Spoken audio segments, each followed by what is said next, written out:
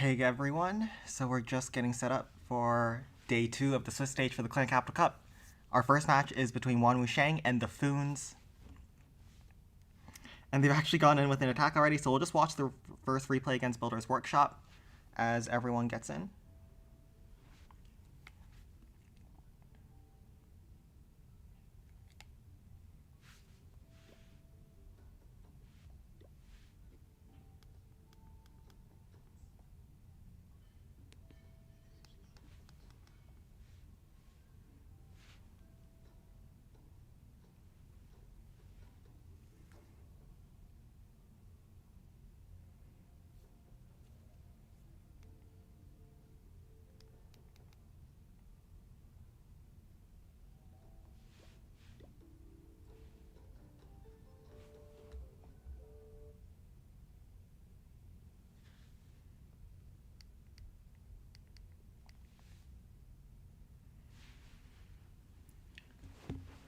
Okay, so Wanang has already gone in with their first attack, so we'll watch what they did here. So they went in with a Mountain Golem, 2 Miners, 2 Hogs, and 2 Rams. Haste Spell in on the entry, and then probably Frost on top of this Giant Cannon Blast Spell, I would assume. Some Rams to help distract on the approach. 2 Miners that they'll bring for deeper into the base.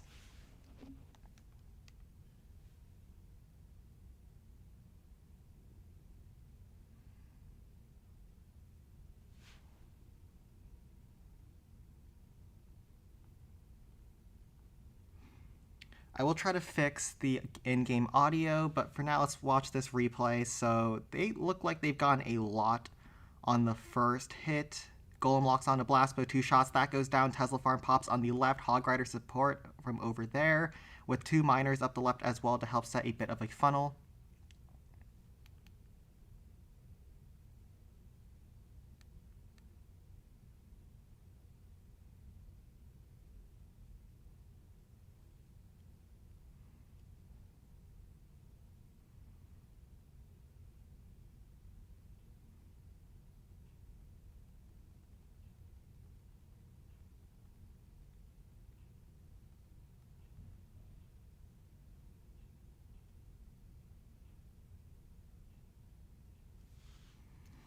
And basically the Golem finishes off all the major damage inside the base, and then he just walks left and just sweeps the base over there.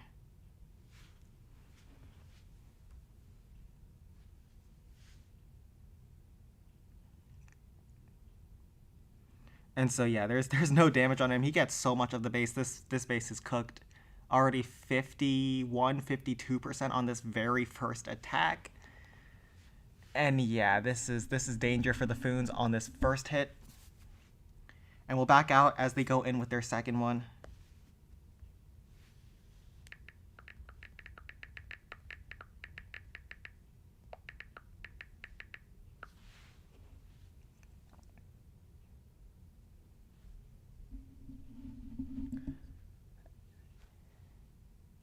And I'll turn on my computer audio. So hopefully you guys can hear that as well.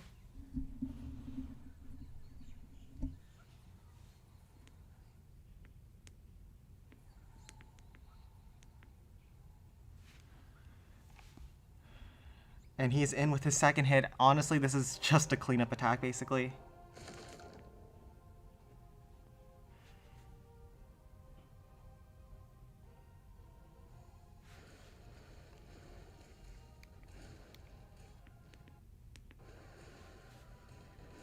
So just another golem to go in with carts.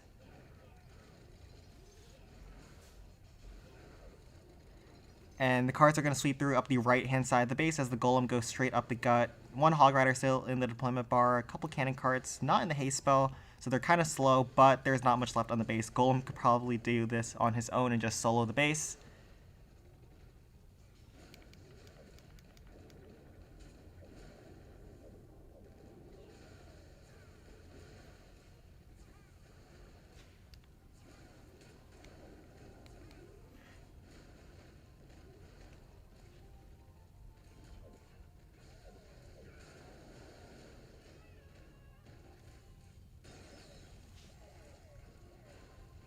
I'm just adjusting everything right now. Let me know if I should have the in-game audio turned up higher.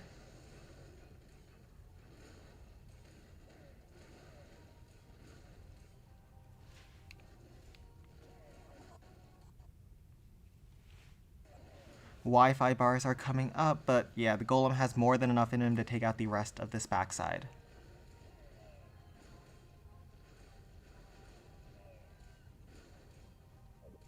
Send new update is out?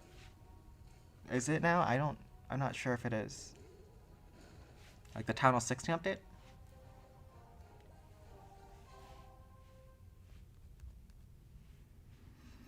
And nice work to them on the first hit.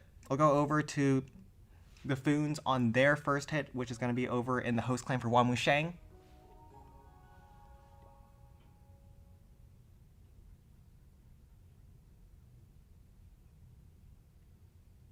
Wait.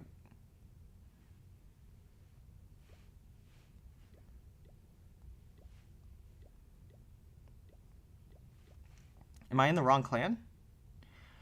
Wait, I need to contact Ziva. Hold on.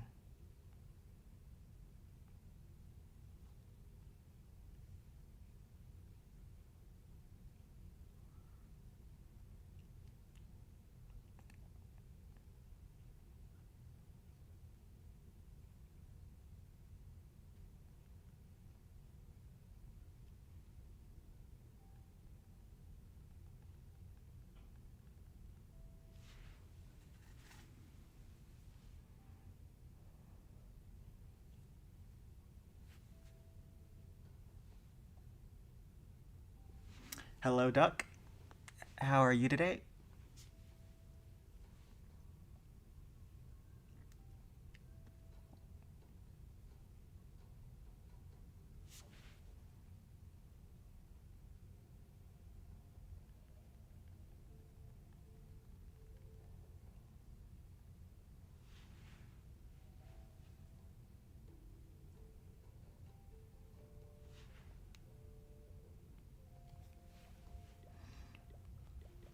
Okay, now I'm in the right clan.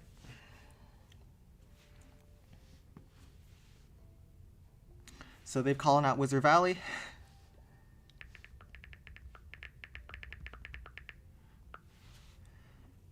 And everyone is good to go. So now Fons is going in with their first attack against Wizard Valley. And it looks like they're coming in with a Golem against Wizard Valley. This is interesting because Wizard Valley has 3 Inferno Towers, so you have to navigate those because the ramped up damage will melt through the Golem. So let's see what he does. He goes in with a Haze Spell Golem up the right-hand side of the base. Looks like he's going to Frost the Inferno Tower, have the Zap to maybe reset it, and then some troops like Hog Riders to help distract it, and then we'll see what he wants to do from there. So the Golem is working his way in very fast with the help of the Haze Spell. Inferno Tower locks on, but with the Frost Spell, it takes 12 seconds to get fully ramped up. He has plenty of time to hold on to his spells, and then he zaps it before it gets fully ramped.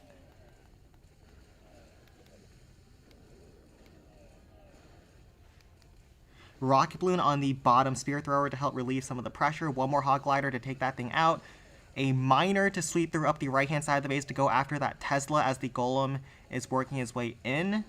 And the Miner is also hasted up, so it's a little bit faster, but there is some Teslas that are causing some issues. Taking down the Miner. It looks like the Miner was trying to go after the Giant Cannon, but it does go down, but does actually kill 2 Teslas as well as a Spear Thrower, so still huge value over there. And it looks like the Cannon Cart is actually going to stand in a prime position for the Golem to splash both the cart as well as the Giant Cannon, or not. The Golem finishes off the Giant Cannon before turning over to the Raid Cart. Raid Cart does go down, and the Golem sweeps left for the Spear Thrower. He's getting a huge hit with Golem on this very first attack, and now the Golem is even turning back.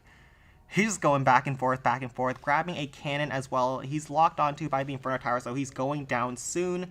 But not a bad first attack for them as well against a Wizard Valley. And let's see how he tries to finish this thing off.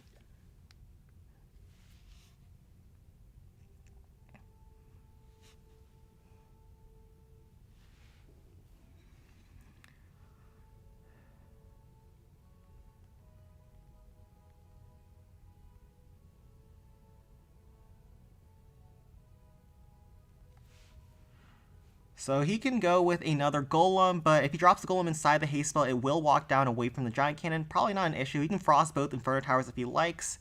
But let's see what he goes with. Yep, another golem like I thought. Definitely the right approach against this base with a lot of the core down. And he has a very nice pathing with the golem. Drops the golem back into the haste spell. Frost spell is definitely going on top of the Inferno Towers. 2 barbs down low to help funnel. Can those barbs also get the aggro of the Inferno Tower?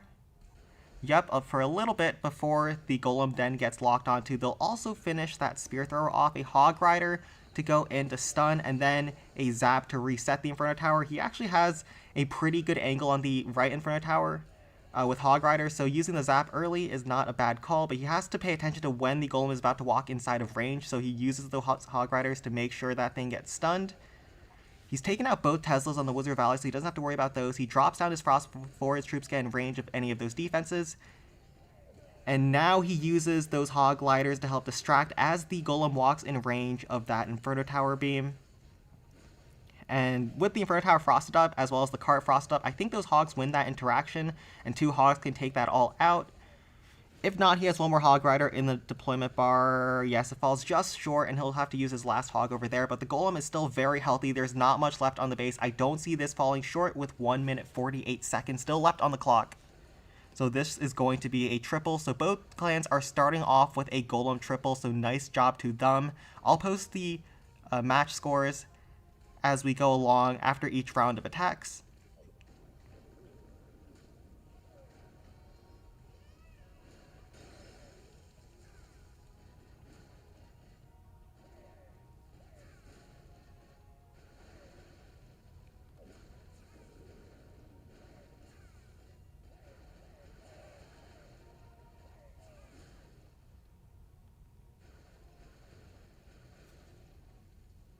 There is actually a spear thrower that the golem is skipping, but with a minute left, the hasted up golem has more than enough time to try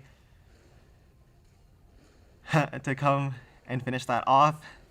Hey Barb, how's it going? So are you going to help out with the match scores today? Or are you going to bed? Does the Barb need sleep? Because it is so early right now. I had to start the stream early to help some of the Chinese clans and international clans not have to play at, you know, midnight time for them.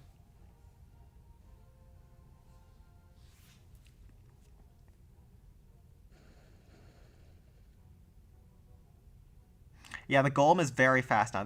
This wasn't going to time fail with the modern golem.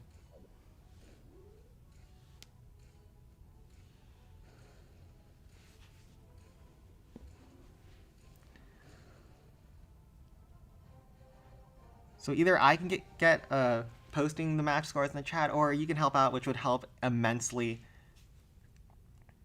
So let's hop over to Wan Wusheng on their next hit.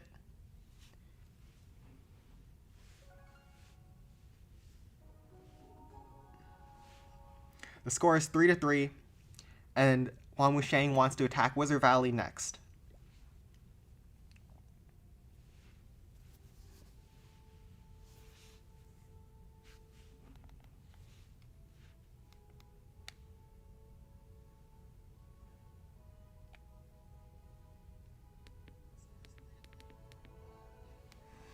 I'll turn up the in-game audio. And Wan Wusheng is in with Haste, Frost, Carts, and Hog Riders. Interesting attack from them. It looks like they're going to go in with the Hasted Carts up the gut of the base. Haste spell is interestingly placed. I wonder what they're trying to go with on that. So they're clipping the cards as they go in from that angle, and then he's using that haste to also clip the Hogs from the right angle, perhaps. Rams to go in to help distract. This is a very interesting attack. So he's trying to get the Hog Riders inside of the haste spell as he moves in. He tried to hit both Giant Cannons with the Frost, but I don't think that was even possible. He does still get one of them, as well as a couple Spear Throwers, so not bad there. Yes, a 3-star for both attacks to start off, Barb. Thank you. And then 2 more Hog Riders in the deployment bar to help support. Those hasted carts are crazy. Just sweeping through the base so fast. The enemy car also starts taking a look at them, but they do so much damage and just rinse through that enemy cart. Still two more hasted carts alive. There's 2 final forms on the board, but they're not looking at any defenses. They're also going to take out another cart before they finally go down, it seems. So they grab another cart, and there's also going to grab a spear thrower before they exit. Now there's 2 Inferno Towers left on the board. Let's see what they want to do to finish. They might just go in with another Golem. Golem is very strong even against Wizard Valley.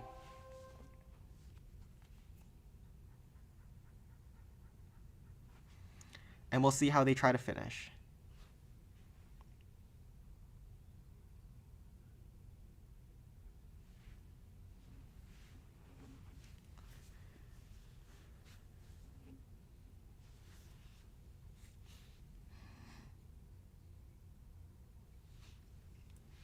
So they're only at 31%, but that 31% is a lot of key defense inside the base. 2 of the raid carts are also down, or all 3 of them might be down at this point. So he's looking very solid here. And he's just going in with some more hasted carts, probably back into the haste spell, going up into this Inferno Tower. Frost spells to help support on the approach.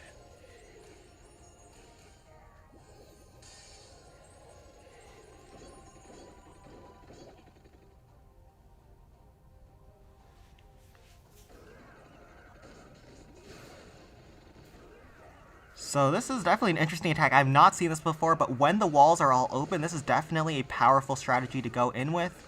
Hog Riders can prevent those cards from ever getting hit by the Inferno Towers, and those Frost spells are just so nasty at stopping all those defenses in their tracks. Giant Bomb does pop and hit some cards, but those cards are very tanky. And let's see how things go from here. Still 3 more hogs in the deployment bar, 3 rams, 2 barbs, 1 hog on the top side cannon, even pulls a bomb as it tanks those point defenses. The cards are still all up. Some of them are quite damaged though. He has 2 more hogs still on the board. 1 card even survives at 1 HP and is still grabbing a ton of value for him. 2 more hogs still up. Does he have enough here or no? It depends on the traps on the backside, I would think. Or maybe there's just too much with the Tesla and just all these point defenses back there. Those carts, they're going to need a prayer to survive. 2 of them just go down. A 3rd one goes down. I think he's going to fall just short against this base as his last cart falls, and he has a couple hogs left. Let's see how much percent he can get. Probably falls short at around 80%. He can zap down this middle hub for some percent and reach 80% just like that. So they're going to finish off with an 80% against Wizard Valley. Not a bad score. No graveyard has been used yet. As you can see from the right-hand side of the screen, the bans are only 3 graveyard districts, which means you can only use graveyard versus 3 bases, and then only 2 miners maximum per army camp, so you cannot use miner spam. And now it looks like Fons are going in against Wanwu Shang's Skeleton Park. And this looks like the wrong base.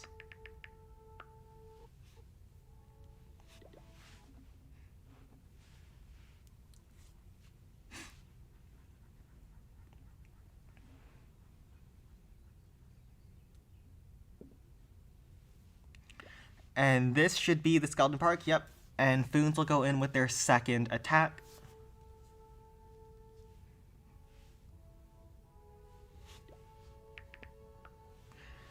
And Fons are live. Zesh is going in with a Mountain Golem. A Super Dragon is interesting. He frosts the backside behind the District Hall, so it looks like he's going to send a haste up the right-hand side. Giant to tank the Minion Hive. Ram to go in to search for any traps, it seems. Golem will finish off that Reflector and move towards the right-hand side of the base. A Tesla farm spawns, but one of them also gets frosted up. Golem moves in. What is he doing with that Super Dragon, though? So Super Dragon, he goes with the Super Dragon up the right-hand side on top of the Spear Thrower as the Rocket Artillery and Air Defense get distracted and taken down. And hopefully that Super Dragon can finish off that Rocket Artillery, maybe? That'd be crazy. A Zap Trap does get pulled, and the Rapid Rocket is now looking at that Super Dragon. Does it have enough in him to take that thing out? It's close, but it does have just enough HP. It looks like he sent in a Miner up the middle to try to grab that Minion Hive, but there might have been traps over there. And so it looks like that Golem is quickly going down. A lot of damage over there. He resets the Minion Hive to lock on top of his Barbarians. And can the golem grab that Tesla? He grabs one of them with the death damage. The other one gets damaged heavily by the death damage. So let's see if he has enough to finish off the space. Only 27%. And the middle minion hive is still up. I wonder what he wants to do with that. Maybe send in another miner for that and then send the golem up the right. We'll see what he wants to do. I'm sure that he's going to try to finish this thing off with another golem.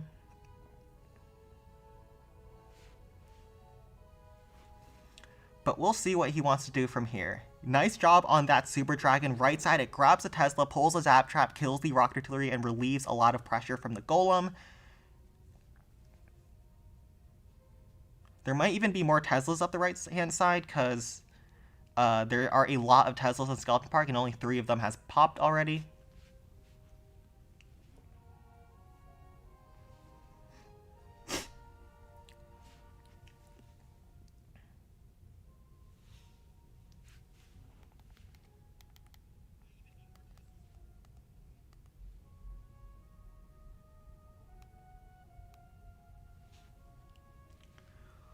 So now he's in with his second attack, and he's going in with a miner. I assume the miner goes in to finish off the middle minion hive, and then he sends his golem up the right-hand side. Yep, miner inside the haste spell, puts him inside. A Zap Trap gets pulled, but the miner with its death damage should have enough to quickly finish that thing off before he now sends in his golem. Does he send it in the middle or up the right? He sends it up the right.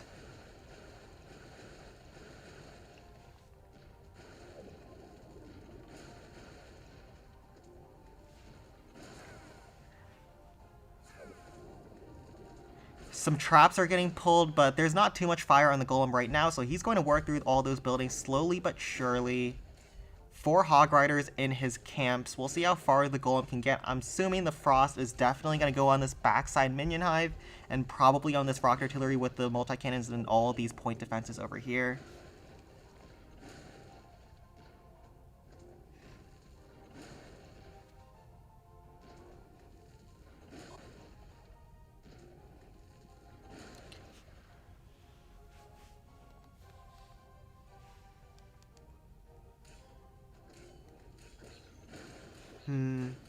So Golem is still at around 75% HP. He's finishing off the bomb tower. 2 spear throwers are on him. He has not yet dropped the frost spells at all. Now he does before the Golem walks in range of the rocket artillery. And I'm assuming the other one has to go on top of this minion hive. 4 Hog Riders in his deployment bar. We'll see how far the Golem can get. Hog Rider stuns the spear thrower as well as pulls some traps. Now he drops the frost before the golem goes in range of the minion hive. I'm assuming 1 hog is going on top of this multi-cannon on the flank as well as this spear thrower over here. Golem is now below 50% HP. Takes out the multi-cannon before it starts shooting at his golem.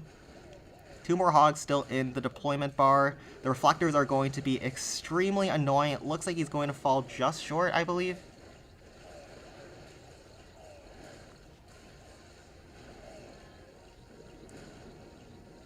So Golem is going through those reflectors. They're super annoying. The minion hive is frosted, but it does a ton of damage regardless.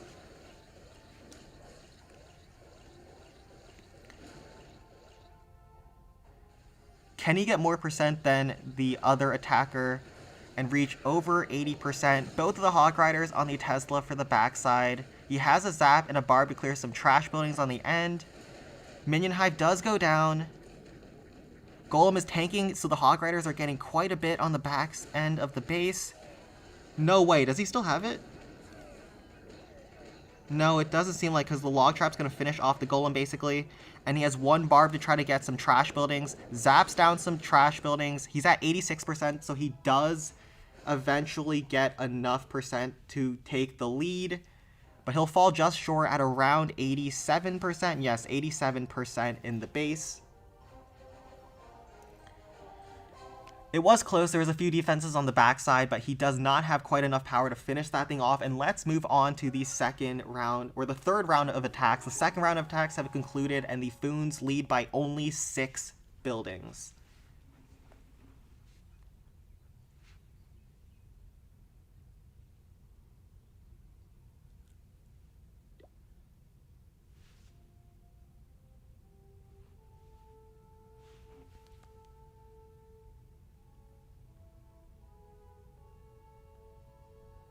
And yes, 187% it seems. It looks like they want to go for Golem Quarry next. Very interesting. Golem Quarry is one of, if not the hardest base to take out. So let's see what they want to go with on the approach.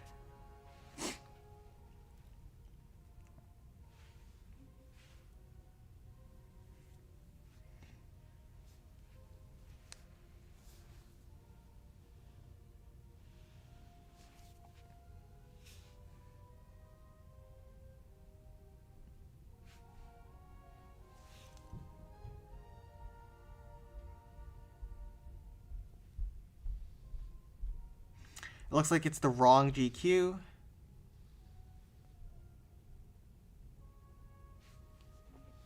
Looks like there's a dispute. Let's try to figure things out here.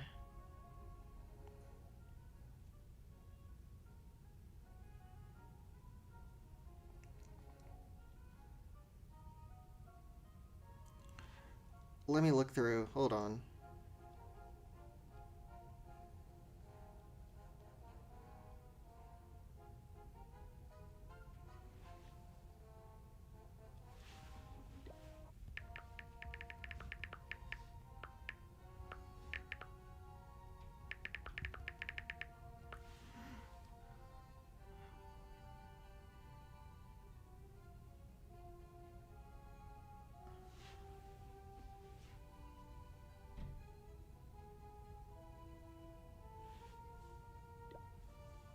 Yeah, this should be the correct base.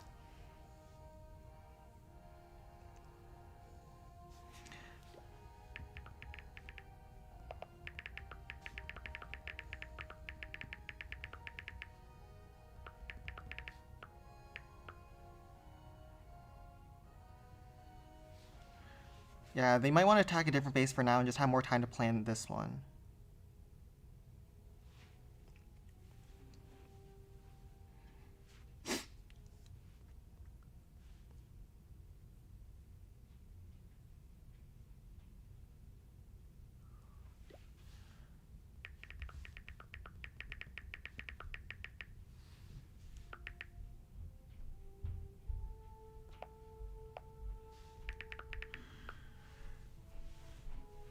Yeah, they definitely just want to hit a different one for now.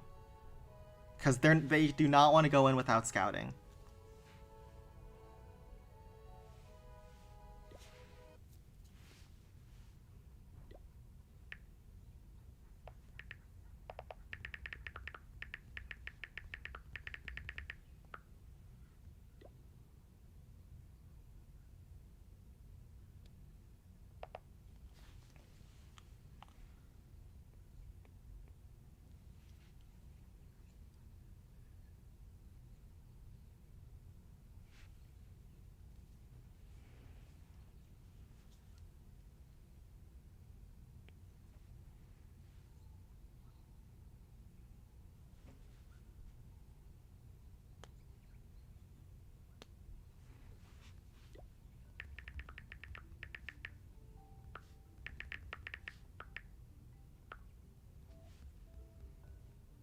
It looks like they're just going to go in against this base then.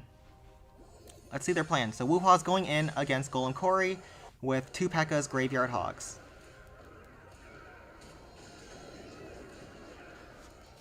Let's see what they want to do. So P.E.K.K.A.'s to go in behind, and then Hog Riders are going to try to keep those P.E.K.K.A.'s healthy as they slowly walk into the base. A Troll Tesla pops on the right-hand side, but luckily he sent a Hog over there, so that's going to help remove that at the very start of the attack. Still has a P.E.K.K.A. he hasn't dropped down. I wonder where that's going to go. Now he sends in the P.E.K.K.A. to go in after the Blast Bow, it seems. Graveyard Spell on top of the District Hall to help distract on the approach. Is the P.E.K.K.A. locking onto the Blast Bow? No, it goes after the District Hall, but there is a ton of Graveyard Spells over there, as well as Hog Riders removing the Blast Bow, so he's doing very well against this base so far. P.E.K.K.A. does finish that thing off. He's actually looking very solid with his quick planning.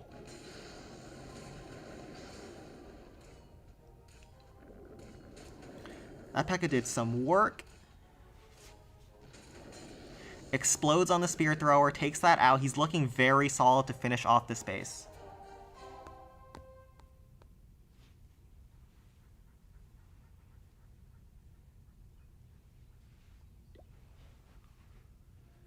So not much left on the base. I assume he's got this.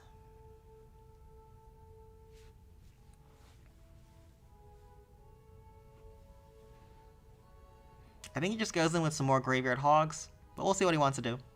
We'll give him a little bit more time, because it seems he hasn't seen this space before.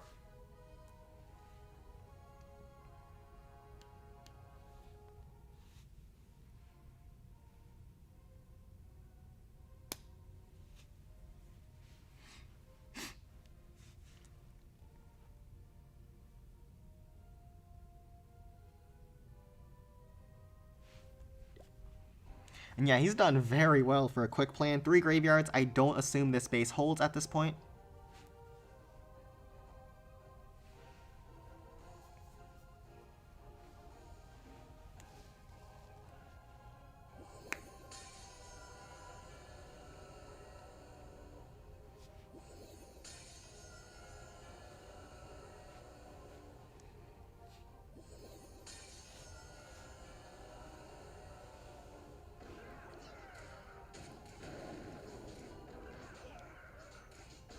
Alright, some Rams to go in, Barbs to finish off the air defense. The Rams are going to tank a Zap Trap as well as get those graveyards going, protect the P.E.K.K.A. as it enters inside the base. 6 Hogs, a cart left. He sends the cart up the right-hand side to go after this Rocket Artillery. So much graveyards. Those graveyards from the previous attack are going to finish off the Spear Thrower as well as the cannon. And there's so much left on the base, I don't see him falling short here. The final few defenses are going down. The Rocket Artillery is shooting at Larry's. P.E.K.K.A. is still full health right here. And actually, the Rocket Artillery on the left got a huge shot to finish that thing off, but there's still a cart over there. He zaps down that final Rocket Artillery. A lot of Graveyard Skeletons are coming from the right-hand side, and it looks like he's got this one from here. Nicely done from him. The quick planning to quickly finish off Golem Quarry. Very nice P.E.K.K.As on that first hit. Got so much damage against those high-value buildings. And unless there's a ton of zaps here, I don't see this ever falling short. P.E.K.K.A. is going to slowly beat through that wall. Cannon cart is low, so this is actually getting kind of close. Wait, this is very close. Whoa, whoa, whoa, whoa, whoa. P.E.K.K.A. goes down, blows up, grabs the multi-mortar. Oh my goodness, does he have it or not? The cannon cart is 1 HP. He's going to fall short. I thought he had that for sure after that first attack. That first attack was so good. The cart is moving on over. Spear Thrower versus cart. Cart goes down. Final form does not get in range of the Spear Thrower. He's going to fall short at 99%.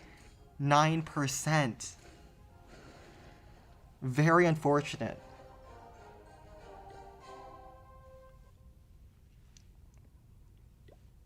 So now let's head over to the Fons' third attack.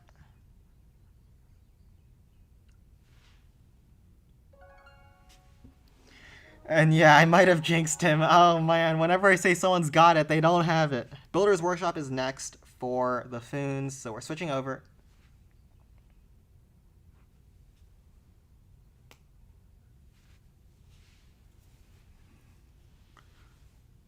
When does Splasher play? Splasher plays at 2 p.m. EST.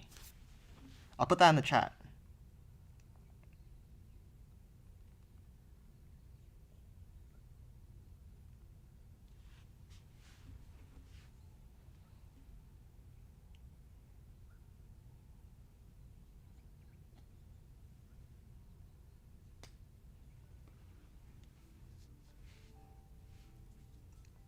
And they'll play against White Wolves NL, the #1 clan in the world. So that will be a fun matchup as well.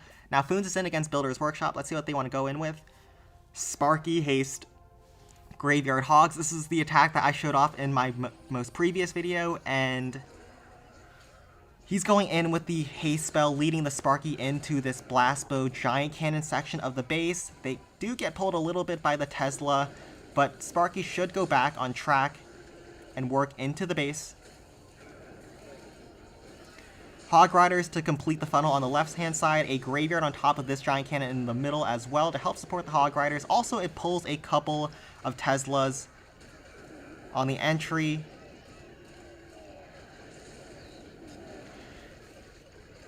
More hogs to collapse the left side point defenses. Sparky finishes off the giant cannon, goes in towards that Tesla, is going to take 2 shots to try to take that thing out. And then after the Tesla goes down, the Sparky is actually still healthy, going to go in to try to take out that blast bow in one pop. He has one more barb to try to provide a little bit of distraction, maybe get some damage on that District Hall. But the Sparky will take 2 shots against the Wizard Tower to finish that thing off. Then we'll see if he can get any more shots off. It does have quite a bit of HP. Looks on top of that air bombs. 1 shot will finish off the Spear Thrower. Another shot will finish off the air bombs. And the Sparky will probably go down to that blast bow afterwards. Pulls a bunch of traps before going down. And now it is time to go in with a second attack. I think he's going to go in with another Sparky Haste. Oh, the attack is still going on? What's still alive? A little Larry got spawned from the graveyard spell and he's beating through the wall. So I guess we'll watch him as he goes, or if he wants to force quit the app, it doesn't matter from here.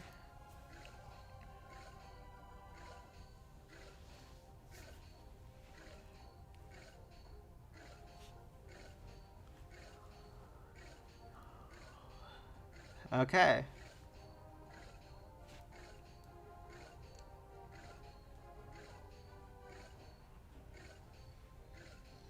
So I think he's going to go in with another Sparky Haste attack, depending on what he wants to go in with. I would say he drops the Sparky back into the haste spell, into the giant cannon, and it'll just work its way around. I think it should have enough. The attack I showed in the video is very powerful. You guys should definitely learn the attack. It's very good versus max bases. Also, why are people not using minor spam?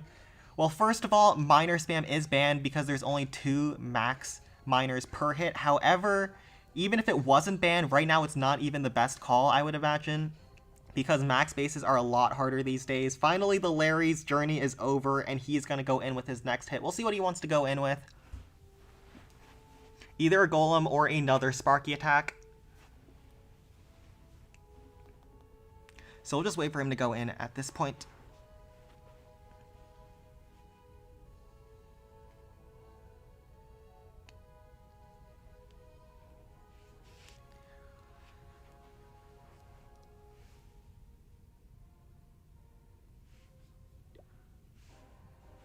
And yes, Wanwu Shang did triple their first Builder's Workshop, and he's going in with Sparky Graveyard. This time he has some Rams to break through the walls, as well as a Rage Spell. It looks like the Rage Spell is going to try to help him get through the high HP buildings on the backside over there. That's a pretty nice call for him. And the Giant's just going to chip down those little buildings that the Sparky got low. Sparky looks at that multi-cannon now, and as his Giants start dying, he's getting a steady stream of Larrys that are going to finish off that District Hall. Sparky is not yet in range of that Blast Bow yet. He drops a Hog Rider inside the haste spell to surge forward to help support the Sparky. Finish off that Tesla real fast, and the Sparky is going to get a shot on the air defense. Finish off that cannon, look towards the Rapid Rocket, but that Giant as well as all those spam troops might finish that thing off before it gets a shot off. Looks like it does. All of those raged up troops are quickly finishing off those buildings before Sparky can get a shot, but does get a pop on top of that giant cannon. Looks at that blast bow. That is going to be a huge shot, finishing off a spear thrower, finishing off a crusher. One more graveyard spell on the backside giant cannon. Another raged Sparky shot's going to finish off the blast bow. Then the Sparky looks on top of that air bombs. One shot grabs the spear thrower in behind. He has 2 more Hog Riders left, as well as Graveyard Larrys coming from all angles. Sparky does not one-shot that Wizard Tower, but a Larry is trying to get through it. Sparky gets one more shot, finishes that off. A couple more Hogs to try to finish off those last few defenses. Sparky one-shots all those air defenses off of that multi-cannon. One shot should finish off that giant cannon. That's at half HP. Hogs pull a Zap Trap as well, and more Graveyard Larrys are spawning as his troops start dying off. How much Sparky HP does he have? Just under half HP, but there is a stream of Larrys tanking all those backside defenses. I think the only thing that can stop him is perhaps Zap Traps at this point. There are a lot on the back section, so we'll see if there's a bunch of Zaps over there. There would need to be like 3 Zaps, I would think, and now the Sparky's locking onto the last cannon. There's another Larry trying to beat through the wall, trying to finish off the work from the previous attacker, but they will get a triple here and 3-star Builder's Workshop for 8 stars, I believe, at this point. So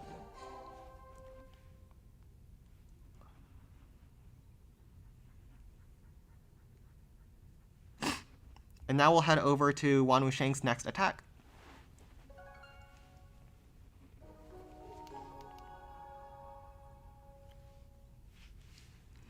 And they want Skeleton Park next.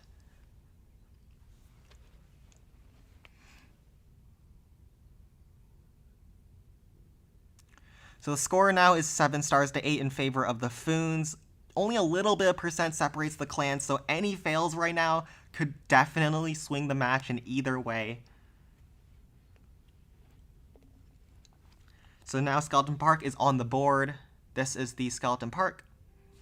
And we'll see how they want to approach this base.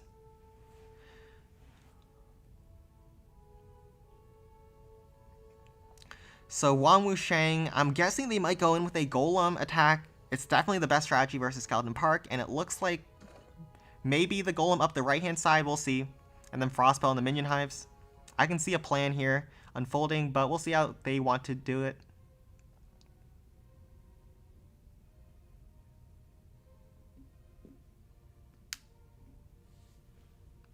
Who are the clans? The clans right here are, I think, currently the number 2 clan on the global leaderboard and currently the number 10 clan on the global leaderboard. Wan Wusheng is number 2 and the Fons is number 10.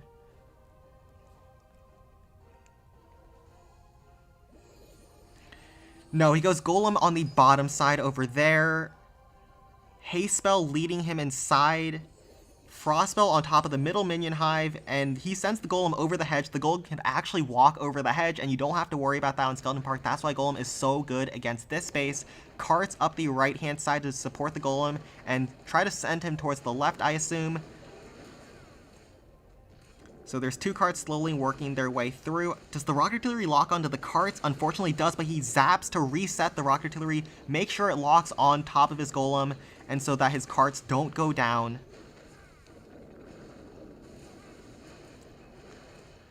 But it looks like the carts are actually walking in range of that multi-cannon. A couple zap traps also pop.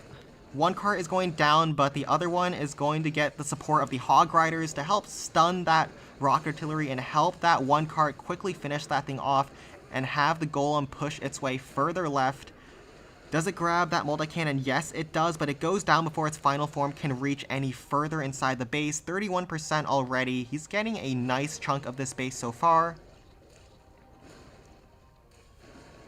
Tesla pops on his Golem. Is there a Tesla farm on the left-hand side? It seems like a lot of clans like putting huge Tesla farms inside their bases. Another Tesla pops, so I'm assuming there's even more here. A lot of damage on the Golem now. He's getting stalled up on the reflectors.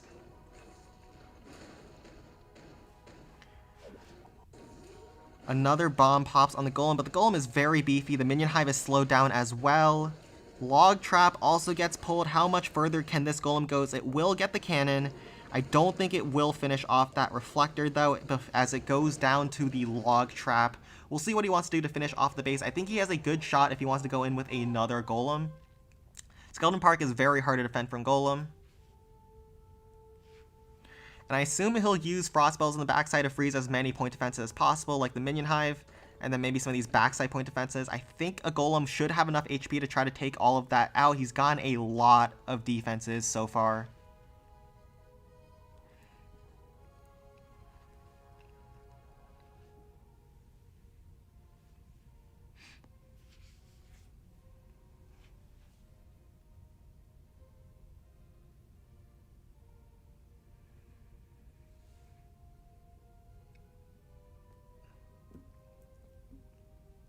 And yes, Miners is still banned mostly because of Dragon Cliffs. And also the clans built their bases before Miners were nerfed, and they knew that Miners would already be restricted, so I didn't want to change the bans on them. So freeze on the Minion Hive, multi-cannon, Spear Thrower, and then freeze probably on the backside Giant Cannon. We'll see. He'll probably hold on that freeze for when his Golem goes over there, and so you can see if there's maybe a Tesla farm somewhere else. So Golem on top of the Reflector. The Reflector's already low. Ram to help tank on the approach. Nicely done. Tanks the Minion Hive so the Golem has a tiny bit more HP. He has 2 Miners in his camps.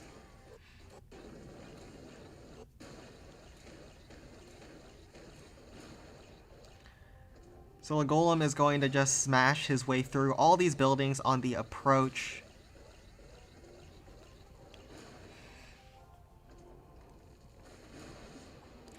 More Teslas pop on the backside, Miner on the middle, Spear Thrower, then it will turn left and swerve into that multi-cannon, it seems. Goes after that Reflector instead.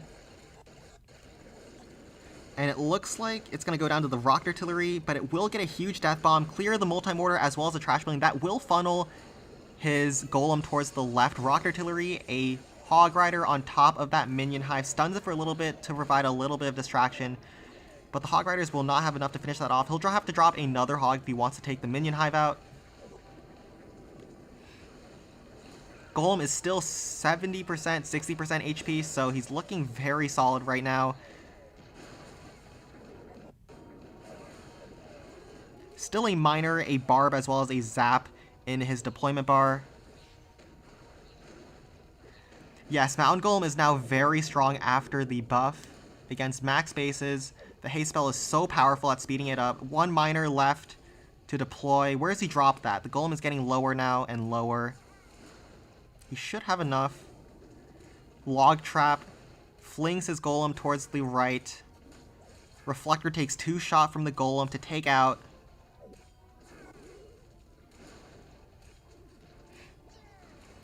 Miner on the backside, Zap Traps get hit, and the Golem should have enough to finish off the base with the help of the Miner on the backside. He won't need that Zap as the Golem finishes off the last few buildings on the base for a triple against Skeleton Park. And nicely done to him.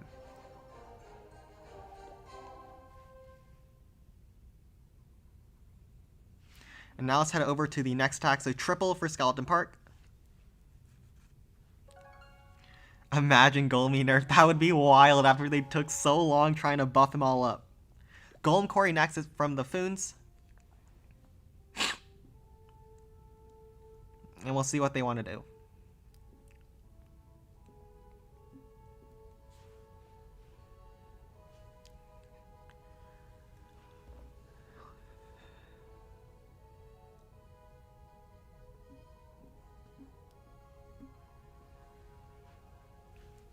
And the Fons are going to be in.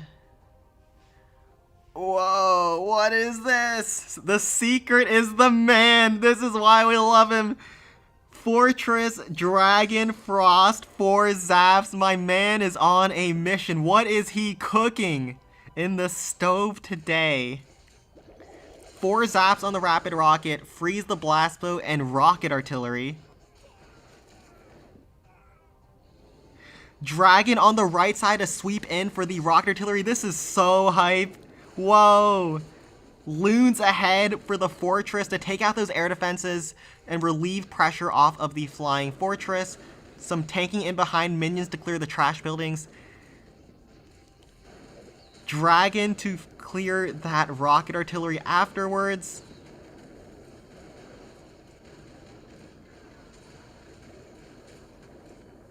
The Dragon's now going to splash on top of that air bombs as well, help that Fortress get even further into the base. This man's got balls of steel using something like this in this tournament. A Loon to sweep the right side Spear Thrower that he does not get with the Fortress.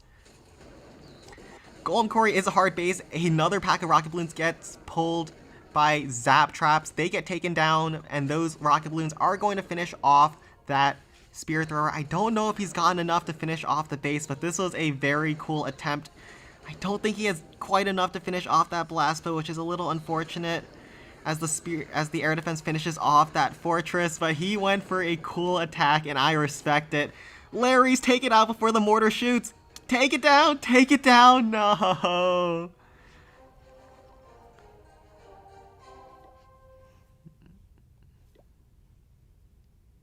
So Blast Bow is low. I don't think he'll be able to finish off it. But we'll see what he wants to cook up for his second hit.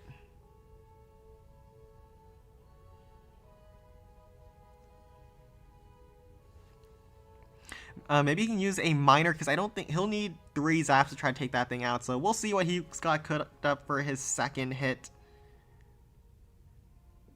Maybe he tries to go in with a Golem finish. But it looks like he's trying to save onto a Graveyard attack.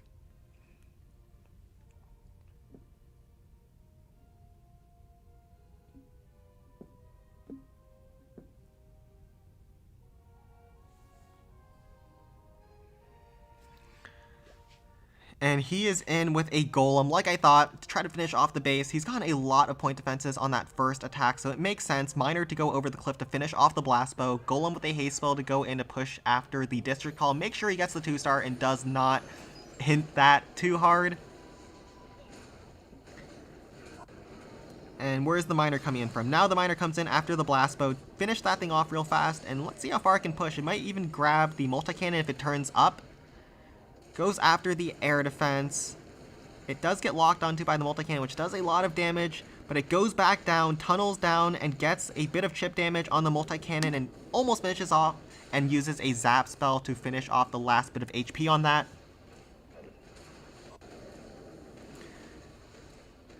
So Golem is now working his way through. Already at 40%, he's not going to have enough to finish off the base. He still has a Hog Rider, 2 Hog Riders, as well as a Ram to try to get some more percent. But yeah, Fortress is a very tough troop to use in this format, especially against a base like Golem Quarry that does have a lot of air defenses, as well as a ton of zap traps. Another zap trap hits his Golem, 2 hogs left on the field. He's going to fall short at around 65 to 70% it looks like, but he'll use those Lost Hog Riders to help support the Golem, try to get him a little bit further. He does get his death damage off, but does not have enough to finish off the blast bow. It looks like he'll fall short at around 67%. Nice try, but this... Ooh, they actually grabbed the blast bow for 68% and almost finishes off the spear thrower for a nice 69%, but he falls short at 68%, and Wanang take the lead.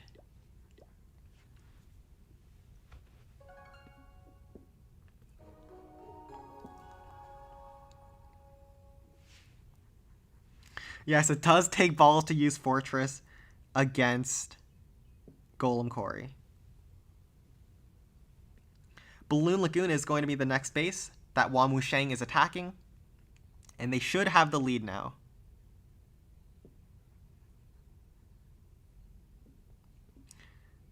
Yes, low percent. 68% 2-star for Golem Quarry. And we'll see what Wanang wants to do with their next attack.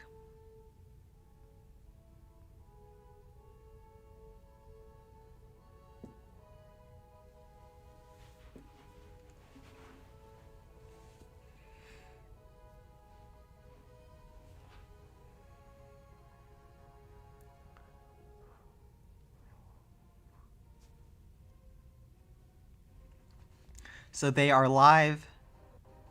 They are going in with Fortress 2.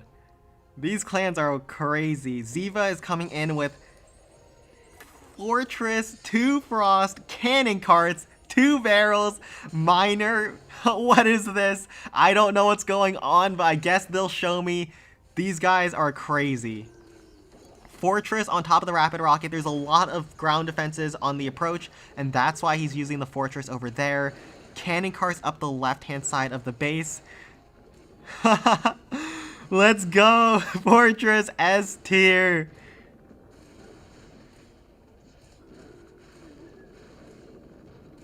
So, cart in to the left to snipe those air defenses. The air bombs will go down, and maybe the cart can also finish off the spear thrower. He drops in another cart as his first one's about to die to go in after the rocket artillery as well. And those Frosts are doing so much work at slowing down all of those defenses. This attack is looking very solid on the approach. He has a Miner as well to help distract anything.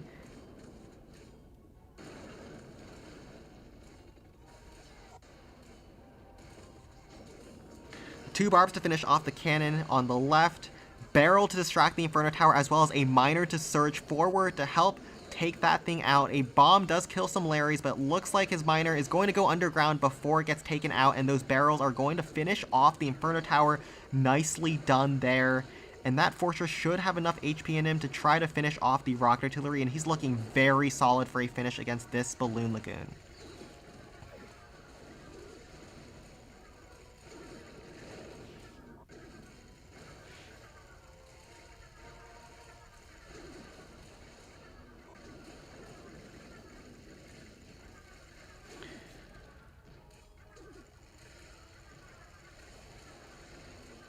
Yes, Miner's still going. It is going to finish off that Spear Thrower. How much HP does it even have? It's low, and it's going to go down, taking down the Spear Thrower with its Death Bomb, and I think he can finish this thing off with a Golem. Let's see what he wants to go with.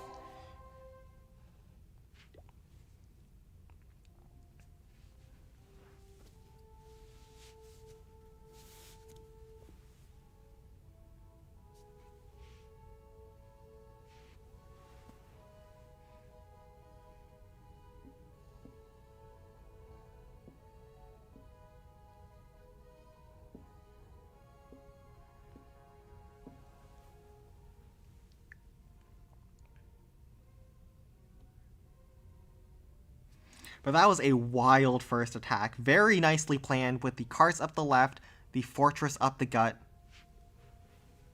And yeah, they're showing the Foons how it's done, how the fortress should be used.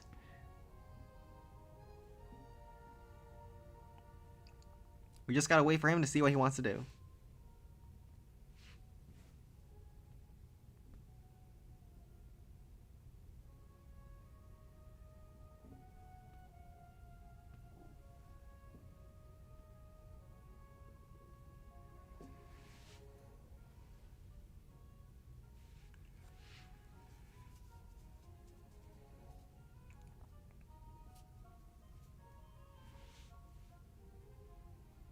Looks like they're typing in chat. I'm not sure what they're typing, but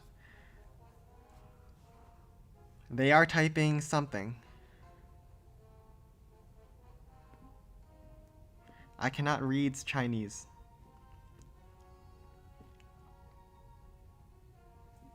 And now he is in with a Frost Spell. He's going with a Sparky finish. Interesting. Giant Sparky on the approach, chains down the cannon in behind, Rage Spell leading into the base for the Inferno Tower, I'm assuming.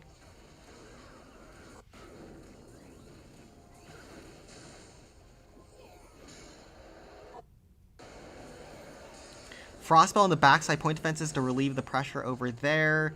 Giant with Rage is going to finish off that Air Bombs, and the Rage Sparky is going to be tanked for by the Giant to chain the Inferno Tower, and then he can zap that thing down if he wants, but the Miner actually finishes that off real fast, and then the Sparky turns towards that multi-cannon. Rage Shot finishes that off. He's looking so solid for finishing off this base. He's a little late on that next Giant, so Sparky has locked onto, but Sparky has a lot of HP. Hog to reset that Rock Artillery. Barb to try to finish that thing off. He has a ton of troops still in his deployment bar. Sparky is still healthy, not too much left on the backside, and I'm assuming he has enough to finish off this base. But we'll see from here as the Sparky turns towards the Spear Thrower. The Barb gets blown up by a Giant Bomb.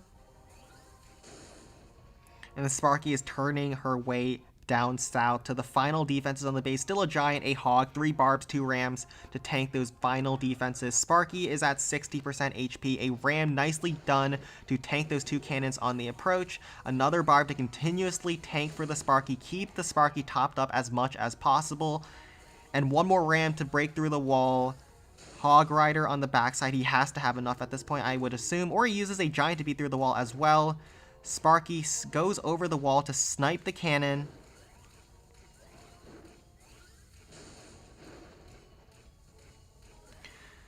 Sparky is going after the air defense. 1 more Barb to tank, but it's a little late. He might need to use a Zap to reset. Ram to tank, and then a Hog Rider to go after the Teslas. This is actually getting closer than I thought it would. Does he have enough?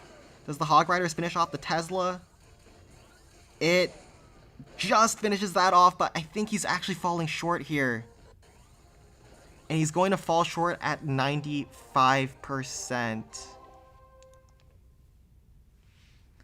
Very nice attempt, though. That got extremely close. I thought he had it. And we'll switch over to the other account for the Foons' next attack.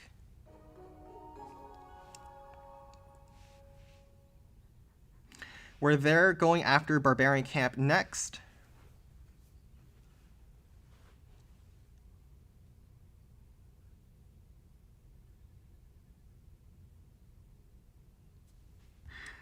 They're under attack. The struggles of the clan capital, man. It looks like one of the players have their home village being attacked right now. Now they're buying a shield. That's funny.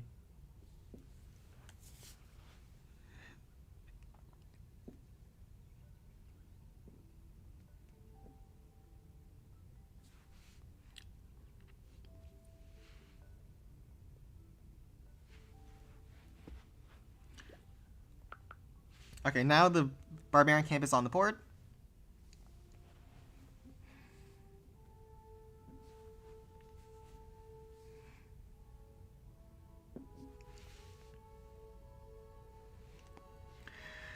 Alright, after the delay, barbarian camp is on the board. Fons needs a triple to take the lead on stars. It doesn't look like he can beat Wan Wusheng on percent right now. Well, Fons hasn't used an attack yet, so it'll depend on this barbarian camp. They're down 2 stars, but they're also down 1 attack. And we'll see what they want to do.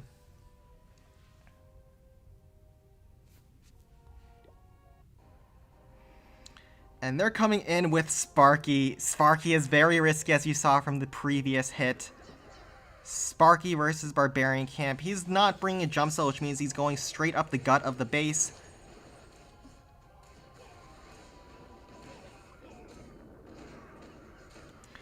Looks like the Ram is not opening up this wall, which I think he was hoping for. The Sparky will chain down this cannon over here. And now Sparky's gonna go a little bit off track, but it looks like he might be able to recover. With some more giants to go in to distract, a huge Sparky chain on top of this multi-cannon will secure the rocket artillery, and the Sparky gets redirected towards the right now and is going after all of those point defenses. Huge ray shot on top of the multi-mortar, grabs the air bombs in behind. Now it turns towards the Tesla, will chain down the Tesla as the giant finishes that off. Then it turns towards that multi-cannon. Seems like he can't get the proper angle on his tanking, as the Sparky will lock on to that cannon. So this is not going to plan, but we'll see what he can do. That district hall is low, so once that goes down, the map will open up for deployment. Sparky chain does grab that Tesla because those hogs got it low. Sparky locks onto the cannon and will chip down some of those giants. Gets them to half HP, and Sparky will get a shot on top of that spear thrower, so he's not looking bad even. He's looking very solid. After that start went wrong, if he had a jump cell, that would have went better, but we'll see what he wants to do on the finishing attack. He's not looking too bad. I think he can finish off with the golem if he really wants to. Got a ton of point defenses on this first attack, and we'll see what they want to do on the finish. He has a zap spell left, and he can try to... He's probably asking his teammates on voice chat what buildings are low, and he can drop that wherever he pleases.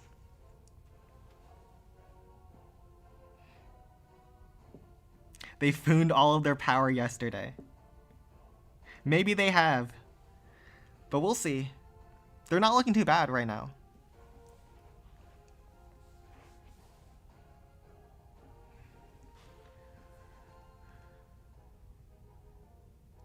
Unless he disconnected?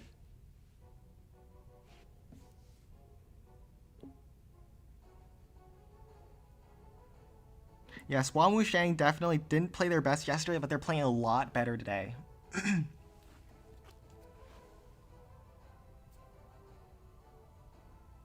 Is Star there? Did he disconnect?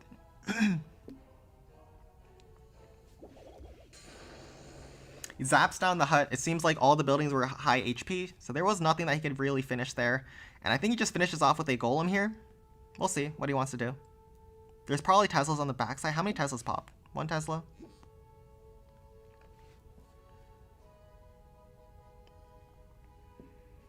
We'll see what he wants to do.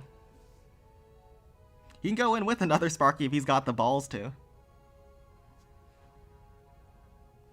Yeah, he might be stalling to get some more plan time. But I think if he had a jump, that would have gone even better for him.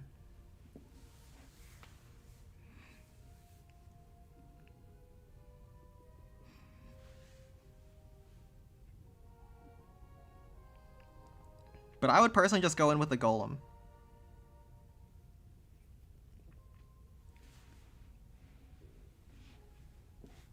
We'll see what he wants to do. This man's got balls of steels. Okay, 2 rages. What do I know? Alright, let's see what he wants to do. He's not going in with the golem. He's not taking the easy way out. This man's going straight in for another Sparky. He's hoping that the Rage Sparky shots can finish off the Giants. Boom, a Troll Tesla pops on the right-hand side. And there's one more Giant on the backside. Sparky Rage is going to do some work back here. The Foons are fooning today. Can the Rage Sparky also finish off the other Giant? No, it does not. But it should finish off that Giant off the air defense. Where does he drop his final Rage? That's the question.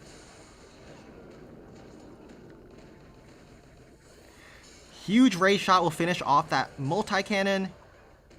He has Hog Riders for the backside.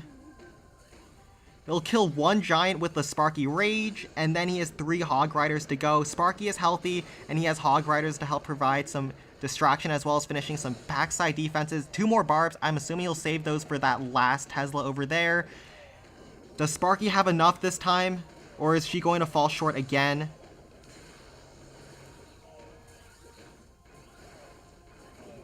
Sparky turns on top of this air bombs. This is a huge shot for Sparky. Will finish that off. This is going to get close once again. Sparky is risky business in this tournament. She will turn towards that last spear thrower and have just enough HP. This man's got balls of steel going for Sparky to finish. Sparky goes down with the dying shot. If there's a bomb on the backside, it's over, but I don't think there is. Oh my goodness, they pulled that off. That was crazy.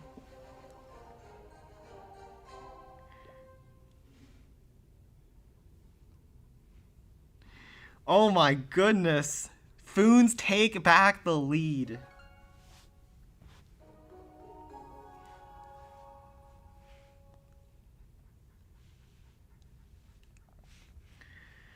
Okay, and Foons, it looks like Wanang wants to go after Dragon Cliffs next.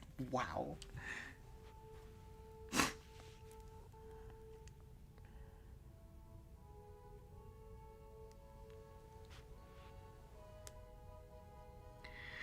Oh, man.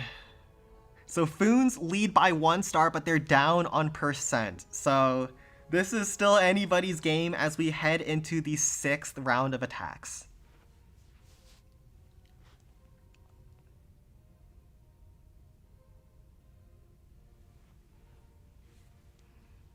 Wanang is going after Dragon Cliffs. This is probably the hardest base of the tournament, and let's see what they want to go in with. They are going in with 8 Wizards Frost. Huh. This attack is wild, but Wuhua showed it to me, as well as I've seen it from Chinese clans a little bit in the raid weekends. So this is an attack that looks crazy, but is actually viable. So let's see how he tries to approach the base. Wanang is known for having some of the best Dragon Cliffs attackers in the world, so this is definitely something that other people wouldn't go for.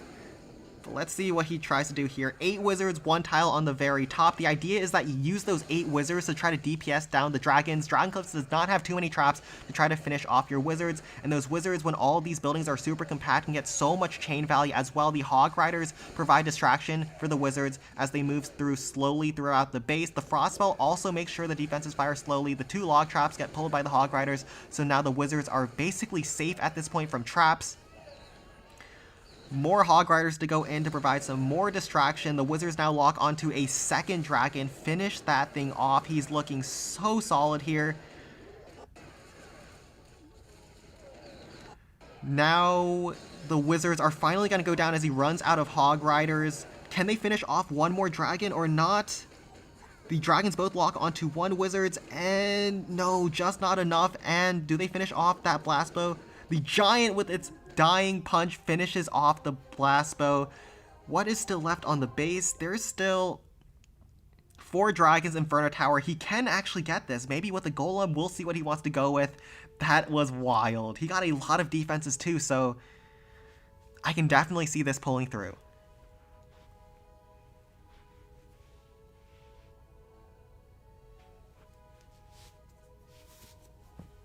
Looks like the Chinese players are cheering him on.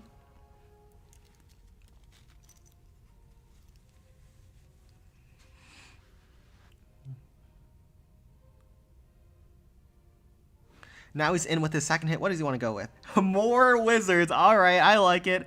It worked once, so why not do it again? 8 Wizards, 10 Rams this time, 7 Hog Riders to distract, and let's see where he starts in with those 8 Wizards.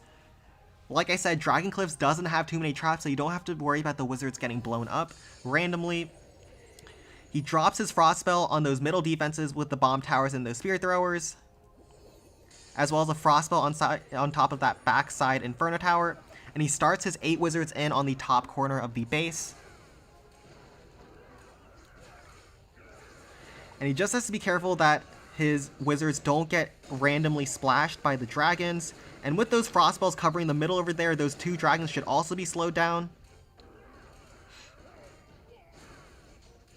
Those Rams are also doing a great job at distracting those dragons. Those dragons, when they're slowed down like that, they fire so slowly. Zap to help reset as well to slow everything down. 4 more Hogs in his deployment bar. 1 more dragon on the backside. All his Wizards should still be alive. 3 more Hog Riders on the board. This might be a triple. This would be insane if this works.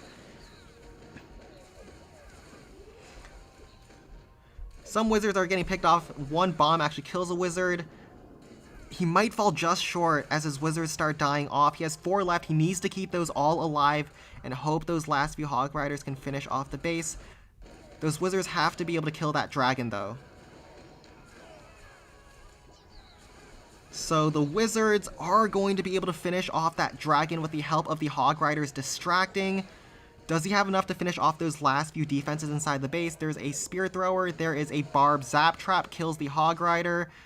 There's 1 cannon left on the field. A Spear Thrower survives. The Wizards getting killed. This was such a nice attempt. It would have been so cool if this pulled through, but he's going to fall just short here at around 95%, I think.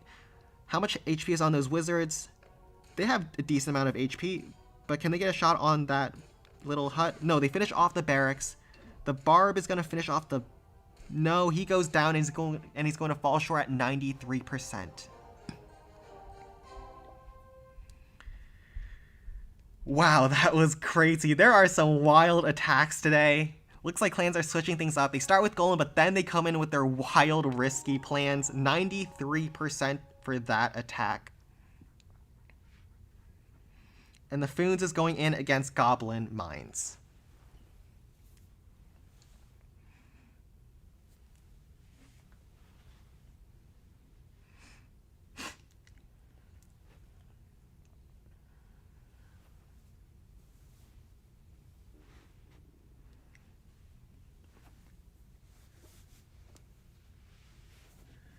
So Goblin Mines is on the board.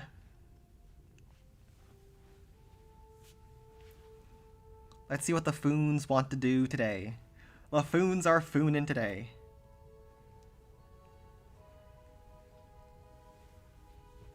So they'll need to get a 2-star to take back their lead, and they can't win on percent, so they have to take the lead on stars. You can see Ainbu, who is Barb, in the chat. He's updating the scores for me, so thank you to him.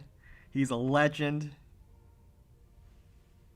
So yes, each clan has 2 attacks per district, and now Fons is going in against Goblin Mines. Oh no, 9 minions. Oh, cover your eyes. Oh no, oh no. The Foons are fooning today. 9 minion frost spell graveyard spells. What is this man cooking? Giant to tank on the approach. Hog Rider to try to remove some defenses. Manny the minion in a tournament. How much can those Hog Riders get? They finish off those 2 defenses on the left-hand side of the base. 9 minions to go in, 4 minions to go in. Balloons to finish off the Rapid Rocket.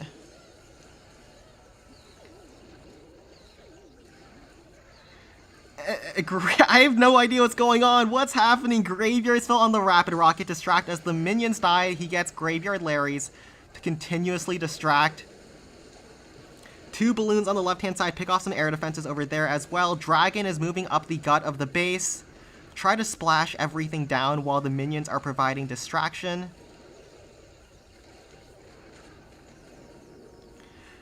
The Dragon's going to finish off the Tesla. This man might have burned the kitchen. There's a lot still left on the backside, and we'll see if he can finish off the base. I don't think that was a perfect first attack, but he still has 2 graveyards down. The blast bow on the backside is frosted up, so he's not looking the worst, but we'll see how he tries to do his second attack.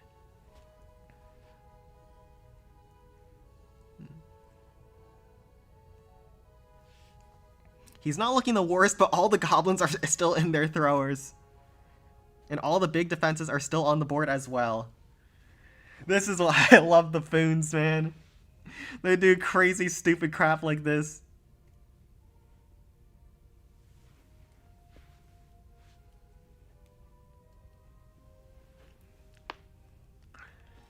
You have to understand that all these bases that are run here have been tested extensively for the meta attacks like Golem and Sparky and whatnot, but clans don't exactly test for crazy off-meta stuff like mass minions. What does he want to go in with the finish? Graveyard Hogs with 2 P.E.K.K.A.s. Definitely another air attack would not have been great with the Air Bombs, Blast Bow, and all those air defenses on the backside. He grabbed a ton of ground defenses on the first hit, so maybe he has a chance here. He needs to secure the District Hall to secure the lead for the Foons. 1 Wizard to try to chain down Goblins. Graveyard on the Multi-Mortar to help provide some distraction. Giant to tank the Minion Hive on the P.E.K.K.A's approach. Another P.E.K.K.A on the right-hand side to take out the Giant Cannon. This man is going all in for a triple, it seems. Or he can just snipe the District Hall with a pack of archers. It looks like that's what he's going to do. If he falls short. 4 more Hog Riders in his deployment bar. 1 more Graveyard Spell has not even come down yet. His Hog Riders are falling short on the Giant Cannon, so it looks like he drops his 1 pack of archers to secure the 2-star. Crazy idea, but it looks like it's just not going to pan out. Zaps down the Goblins. And both of the P.E.K.K.As decided to go left, so I don't think that's what he intended. But he'll fall short at around, we'll see, probably 75%-ish.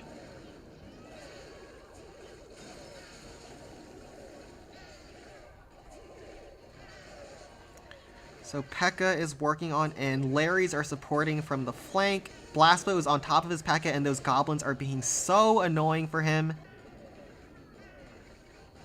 But it looks like he'll fall short at around 79%. I think he was expecting a lot more with his dragons and manis on the first attack. Can't believe they went for something like that. They'll still have the lead, but I think they have used 2 graveyard attacks while Wan Wusheng has only used 1.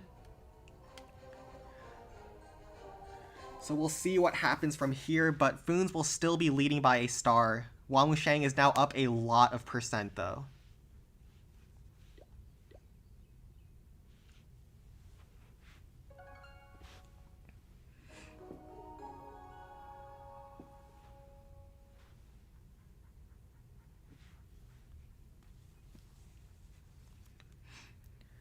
Goblin Mines next from Wan Wusheng.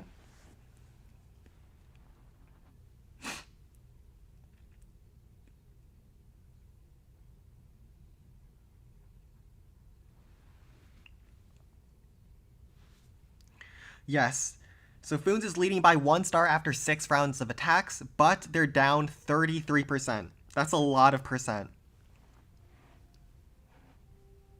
Wamusheng has fallen short on some attacks, and they were very close, like 90+%.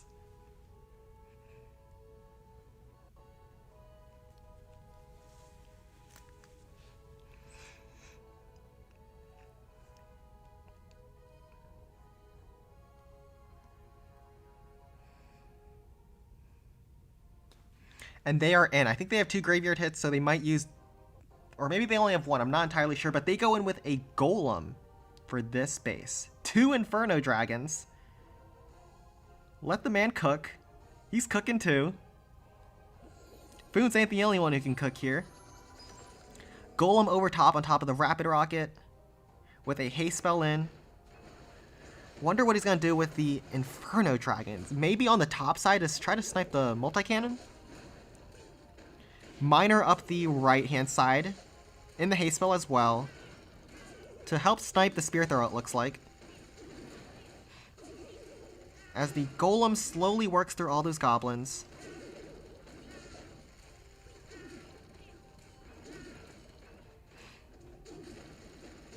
Drops another Miner because the Miner went away from the Spear Thrower. Frostball on top of the middle minion hive.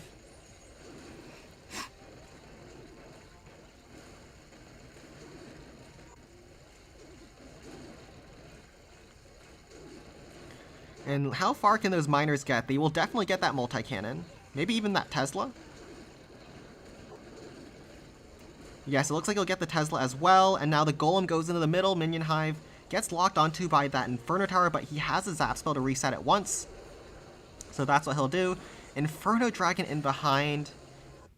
What's the plan? I think the other Inferno Dragon is going to go after the point defenses up the right-hand side, but the Golem goes down very quickly. Wait, can the Minion Hive go down? Inferno Dragon snipes the Minion Hive! That's crazy! And then he'll use his other Inferno Dragon to try to snipe some of those point defenses that are ground targeting on the right. Very nice base identification from him. We'll see how much that can get.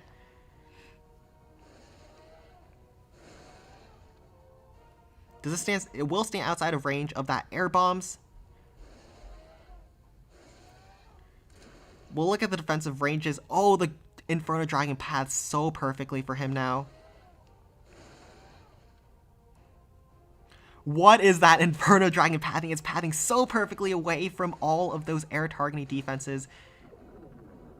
Ain't no way. That Inferno Dragon is insane. No way. Now it swerves right and grabs the cannon as well.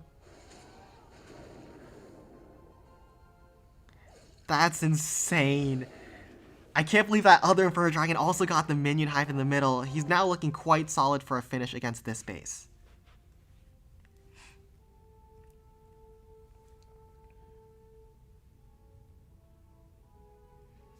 We'll see what he wants to do. I think he drops in a Golem back into the haste spell and goes after the Inferno Tower in the middle. The dragon took a bribe from the Chinese. Yeah, so Inferno Dragon pathing is random. And so a lot of the times you get very unlucky, but he got very fortunate that it went and dodged all of those blast bows and air bombs in the base.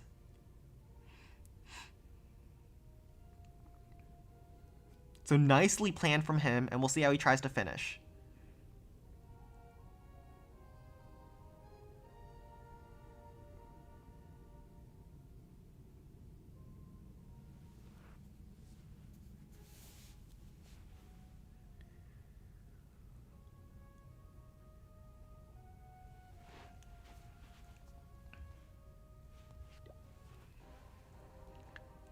Like I thought, they do have some graveyard hits left, so he's going in with Golem, Graveyard, Frost. So definitely the Golem back into the haste spell. So he'll go after the Inferno Tower early, then he'll use some troops to distract that thing. What does your iDrag do in the Blueprint Peak 2-shot attempt? Exactly. Inferno Dragons are such a clown in most cases, but his was insane. A barrel from an angle to distract the Inferno Tower. And then a graveyard spell to continuously distract. Make sure his Golem doesn't get locked onto. As well as a graveyard spell on top of the blast bow on the back end. And then a miner from the left to support and take the spear thrower as well as cannon while they're distracted. And now those graveyard Larrys on the blast bow are actually pulling some of those goblins early, which is nice for him. Or is that nice for him? Those goblins are kind of going everywhere.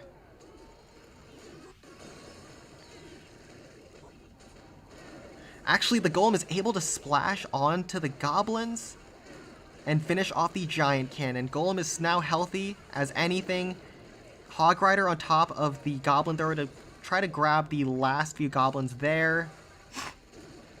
And there's just graveyard Larry spawning every which way.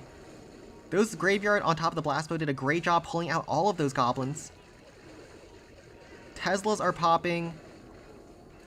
More graveyard Larrys are spawning from behind. One more Hog Rider still in his bag. And does he have enough? One more Hog Rider. Where does he even use that? Maybe on top of the Tesla?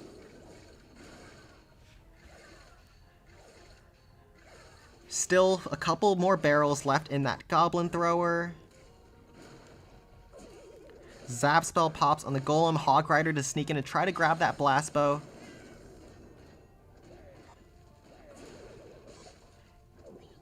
Golem gets into the blast bow. Hog Riders finish off the blast bow as well as pull a zap trap. Couple of point defenses on the backside. Some more goblins pop out from the Goblin Throwers. Golem will take them out. A spear thrower, 2 cannons, 3 reflectors on the backside, but I think time is an issue here. He was cooking with that Inferno Dragon on the first hit, but I don't think he has enough time, even if he has enough power. So we'll see how much percent that Golem can grab on the back end of the base. But there's even a hut over there. Golem is so slow against the Goblin Mines as he tries to get as much percent as he can. He does not have enough time here, no.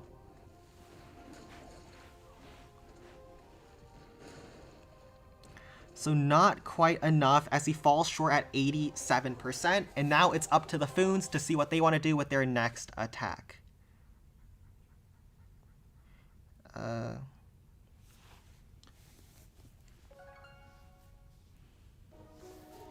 Yeah, Golem is just so slow against the Goblin Mines because those Goblins are so annoying. They take like 30 seconds each per thrower. But we'll see what the Foons want to do with their next hit against Dragon Cliffs.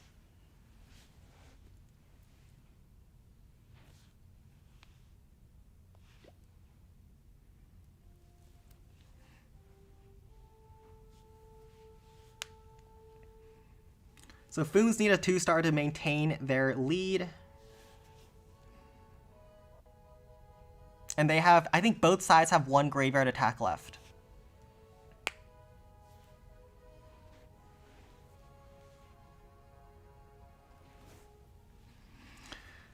So we're getting to the final few attacks, and it is so close. It's neck and neck.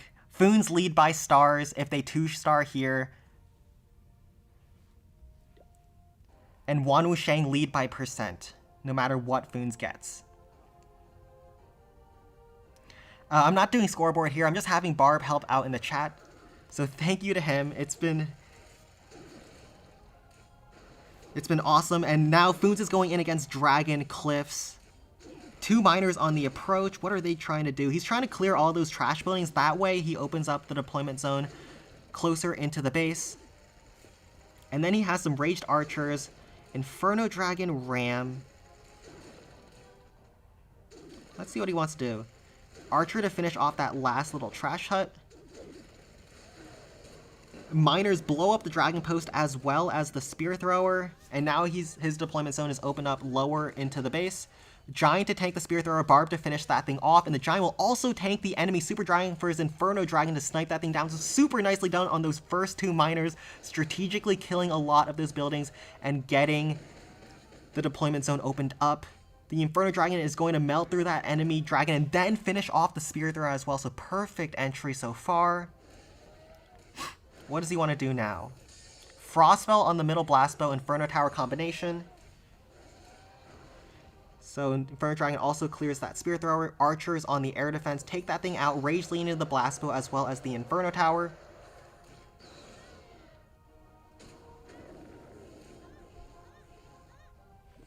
jump spell to help get those archers towards over the wall, so he doesn't have to worry about those archers have to go around those mazes. He only has 9 packs of archers, so let's see how far he can get.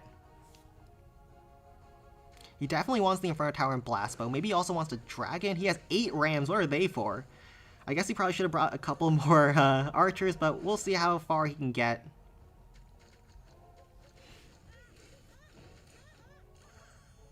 Now he'll use a pack of archers to finish off the Inferno Tower. He has 8 Rams. You better start using them.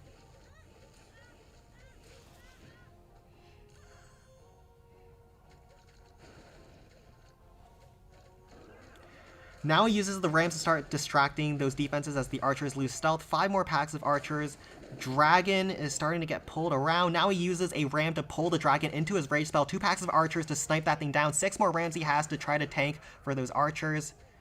Takes that Dragon out. 3 more packs of archers to grab the Blast Bow. 4 Rams to open up some walls around the base. 2 more packs of archers to finish off that cannon. A little bit mistimed on that Ram, but he also pulls a Zap with that, and now a couple more Rams, a couple more Barbs to finish off this attack. Not a bad first hit by any means. Another Zap does get pulled, and that was a very nice first hit by the Secret. He has a chance to take this down to attack, but there is still a lot left on the base, and we'll see what he wants to go in with.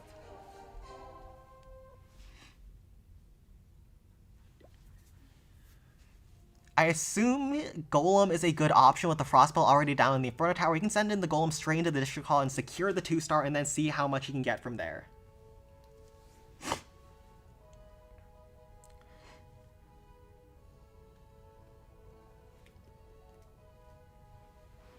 But he definitely needs the 2-star to just secure the lead into the last round of attacks.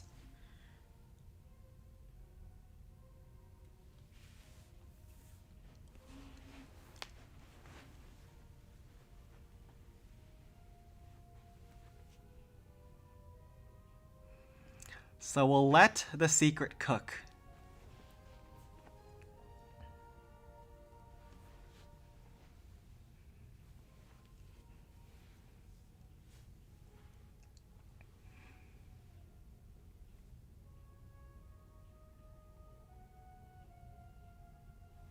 Now the Secret is in. What does he want to go in with? A Golem, 3 Inferno Dragons to try to snipe some enemy dragons. Haste spell leading the Golem inside. He only has 3 dragons for 4 enemy dragons, so it's going to be tricky. He used a balloon to funnel the Golem into the gut of the base, into the District Hall, and we'll see from there.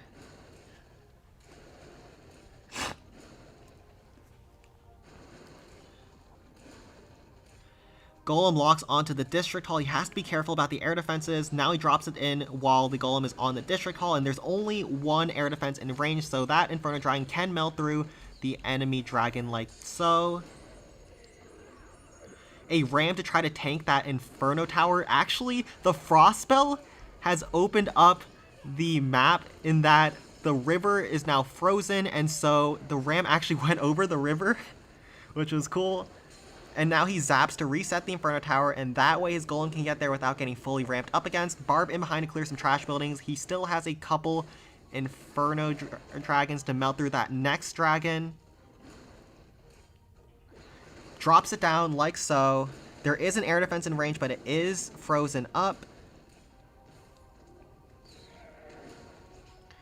Can this Inferno Dragon actually kill the next Super Dragon? Oh my goodness, it can. Wait. He has 1 more dragon for the backside Super Dragon. Barb is sweeping through. The Barb is also hasted up. It has full HP getting through that Spear Thrower. The Golem is getting lower and lower, though, as defenses start going down. The Barb finishes off the air defense in behind. 1 more Inferno Dragon left. Is this going to be the first Dragon Cliffs triple of this tournament?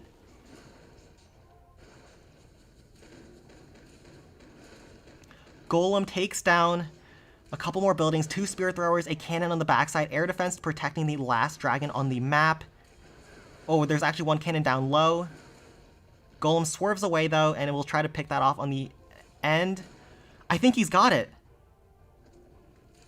The golem finishes off the spear thrower, finishes off the air defense, and then the dragon finishes off the enemy dragon. And then the dragon can finish off the last few buildings on the base. If there's no zap trap, I think the Secret's got the first Dragon Cliffs triple of this tournament.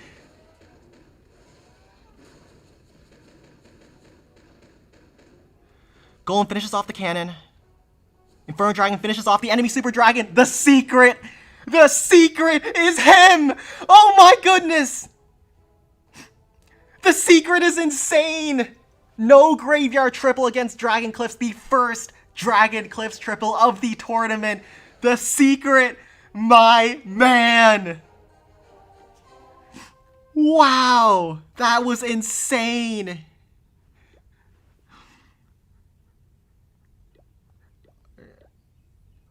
Oh!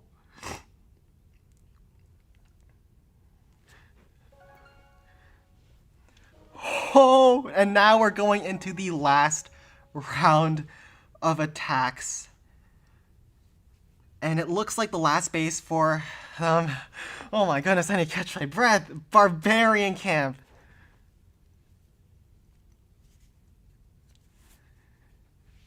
Wow, insane by the Secret.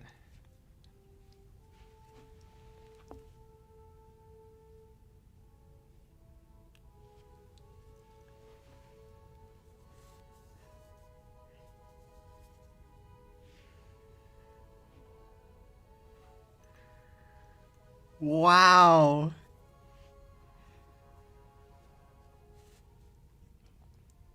So now Wan Wusheng is going in with their last hit against Barbarian Camp. I do think they still have a graveyard in the bag. Fons only needs a 2-star for their last hit to secure the match, but Wan Wusheng still has a chance if they 3-star this base.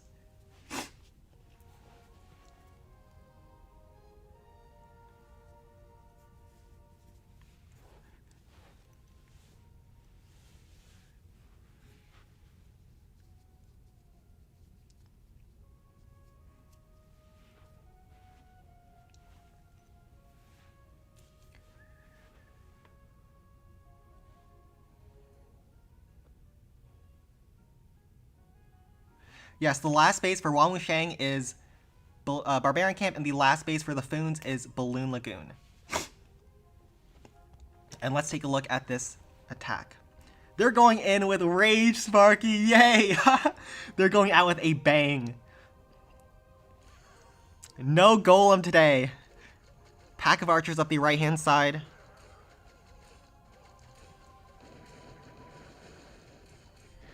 This is insane. Most people will not go for a Sparky against the base like this. But number 2, Wan Wusheng is built different. They're going in with a Rage Sparky into the base from the right-hand side to use those archers to open up the map for deployment. A jump spell to get the deployment zone opened up past this wall section here.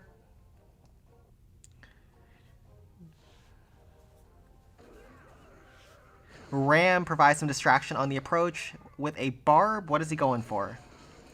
What is he cooking here?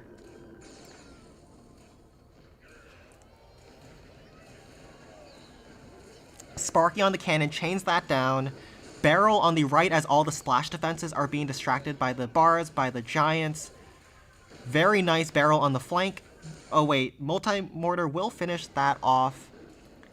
But he does get a spear thrower and sets a bit of a funnel. Sparky is moving in, has not dropped a rage spell yet.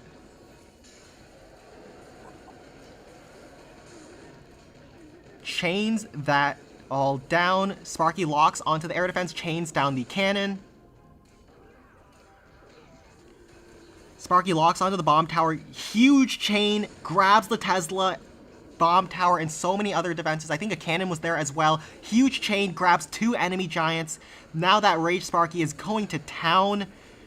He has no more tanking troops. Those giants are not getting in range of a Sparky chain, but he gets one more shot and will grab the Tesla air bombs.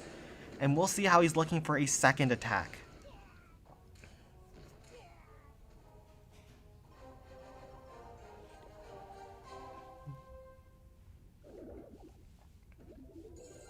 Collect my dark elixir, my gold and my elixir.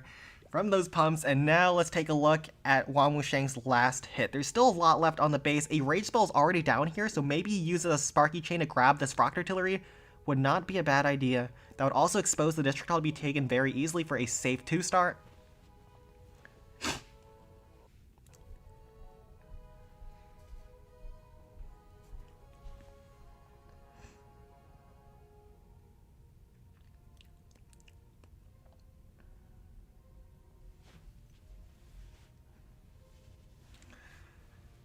But we'll see. We'll let him cook.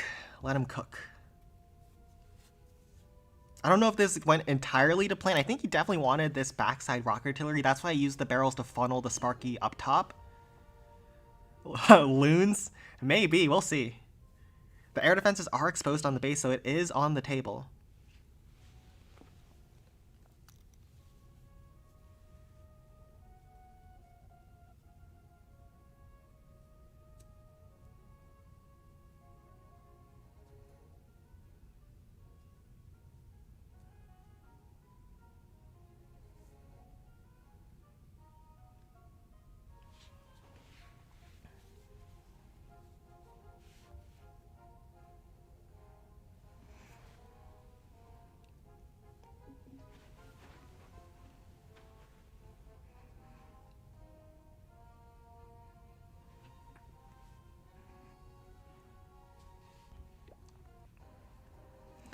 Okay. Frostspell, 4 zaps. He is going for loons. Oh man. He's going for the creative finish here. I would assume 4 zaps on these air defenses over here. Rocket Loon Zap is back in action, boys. He's going to use the dragon to try to splash all of these backside air defenses over there, and I think he's got a real chance here. A lot of the air defenses are super exposed inside the base because people are trying to defend Golem on Barbarian Camp. Minions up the right. Start clearing some trash buildings so he can start getting a better angle on some of those bright side defenses. Rocket Blue on top of the Spear Thrower to protect his minions. The OG Rocket Loon Zap is back in action. As defenders are not defending this attack, that means it does expose them sometimes to off-meta strats. Unfortunately, doesn't have a barb to clear this little army camp, so he doesn't have an angle on this air defense over here, but he has 5 rocket balloons in his camps, 2 Teslas pop in the middle. Dragon on the backside will roast all of those air defenses over there. Balloon on top of the rapid rocket.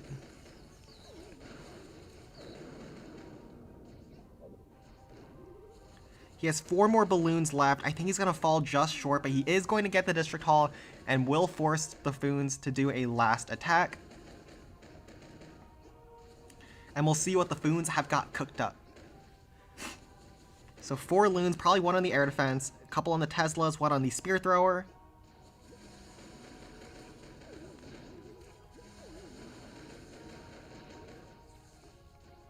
Nice balloon splash on both of those Teslas. Very nicely done there. The dragon is still pretty healthy. 2 more balloons left. 1 little Manny the Minion to sweep up the right-hand side of the base to grab percent. Dragon is going on top of the Archer camp. 2 more rocket balloons on the backside will finish off the air defense. 78% so far.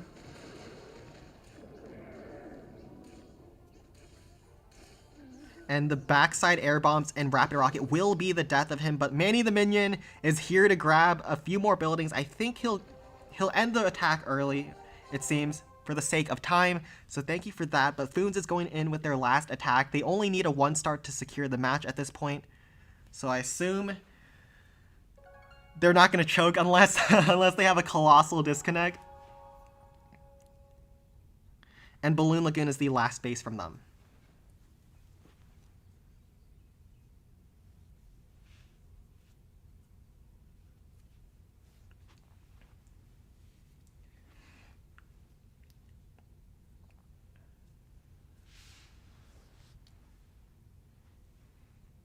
So Balloon Lagoon is going to be the last base here.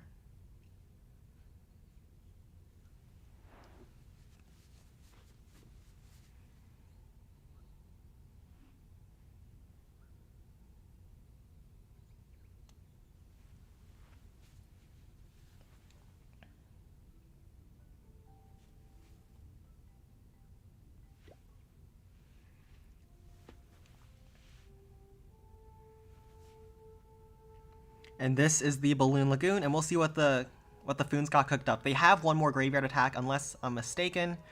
Don't listen to me, though. They will definitely keep track better than I do. I remember they used it against Goblin Mines for the Mass Manny attack, and then Builder's Workshop for a solid 3-star there.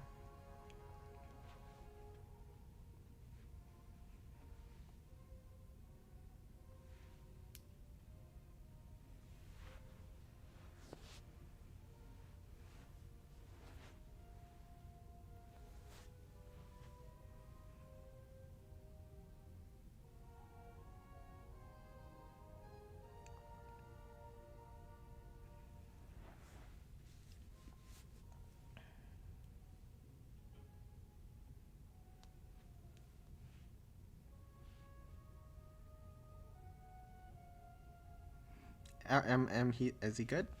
Yeah, he can go in anytime. 2 miners, 8 hogs, P.E.K.K.A, 6 rams, and 2 barbs. What has he got cooked up here? Graveyard attack. What is this monstrosity? So graveyard hogs with the P.E.K.K.A and 2 miners.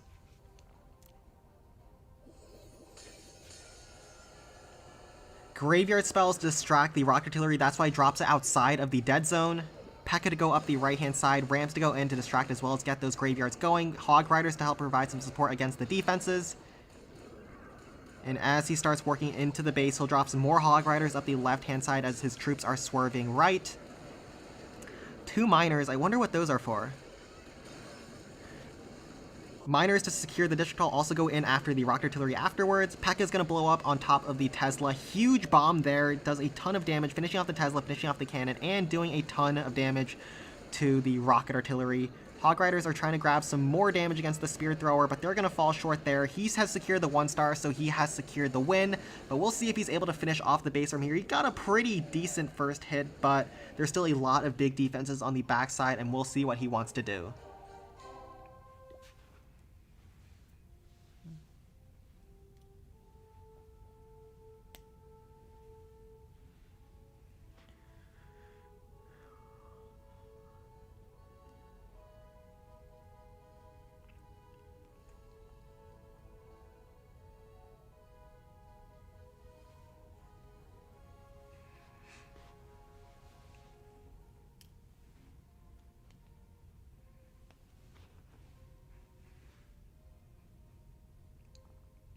So far, though, the Seeker definitely has the attack of the tournament, pulling off the first Dragon Cliffs 2-shot.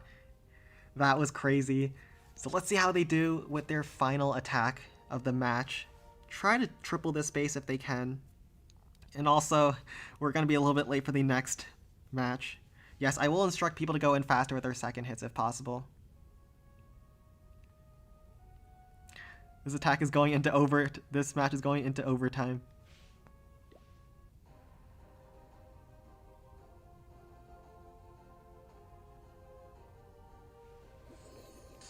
Frost Spell on top of the backside Rocket Artillery as well as Inferno Tower. 2 Graveyard Spells to go.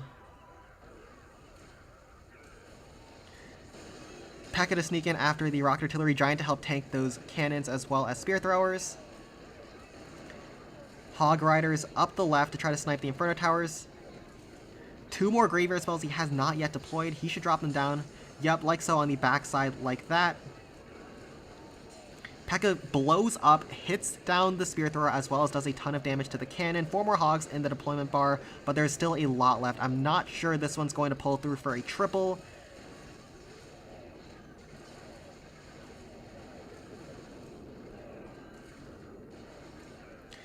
One more Hog Rider on top of that Rocket Artillery in the middle, but he's going to fall short, and this is even going to be a low percent. They had a really nice Balloon Lagoon setup. This is a very tricky base. But he does finish off the last Rocket Artillery, and there's just a bunch of cannons that he's not able to grab.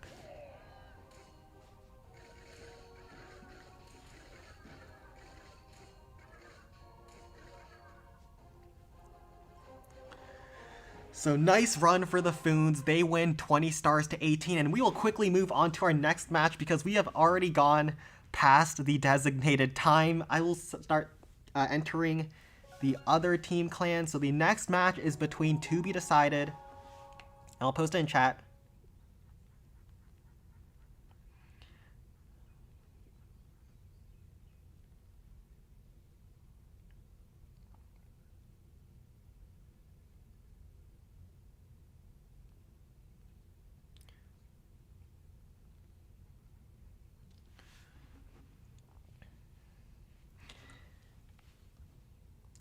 So GG's to everyone.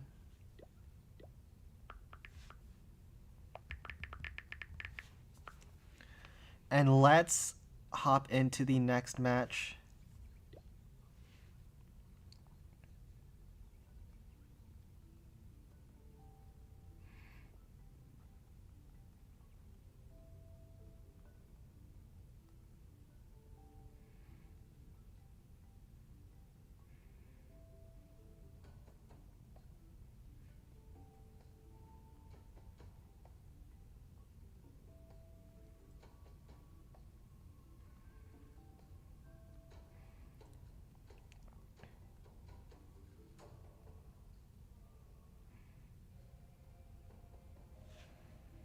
That is my main account.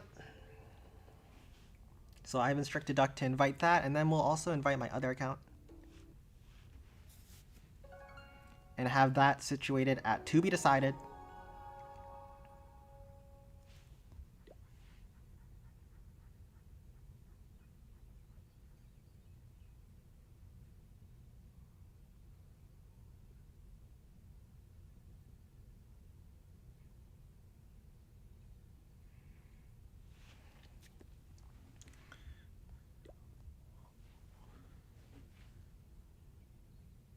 So Infinity, if you can invite that account, that's on screen right now.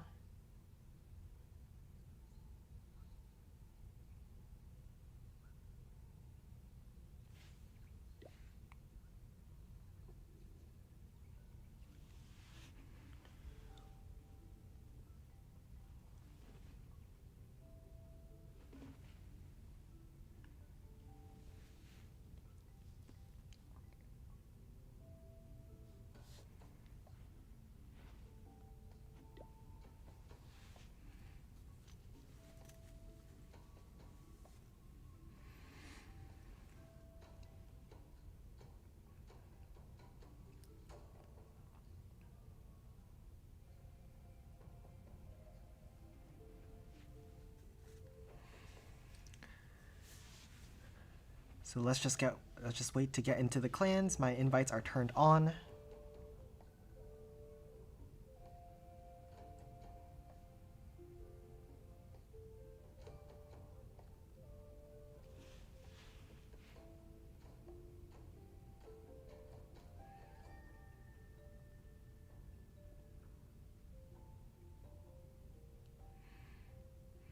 And then House of Clouds will go first. The higher seeds will always attack first in this tournament, at least in the Swiss stage.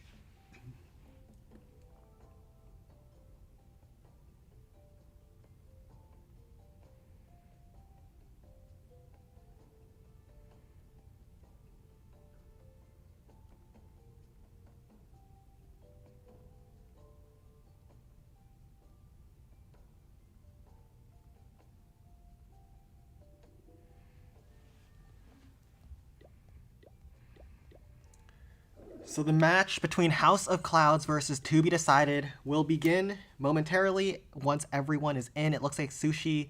This is everyone from the House of Clouds team.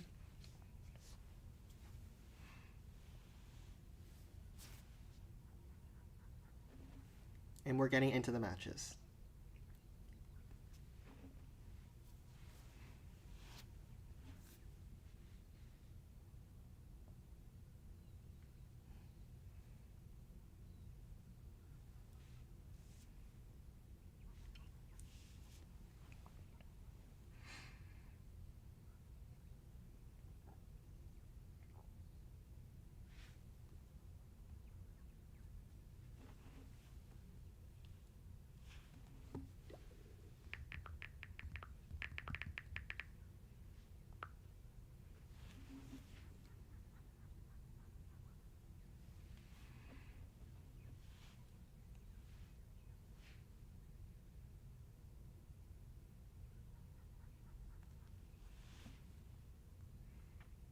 Alright, and I'll put in a capital peak challenge so you may change your armies.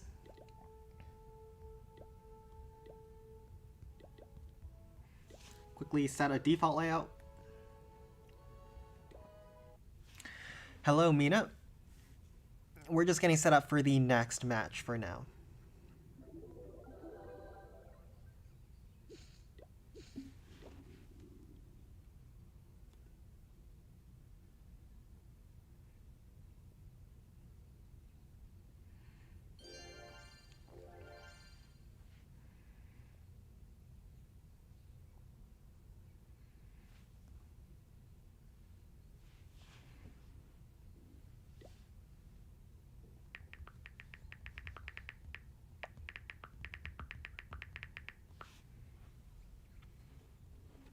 Now our Barbarian Camp is going to be the first base from them.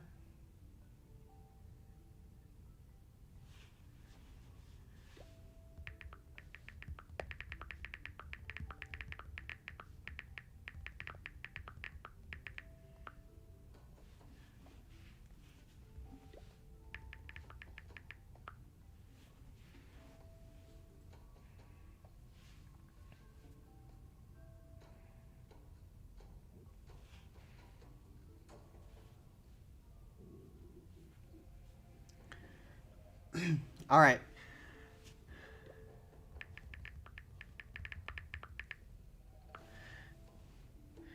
All right, set up Barbarian Camp, and we are good to go in with our second match.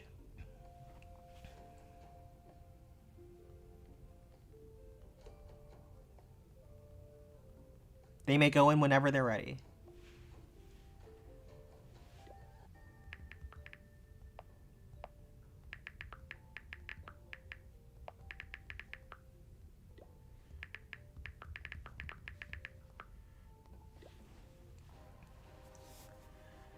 And it looks like House of Clouds is going in with their first attack against To Be Decided, attacking their Barbarian Camp. And, this base looks familiar. Is this a burnt base? We'll see. They'll go in with a Golem on the approach, barbs to funnel from the right-hand side. More cards to help support from the flank, as well as set a bit of a funnel. How do you send that challenge? You send challenges in the clan capital by going inside of the districts, and then you press challenge from opening up clan chat. Those hasted cards are crazy. They're going in so fast, clearing so many defenses.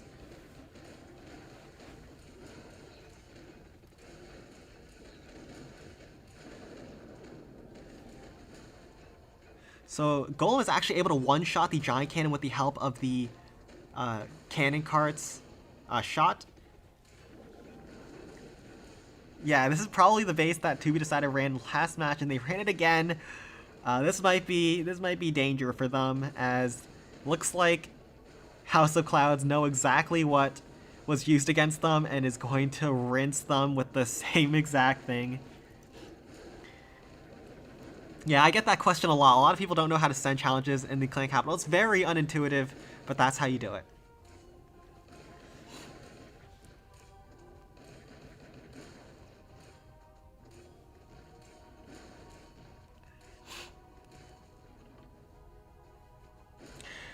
Wi-Fi bars are coming up, and the Golem is pushing up the left-hand side of the base, taking out spear throwers and cannons, and still has a little bit of HP to try to finish off some more stuff inside the base.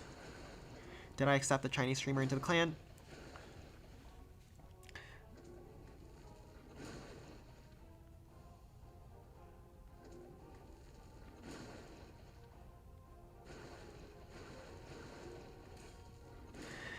And yeah, I'm not inviting people for today.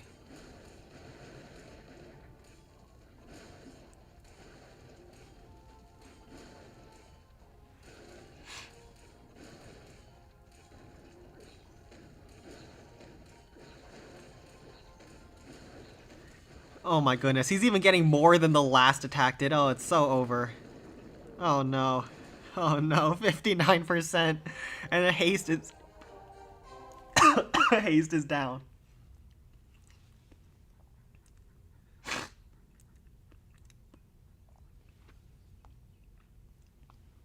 Where am I from? I'm from the US. So it's very early for me now, but I know a lot of the clans are from further east, and so this helps with their time zones.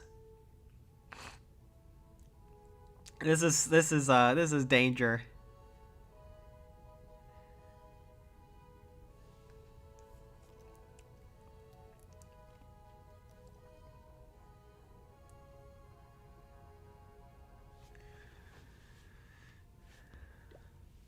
So Sushi is just gonna come in and finish them off with another golem.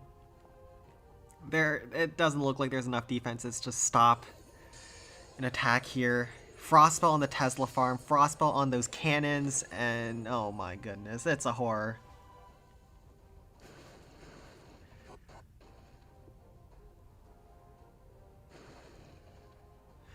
Golem is walking in towards that rocket artillery, dodges out one of its shots. The Golem moves so fast these days with the haste spell.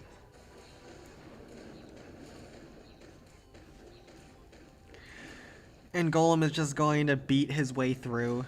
3 Hog Riders, a P.E.K.K.A. in his deployment bar. I don't even know if he needs any of those troops. But maybe he'll use the P.E.K.K.A. to try to take out those giants. People are already leaving this friendly challenge because I think everyone knows it's over.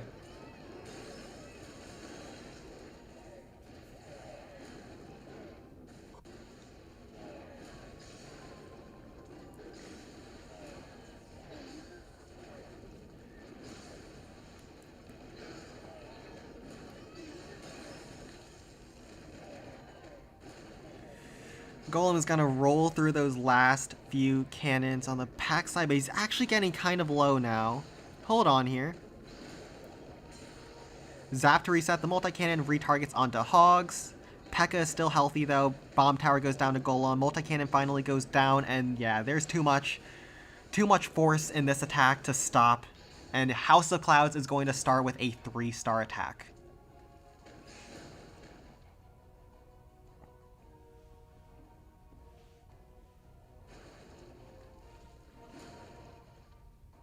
And that's a 3-star on the board.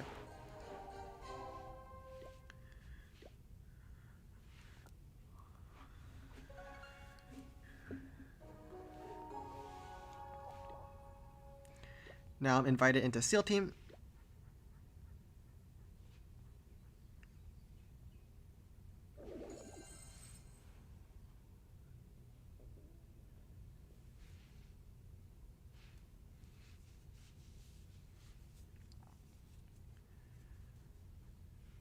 I think that all the clans are going to be closed, or Barbarian Camp is going to be the first base that to be decided will attack.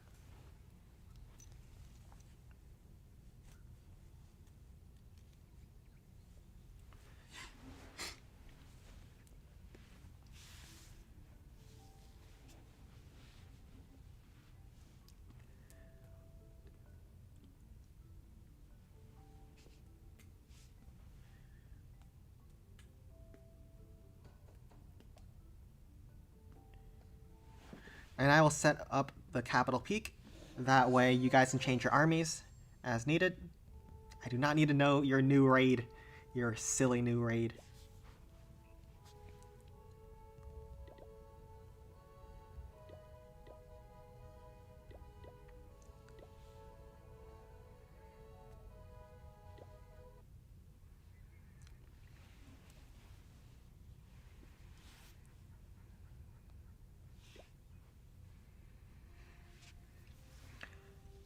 And this is the first base from House of Clouds.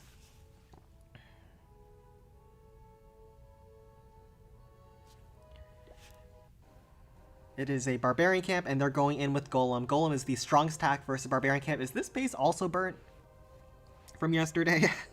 I'm not sure. Your new rate is silly, Mr. Duck. Fons won the last match, yes. 20 stars to 18.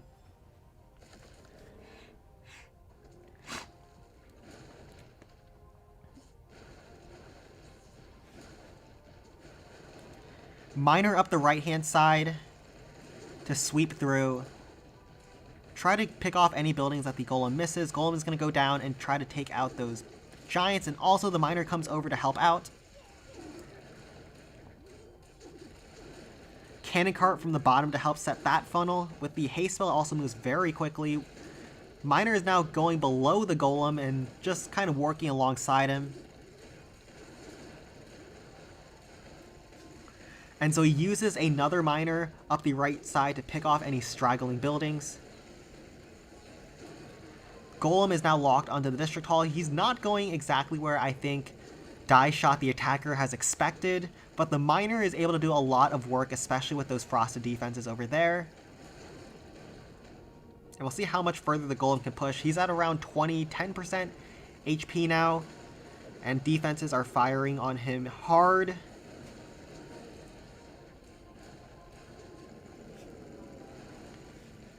And the miner is able to finish off both multi-cannons, so he's not looking the worst here. Definitely has a shot to still take this base out in 2 hits. And I am personally not playing in this tournament. I played in the show match last week, but I won't be playing in the actual matches. But who knows, that could change. But if I were playing, I would play for the Foons, but it looks like the Foons absolutely do not need me for how strong they're playing so far.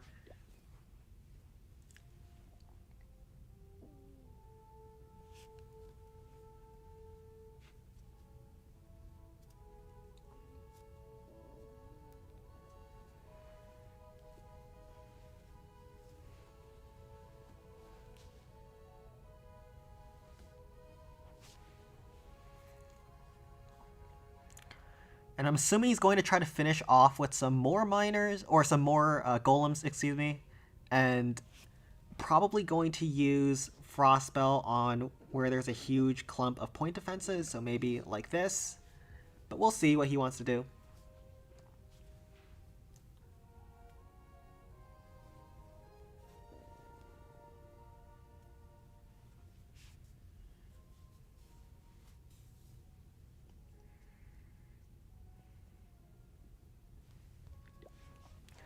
And Die Shot is now in with his second attack.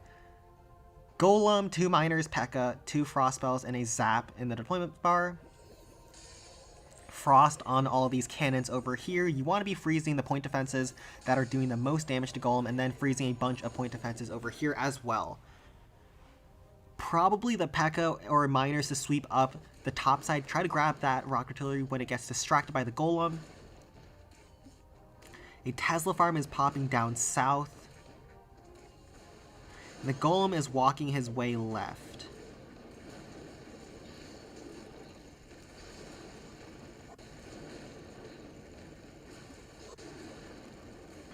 Miner up on the top rock artillery with a P.E.K.K.A to distract and grab the middle rock artillery, and then Miner up the right side to try to take out any of those defenses that the golem misses. Very nicely done there. P.E.K.K.A is going to finish off that bomb tower. Miner's going to go down to the bomb tower explosion. P.E.K.K.A is still healthy, going to one-shot the Spirit Thrower, one-shot the Rapid Rocket, and work its way down. Giants are going to go down to the golem splash damage. Golem is at around 40% HP. Miner is still going up on the top side. This time he's now finishing off those enemy giants with its death bomb, or it survives at 1 HP. The P.E.K.K.A is still alive though, providing additional support to the golem from the flank. How much value can its death bomb get though? We shall see. He zaps down to finish off the giant. Golem is at 25% HP. Going down to finish off the cannon, there's a spear thrower, a multi-cannon, and another spear thrower on the backside. Does he have enough? Time will not be an issue on this attack. There's nothing in the corners. A minute 30 left on the clock. And I think he might have just enough to finish off this space for a nice 2-shot to open up the match for both sides.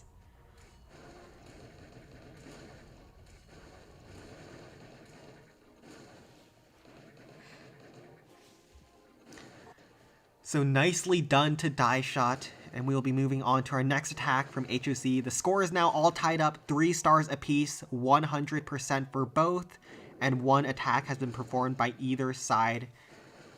We'll watch as the golem finishes off those last few little trash huts, and then move on to the next hit.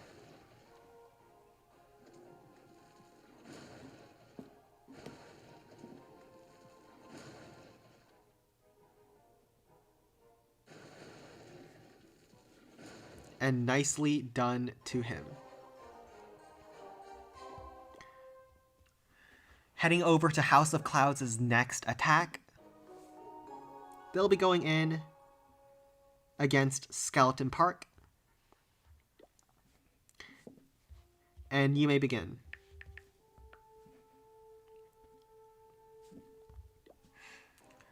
So now House of Clouds is in against their second base, Skeleton Park. They're going in with a Golem. Golem is very strong against the Skeleton Park. Frost on the Minion Hive, Rocket Artillery, and some point defenses. That is a huge value Frost spell. Golem up the gut, a Barb to funnel some trash buildings down south, a Tesla Pops which will pull the Golem inside of the hedges. A Barbarian is providing some distraction as the Golem approaches. A Zap Trap hits the Golem, a Hog Rider stun the Tesla, Miner gets blown up by a Zap Trap and does some serious damage to the Reflector, and the Hog Riders are now going underneath the Golem to help support from the side. Golem has a very great angle on this first attack though. He's definitely going to get that Minion Hive.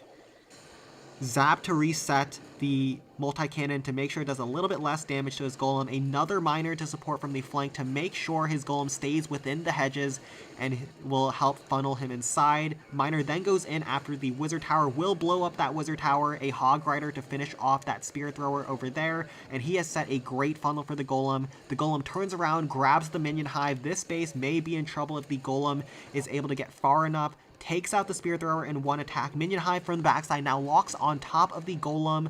Golem is going to grab the cannon, grab the multi-cannon, and he is going to go down soon. There's a lot of damage on him, but 33% and counting, probably going to end at around 40% or so, and he's taken out a lot of the key defenses inside the base. Most importantly, there's still a haste spell down on the backside for his next attack, and he's looking very solid.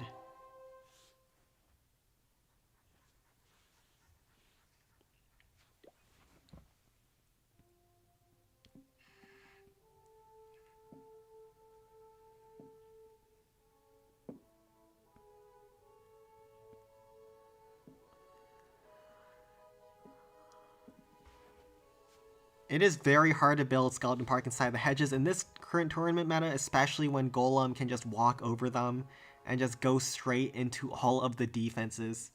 But let's see if he's able to finish it off. He doesn't have the best Golem angle inside of the haste spell because the Golem should go after these trash buildings, so let's see what he's going to do here.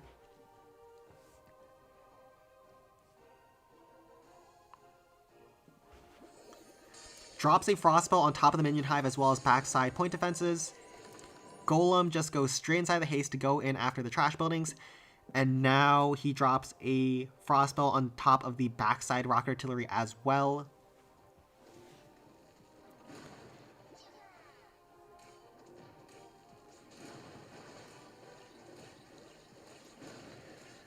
Golem is now going after the Spear Thrower as well as the Tesla. Barbs from the right side set a bit of a funnel as well as taking out that cannon.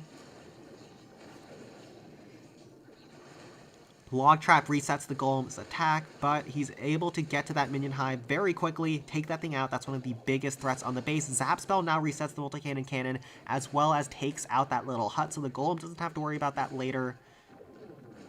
He still has 2 Miners as well as 2 Hog Riders to help support from the flanks. A lot of traps are popping, being really annoying to the Golem. The backside also might be quite nasty with a lot of defenses over there. Hog Rider on top of the Reflector, stun that and help his Hog Riders push through.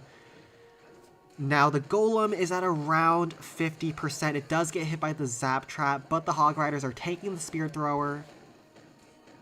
1 minute 43 seconds on the clock. This is not going to be a time fail. It will be a power fail if anything. 2 Miners are still on the field.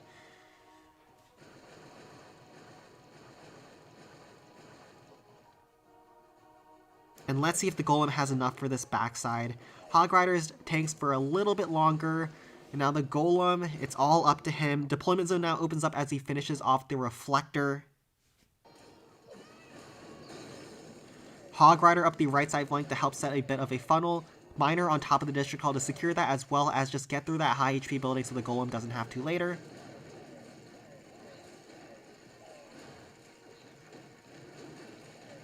and there are 4 players per team. Miners are coming in from the flanks to help secure those last few buildings that the Golem is walking around. Golem still has a little bit of HP, and that should be enough to get him through those last few defenses here. Smashes the Spear Thrower. Bomb blows up on the multi-cannon, and the other miner finishes it off. Golem whacks the multi-mortar. Tesla is going to go down to that Golem, actually, and not the miner. And this will be a second triple on the board from House of Clouds.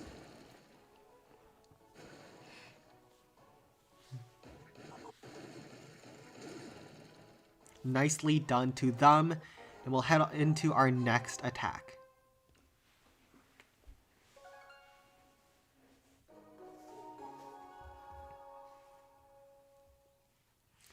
Next attack will be Wizard Valley.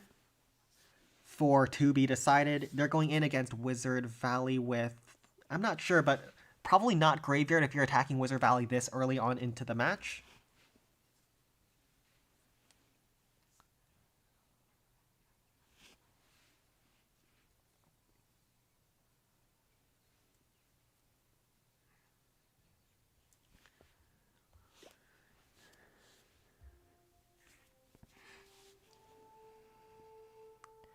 Interesting. Wizard Valley built on the top corner of the base.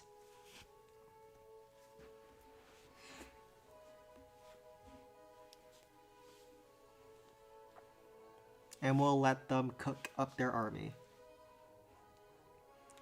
Yeah, Golem might need to have a limit, but we'll see after this first weekend, because all these bases are built with no Golem bans in mind.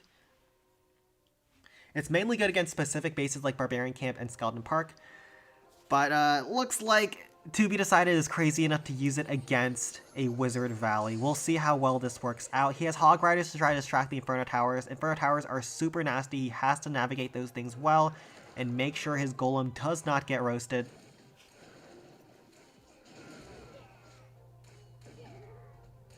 Golem is going to splash all those buildings around the cannon cart.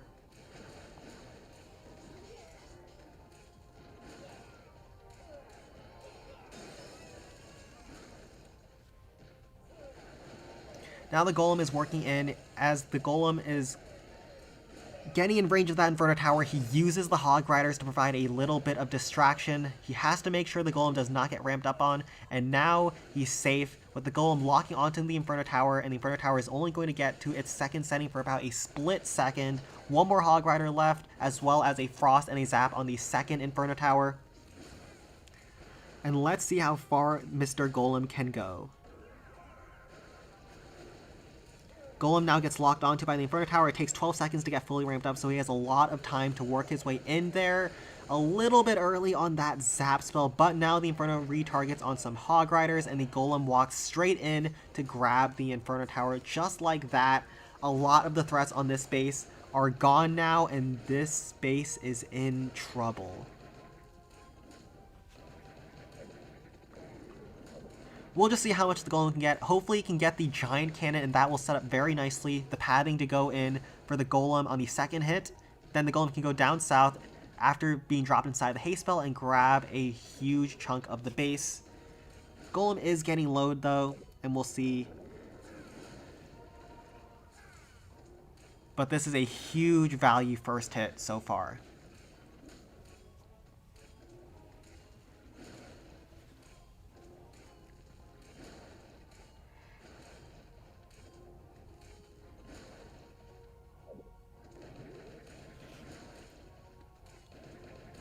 Although Golem is very powerful, it seems that most Golem attacks come very close, except this one might actually be a steamroll because he's gotten so much on this first hit.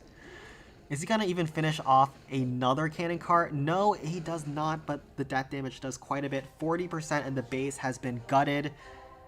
Surely he'll go in with another Golem, or he wants to go in with Hog Riders. Hog Riders are definitely an option as well when there's only a Giant Cannon that's very exposed, as well as a lot of the cannon carts are already dead. A lot of the buildings are easily targetable by the Hog Gliders as well. He can choose whatever he likes, but we'll see what he decides.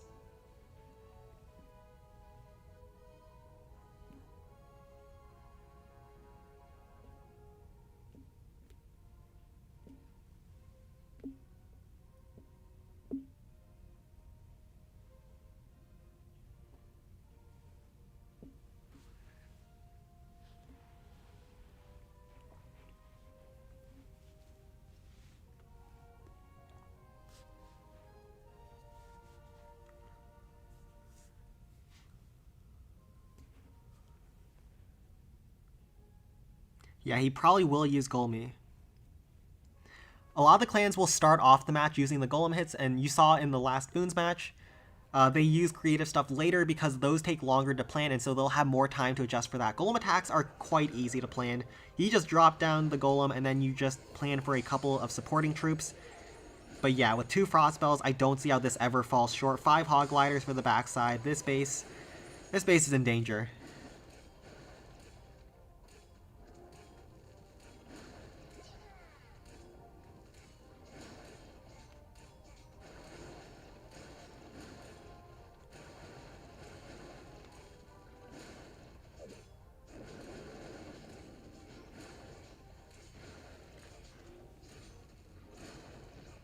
He even has a ram to try to tank the Inferno Tower. This wall is closed, which means rams will target the wall.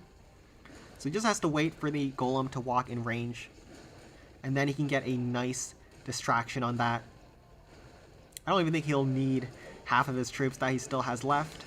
But we'll see what he wants to do.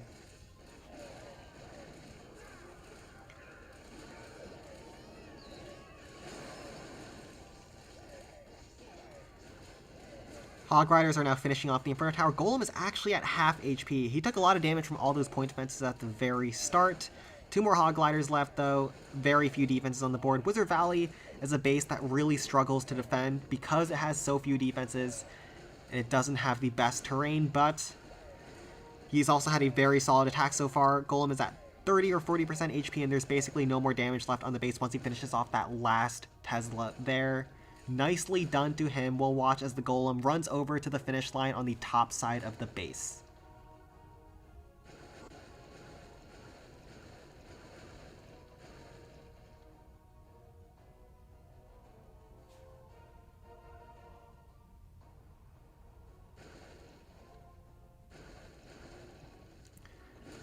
Two more Hog Riders as well as a Zap he doesn't even need, but he uses those Hog Riders to speed things up and get the match moving. One more Zap as well, and we shall see the next attack. The disrespect, dropping the Zap on the river. Nicely done to Alpal for this second triple for to be decided. Now let's head over to House of Clouds for their next attack.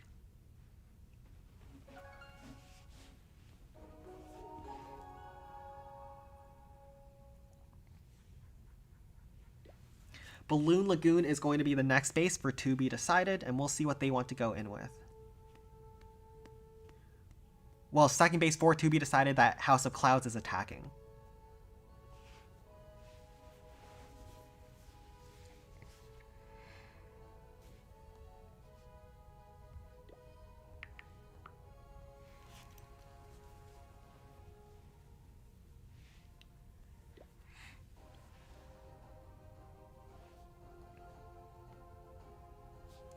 And they are going in with Haste Spell Graveyard Sparky.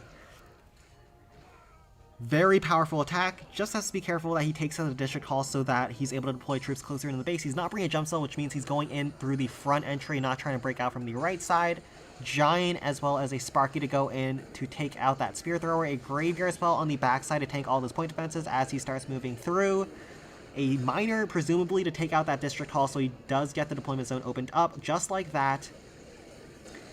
And now the Sparky is doing some serious damage. Another Graveyard Spell on the backside, a little bit further into the base.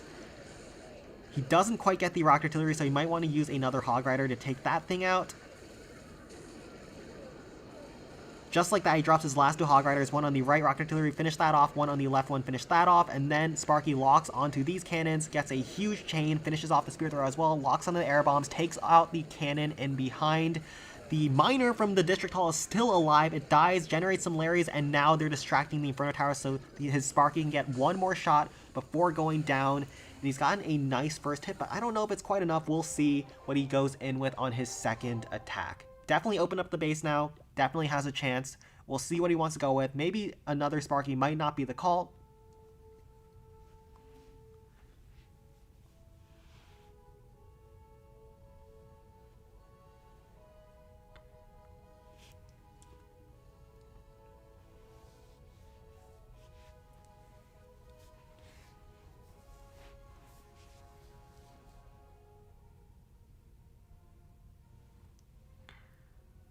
And we shall wait for him to cook up an army. What would I use here? Maybe haste cards could work here.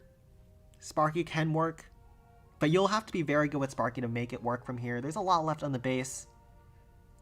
Definitely still possible.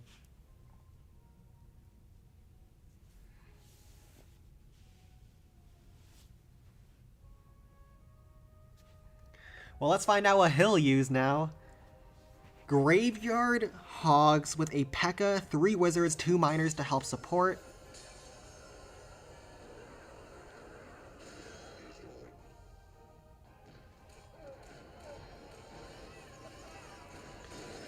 And 3 Wizards up the right-hand side with a P.E.K.K.A. He needs to be careful the P.E.K.K.A doesn't get killed by the Inferno Tower, so he needs to be mindful by using those Hog Riders to distract. The P.E.K.K.A is also hasted up. It gets locked onto, so maybe he wants to zap the Inferno Tower. No, instead he zaps the left side Crusher to keep some Hog Riders alive. The P.E.K.K.A blows up and gets a bunch of Graveyard Larrys going. A lot of Larrys are all spread out around the base. 1 Rocket Artillery might be the death of him, though. 2 Barbarians to try to finish that off really fast. This is getting close. 2 Barbarians. There's still a Bomb Tower for splash defenses that are holding off the Larrys. 2 Wizards are still alive. They're going to finish off the Bomb Tower. 2 Miners are also still alive. I did not even see where those came from. How much HP? They're at around half HP. Larrys are going through. Wizards are trying to get some chains off and finish off the cannon. It finishes off the air bombs. Some Larrys are still working their way around, tanking the cannons so the Miners can move a little bit farther into the base. Those cannons are healthy, though. We have to see how far those Miners can push into the base.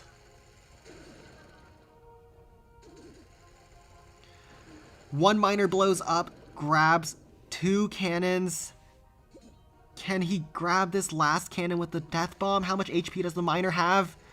Does the Miner win the interaction? It goes down. I think it's going to blow up on the cannon, and it's going to take this base out. Oh my goodness. The Death Bomb of the Miner destroys the last defense for a 3-star. Wow.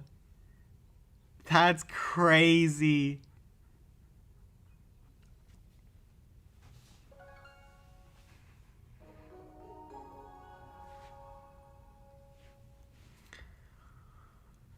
And Skeleton Park will be the next base that, to be decided, will attack. that might have been a little bit lucky there. But maybe it was all calculated to the most minute details as well. I don't know. I'm not playing. These teams are, and they have gotten 5 triples so far.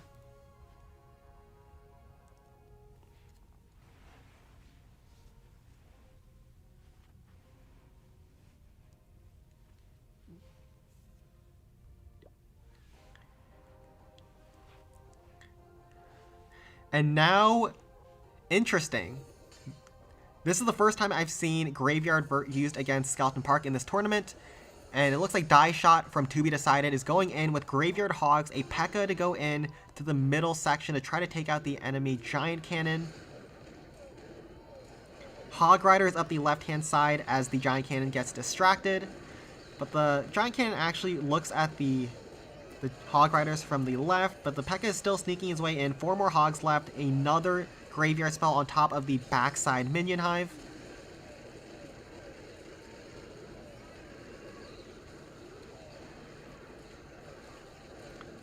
And now the P.E.K.K.A is still healthy. A lot of his troops in the middle have died off.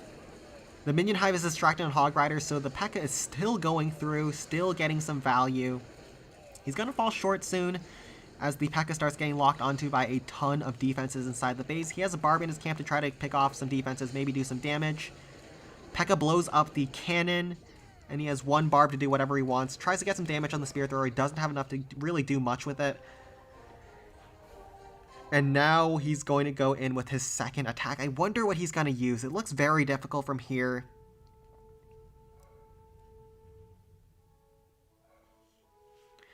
And I'm going to get a quick drink of water as he starts planning.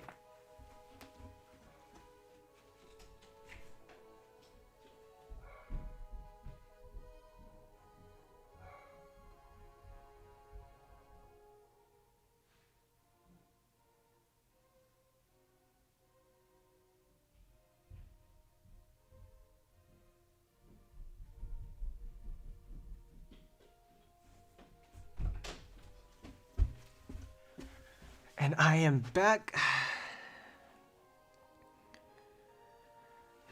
This is very tough though. 35%. There's still 2 minion hives, 2 rocket artilleries on the backside. We'll see what he wants to do. He definitely needs to get the district hall at least to secure the 2-star.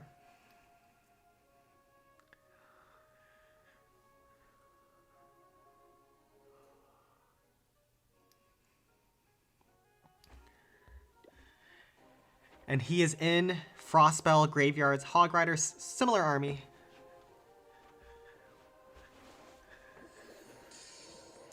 Frost, nicely done on top of the minion hive as well as rocket artillery. Graveyard spell on the backside, rocket artillery.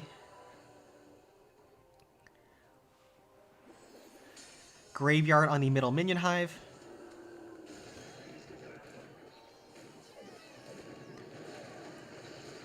And now P.E.K.K.A from the right-hand side. Hog Riders up the gut. Just swarms down the middle minion hive, and the backside rocket artillery is super slow because of the frost spell. P.E.K.K.A is working its way through. All of the Hog Riders in the middle kind of got blown up by the rocket artilleries and bomb tower. 2 more Hog Riders in his deployment bar. Does he have enough here? The backside rocket artillery goes down to the graveyard.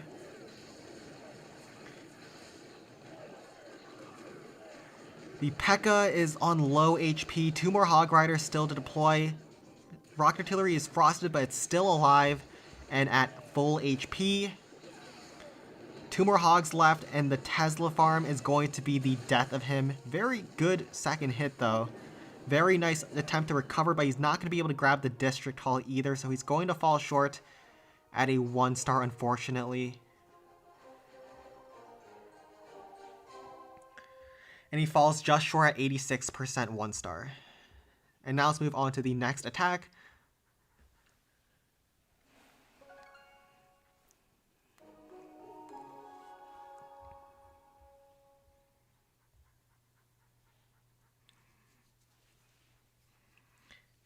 And the next attack will be for House of Clouds.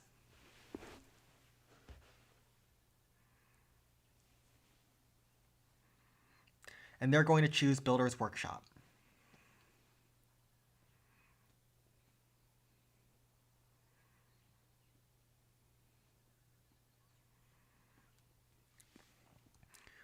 And yes, now they're down 2 stars, which is going to be a huge lead for House of Clouds. And more importantly, they used a graveyard hit as well for that.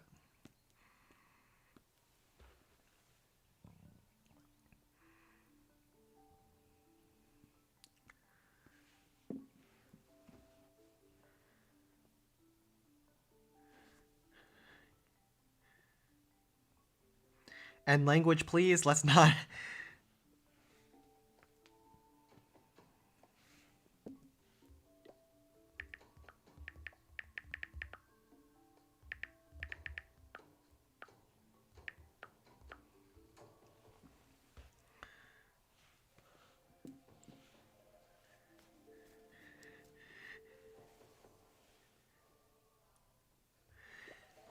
And House of Clouds, their next base will be against to be decided's Builder's Workshop.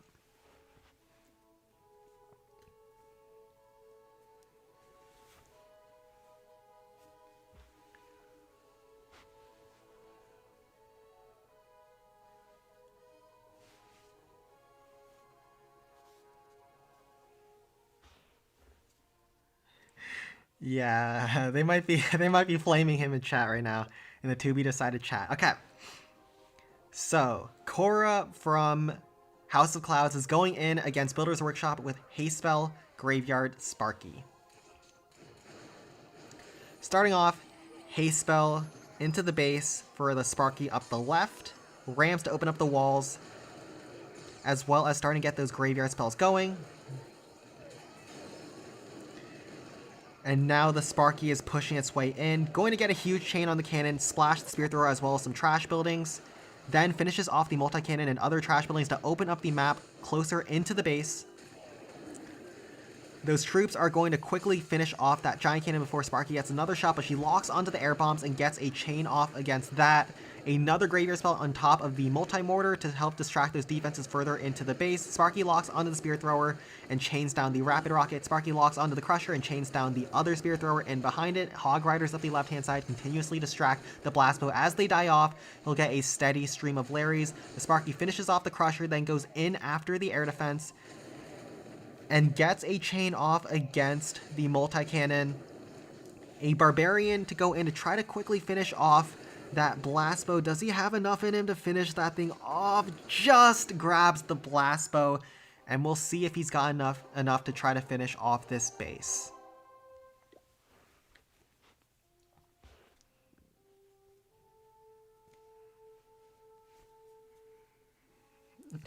Infinity is so mad.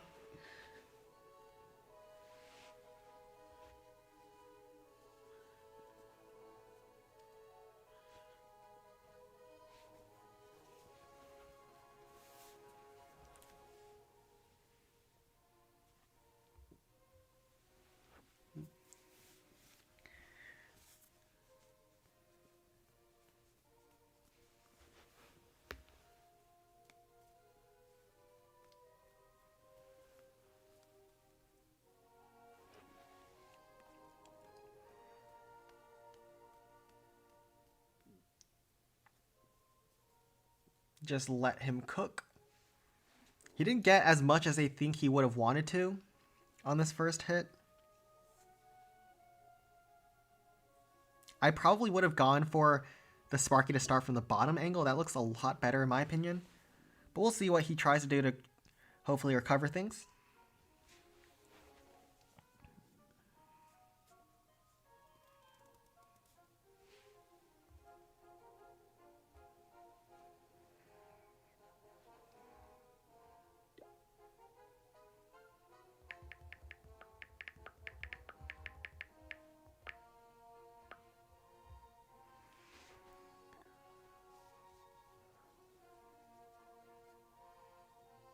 And now Korra is in. Another haste spell Sparky, a P.E.K.K.A in the deployment bar, presumably to try to secure the District Hall later. He's going to drop the Sparky probably back into the haste spell.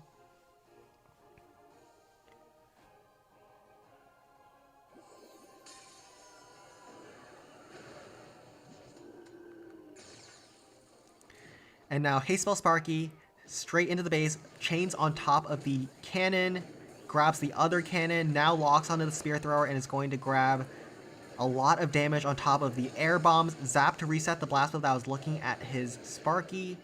Zaps are getting popped on top of Hog Riders, which is really ideal for this strategy. Sparky's locked onto the blast bow, is going to chain down the wizard tower. The giant cannon goes down to the graveyard spell. P.E.K.K.A from the bottom angle. He's going all in for a triple here as well. Sparky on top of the crusher, chains that down. Sparky locks onto the Tesla. I don't know about that P.E.K.K.A. But the Sparky is going through, taking out the multi-cannon. The multi-mortar does go down. Sparky locks on, grabs a huge chain on all those defenses, finishes off the cannon as well, and I think the Sparky Splash will finish off the District Hall, so no threat of a 1-star. Man was playing this one with fire. Sparky finishes off the District Hall, chains down the Tesla, and will probably get around 85-ish% before finally going down. No way it has enough to finish off the last few defenses inside the base. And those Teslas actually hurt a lot more than I expected, so he'll fall short at 82%. Nice try to him, and we'll move on to House of Clouds' next, or to be decided's next attack.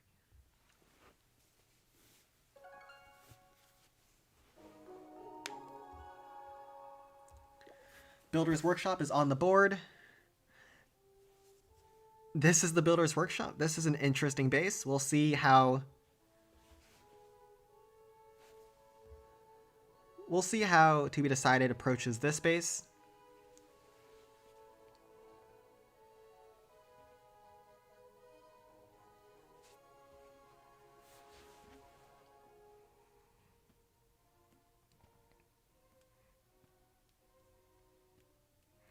And I think Lapis might be busy. Am I excited for Tunnel 16? Yes, I'll be having more time once I finish my finals, so I'll get to check out Tunnel 16 as well. And yes, Lapis is just chilling at home and watching his team play.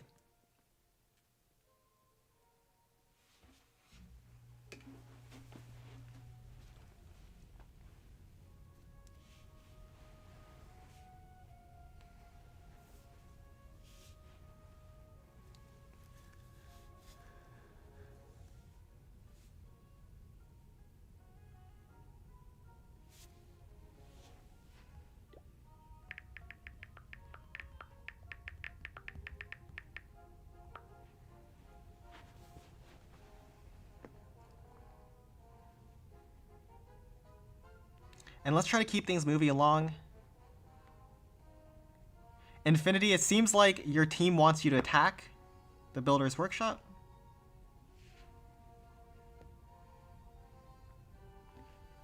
But we are already running behind on schedule.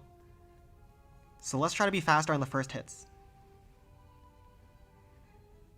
The current score, Barb has posted, it's 11 stars to 7, but to be decided has not had an attack yet. Can we invite Infinity into the clan?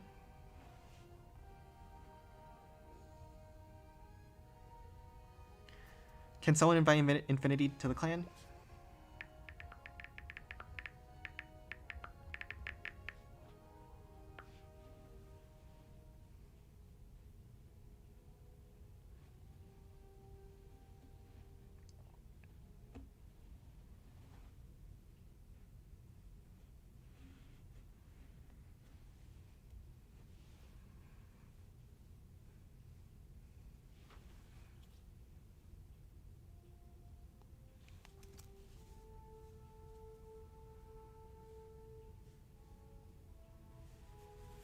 Infinity, you're in the wrong place.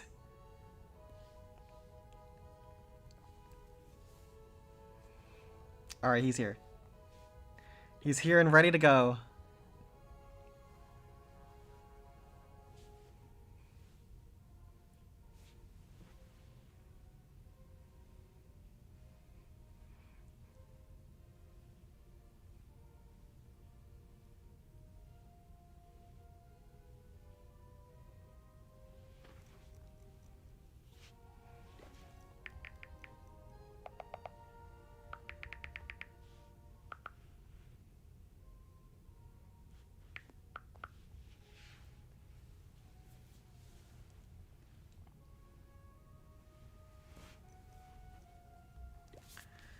And he is going in with Golem, Haste, Frost, Jump. So he's gonna try to jump out from the right hand side, so he can get a better angle on the defenses. Avoid the District Hall for now.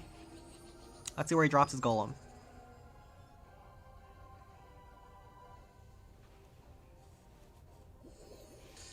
Frostspell on the Blast Bow, Giant Cannon, Multi Cannon. Zap hits his Golem on the entry.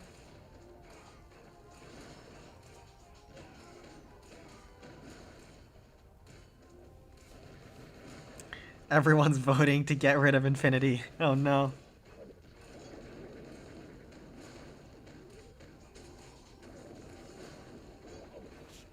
Haste Spells is getting his cannon carts as well. Actually, he missed, I think, his right side cannon cart, but that's fine.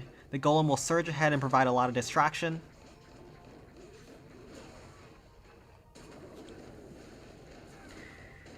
And now, it'll also finish off that Tesla if the Golem does not walk towards it, and it does. He's looking very good. An Inferno Dragon in his camp. What is the man cooking? I guess that's actually very cool. When this, while all the air defenses are gone, he can use an Inferno Dragon on top of the Spear Thrower. He can get a ton of value. Kind of like Wuha did in the last attack, or he just sends it for the into the air defense. What do I know? Infinity knows better as the Golem gets hit by a Zap Trap on the top side. Hits down that Tesla. It's getting low. Actually, the cannon cart was tanking for the Golem, and the Golem gets hit and taken down by a Zap Trap from the top, but he's gotten a nice chunk of the base. District Hall is secured, so no threat of a 1-star.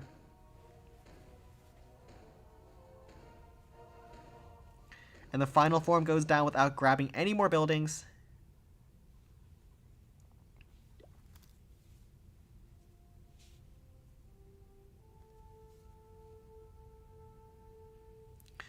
So let's see what he wants to do from here. Definitely maybe a Golem or even a Haste Sparky could work. We'll see what Infinity's got cooked up.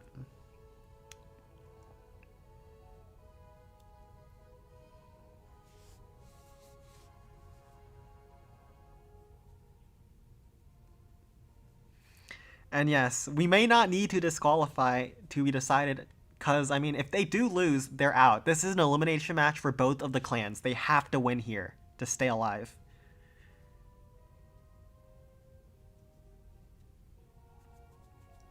And yes, Infinity kind of swagged his Dragon, but he did get the multi-cannon, which wasn't the worst. Definitely a good idea, though.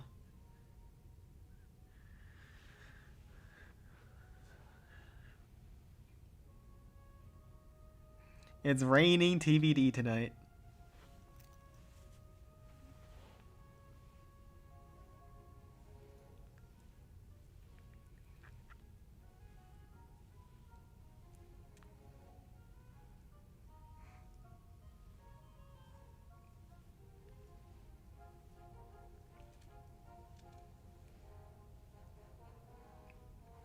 And now, let's go in. Second attack. He's coming in with Golem, Miner, 3 barrels, 2 frost. 4 rams is interesting when the walls are set up all like this, but I'm guessing he's using the rams to try to tank any traps for the barrels. If he drops the barrels from the top left side, that means he can use the rams over there to try to proc any traps. We'll see what he's got cooked up though. Miner up the left to try to set a bit of a funnel. I'm liking this plan, actually. Let's just see if he has enough, because there's quite a few defenses on the backside.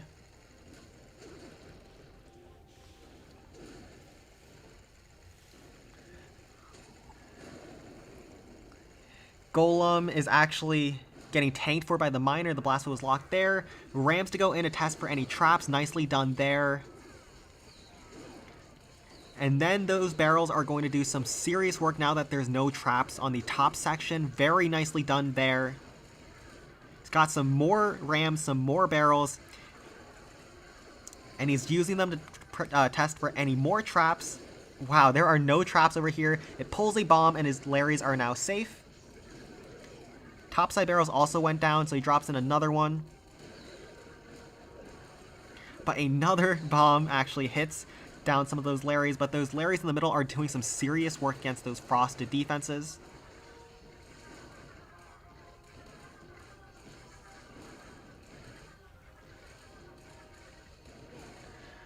Golem is getting low. A lot of the defenses are frosted. There's just so much damage over here. It was a good try on the barrels, and they did get quite a bit, but that first attack I don't think got quite enough, and a Zap Trap is doing some damage to his Golem. It's so close here. Both of those defenses, if they were down, maybe he has a chance, but there's just too much damage on the backside. Even with the Frost Spell, he's 86% and counting. I think he's going to fall short at around 89, 90%. Wow, the Golem is still going and blows up the Spirit Thrower to finish at 90%. And now let's hop over to the next round of attacks.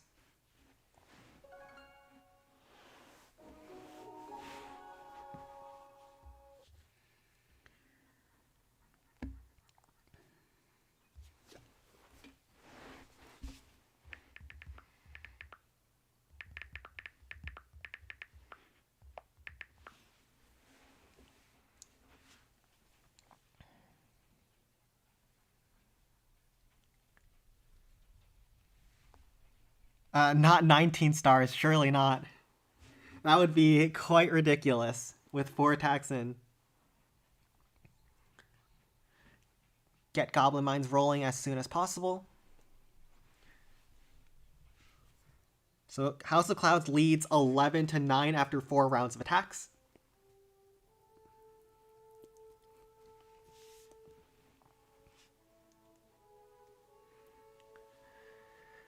Let's see what House of Clouds have cooked up here. No, this is House of Clouds attacking now. So TBD needs to defend here.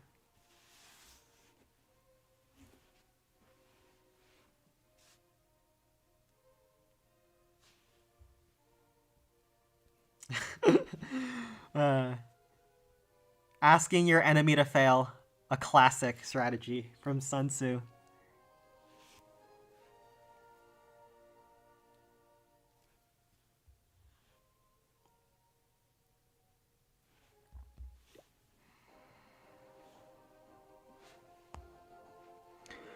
Golem to go in. Haste Spell Frost. Let's see what he's got cooked up here. Jump to get himself to the top side of the base. And he's sending in the Golem straight in after the Blast Bow, it seems. Frost Spell on the middle minion hive, because that would be shooting at his Golem for a very long time. Hog Riders to help support from the sides. Kills the cannon to set a bit of a funnel. Barbarian as well, in case he wants to pick off any straggling buildings. Barbarian actually goes back to try to help on some of those goblins. Golem actually gets pulled by the goblins. He's getting pulled all the way around. And he's standing in a position where he's taking a lot of damage trying to get through all those goblins. I think there's 2 more goblins left. One inside the slingshot, one inside of that barrel. And Golem is going to finish off those goblins, turn towards the blast bow. Can he finish off the blast bow before he gets distracted again? Yes, he can. One last Hog Rider on top of the Spear Thrower. Golem is going to work through the Bomb Tower and the Crusher, and hopefully he can get some goblins from the last Goblin Thrower. Or the 3rd Goblin Thrower down there. There's actually not much damage down here, so the Golem can get quite a bit more. Wi-Fi bars are loading. Did he disconnect? Golem is going to work through those goblins slowly as there's not too much damage on him. It looks like he disconnected. But he's killed a lot of goblins. I think he's actually looking quite good. With the Golem Death Bomb, he actually kills all those goblins in that thrower, and he's looking solid here.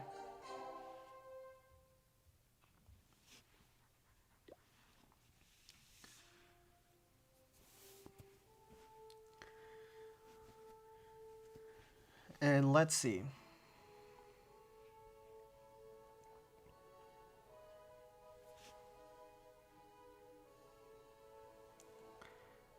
So he's definitely going to go in with another Golem, I assume, and then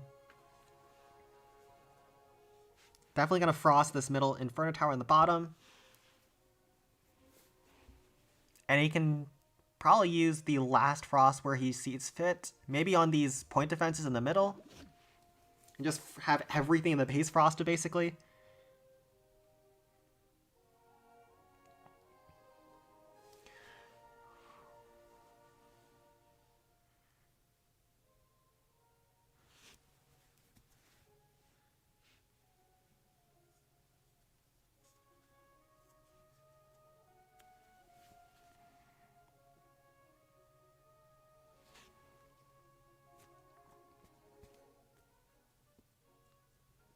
With 3 of the Goblin Throwers down, Blast Bow down, he has a chance here, especially with the Frost already down in the middle Minion Hive.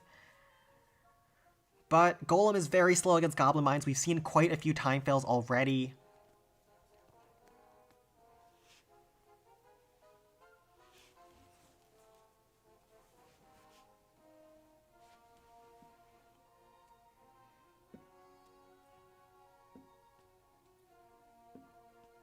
And he is in. 2 wizards, interesting. I'm assuming those are to try to help grab some of those goblins from that thrower. Golem back into the top haste spell. Frostball on the backside like I thought. And he has 1 more to drop wherever he sees fit. I probably would have brought miners to try to snipe this multi-cannon, but we'll see what he's got cooked up.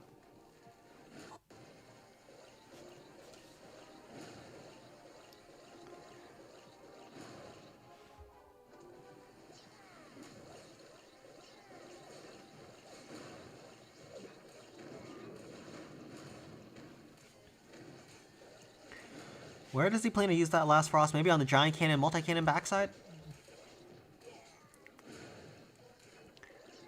Golem swerves left, some barbs at the right to clear a bit of a funnel.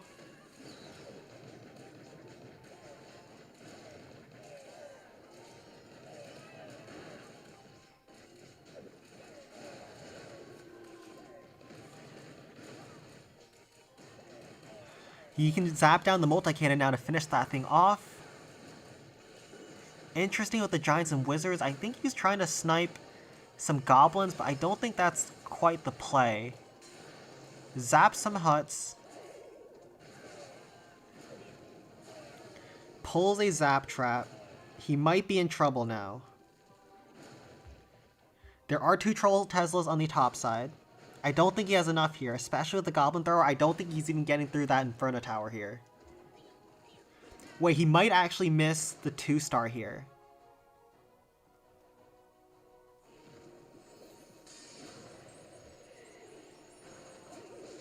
We'll have to see. He's gonna 1-star. And that opens up, and I think he disconnected. Do not disconnect.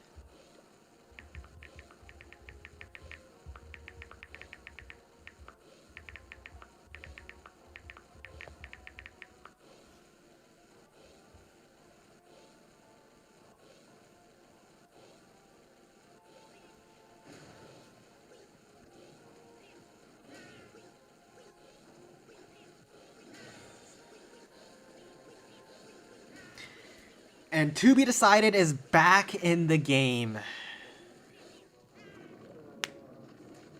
Let's see what they can do with their very next attack.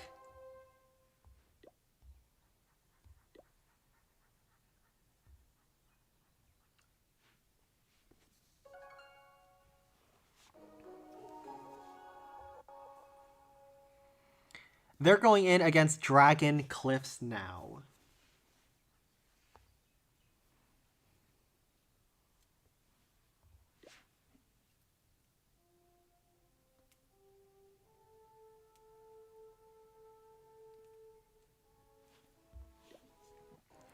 Where they're going in against Dragon Cliffs using Golem, 3 Inferno Dragons, 2 Barrels, Rocket Balloon.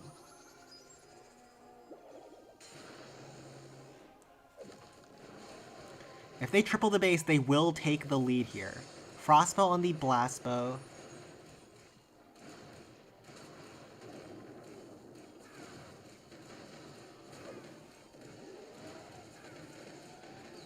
Inferno Dragon will snipe the first enemy dragon. Rocket Balloon pulls a Zap Trap, and it also helps take down the cannon. Actually, the cannon survives. He has 2 barrels left, and the deployment zone is not open up. He has to commit a barrel to try to take out this cannon, I believe.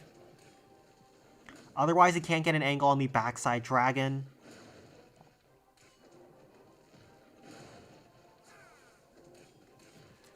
He is late on the barrel.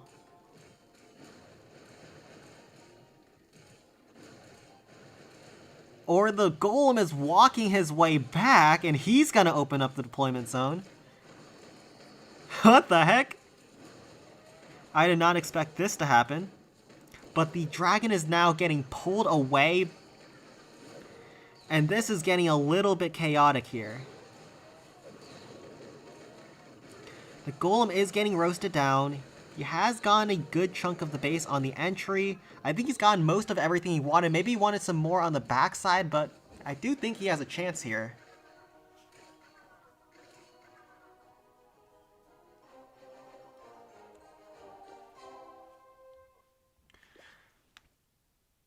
So he still has 3 dragons on the backside, 2 Inferno Towers. Let's see how he tries to navigate this final hit.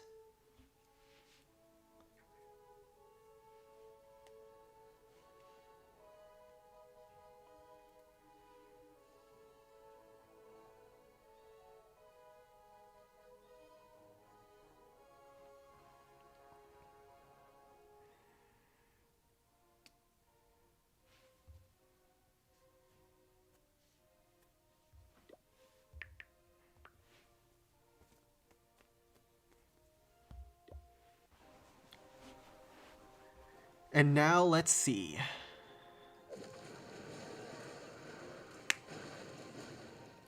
Golem down low, back into the haste spell. He has 2 frost spells on the field. 1 miner up the right to clean up that side over there. It is going to be quite a hard finish, though. There is a lot of defenses, but the frost spell can cover a lot on this base. Miner is going to fall short because the cannon is locked on and dealing a lot of damage. It will take out the Dragon Post for a little bit more percent. 1 Hog Rider to try to stun the Inferno Tower. But the Golem is walking away from the Inferno Tower. He has a couple dragons try to melt through some enemy dragons. 2 dragons are going to go down. And then the Golem is going to get locked onto by the Inferno Tower. He'll have to use a zap to try to reset it.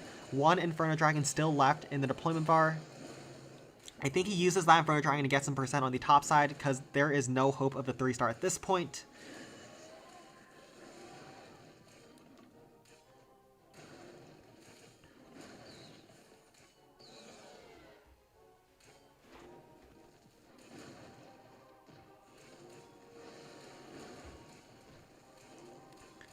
Golem is trying to get to that Inferno Tower, but he's going to go down as it gets fully ramped up. Does get pushed by the log trap and falls just short. Does take it out with the death damage. Inferno Dragon is doing work. Actually paths so strangely to get some more percent. Now it's finishing off the Dragon Post and is going to finish off a couple more buildings before finally going down.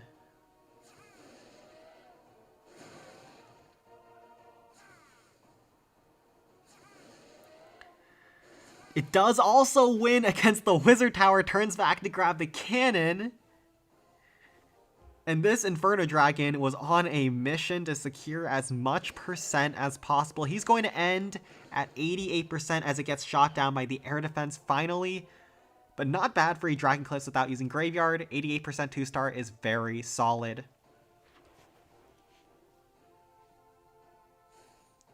Now, House of Clouds is still in the lead. However, they are now down on percent and only leading by a single star. Let's hop over to their next attack and see what they've got cooked up.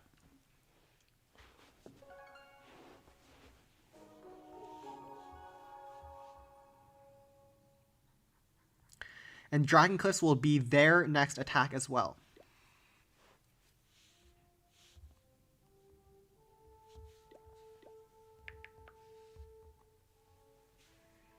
They are also hitting Dragon Cliffs, going in with Golem as well, 2 Inferno Dragons, and we'll see what they can do. 1 Miner, 2 Inferno Dragons, Barrel,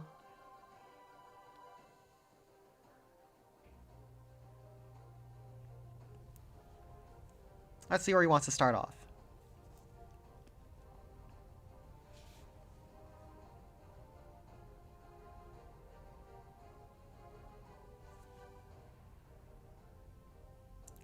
The score is what Barb just posted. And now he's going in with 2 Rams. Try to pull any Zap Traps, it seems. And then the Golem up the right-hand side with the haste. Uh-oh, Golem might be straying and going straight up the gut. Barrel to tank for the Inferno Dragon to roast the first dragon. I don't think this pathing is actually that bad as the Golem walks away from the Inferno Tower.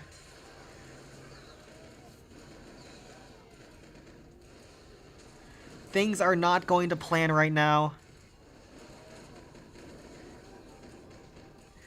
as his Inferno Dragon gets killed before finishing off the enemy dragon. Barb finishes off the Spear Thrower, and he uses a Miner to help secure some percent up the right-hand side of the base, but he's going to see how much percent he's able to get on this next attack. And there's no penalty yet for force quitting because I hadn't made it clear in any of the rules, but there will be because it's just bad for the stream.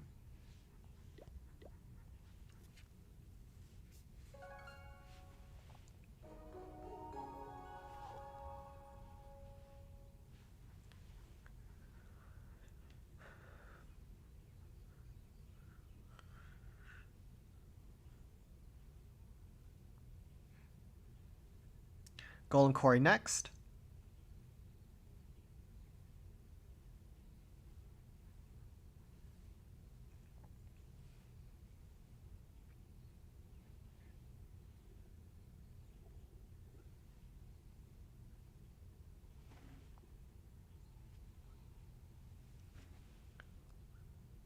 At least a 3-star penalty. That is UTS is the leader of to be decided, if that wasn't clear enough.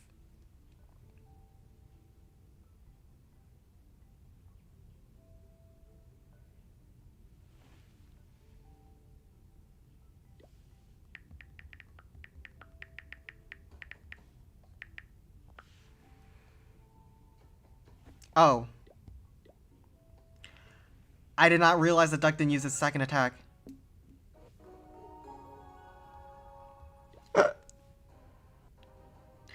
Sorry about that. My bad. I thought Duck did use his second attack. I was not thinking. Thank you, Duck, for holding, though. I was the idiot.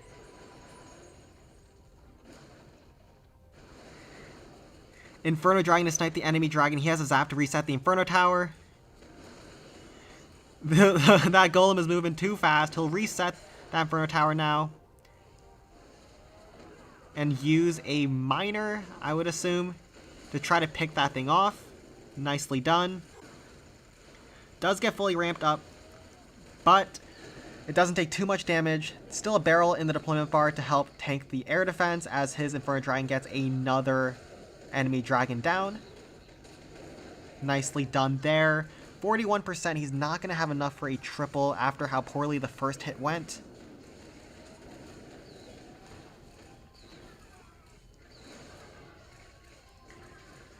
Dragon is going to start raining down on his golem. Let's see how much percent he gets. I guess Sen is taking a penalty here. In this case, I think he'll end at around 60 or so percent.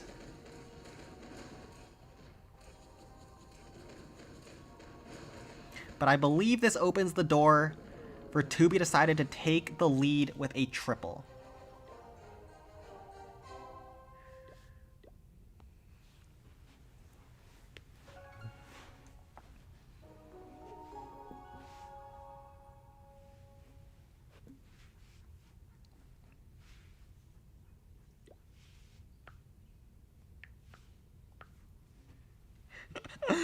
All right, now we're good for the next phase.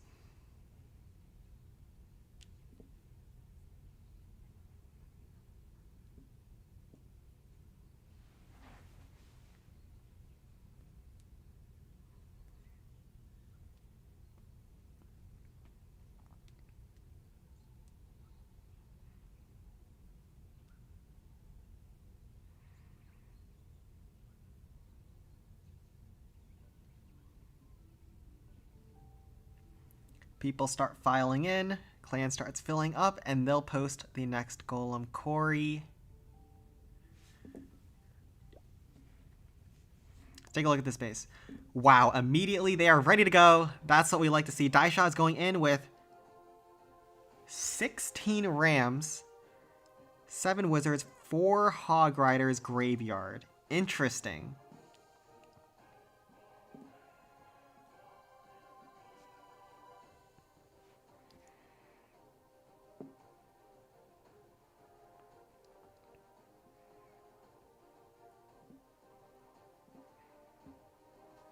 Oh, it's the wrong base? Back out.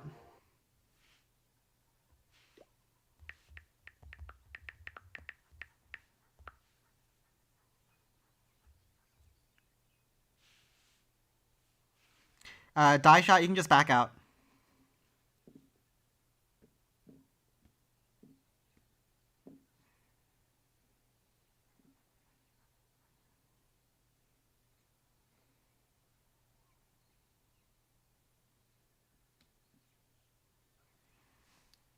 And just reset. Yes, To Be Decided does need to triple this next attack.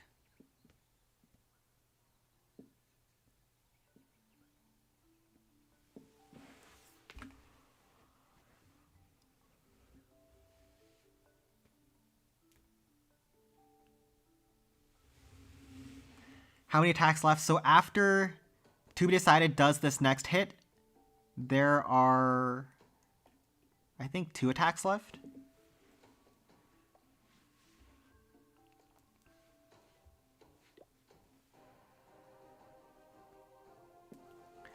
And now this is the correct base.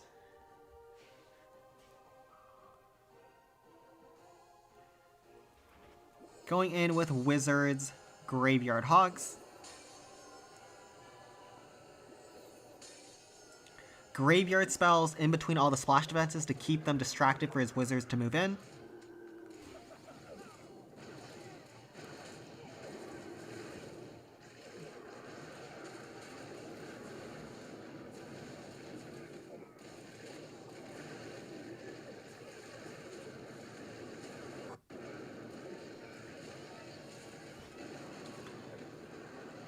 Some Rams to help open up the walls, as well as get those graveyards going. 2 more Wizards he hasn't deployed yet. I wonder where he's dropping those. He's dropping those down towards those bottom point defenses, but his troops get melted down.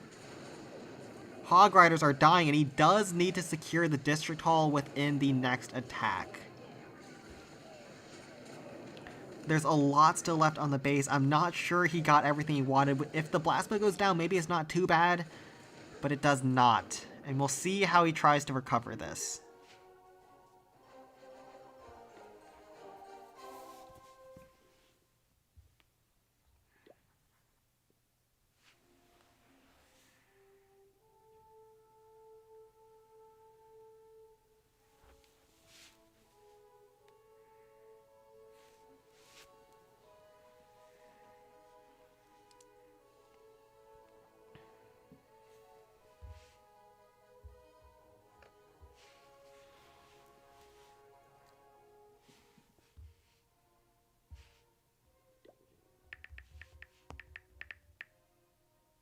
Yeah, whatever. We'll let Infinity.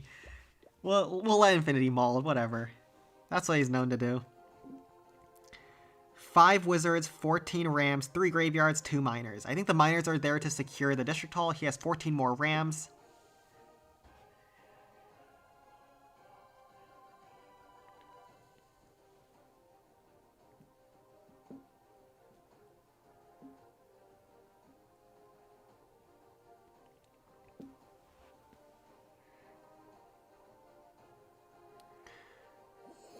Graveyard on the Rock Artillery in the middle. Rams to go in to get those graveyards going. Wizards in behind to provide some DPS.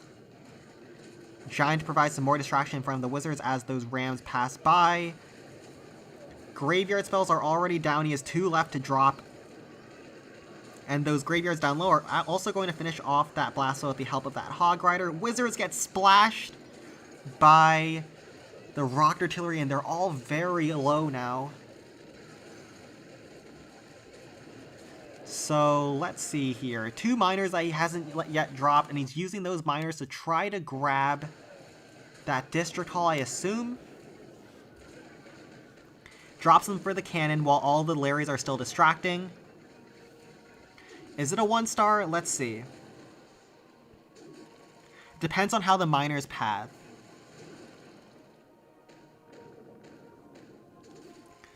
If they both go for the District Hall, I think he can still get it. They both go for it. Zap to reset the Blast Bow. Rocket Artillery rains down, and this will be another 1-star, it seems.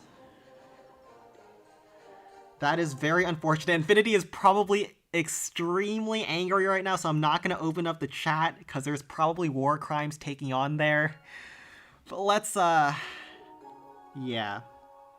Next hit is going to be from House of Clouds. And they're going in against Golem Quarry as well.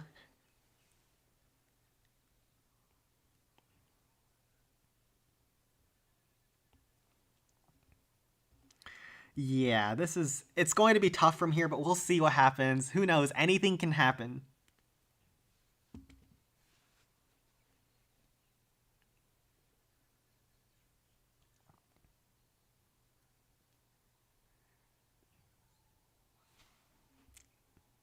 Penalty for HUC bribing die shot. No penalties. Let's be mature here. And now HOC is up in the lead with another 2 stars again, and let's see what they can do with their next attack.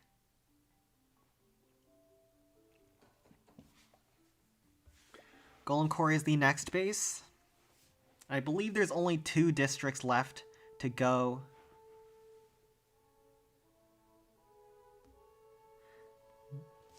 Next match will be, let me think.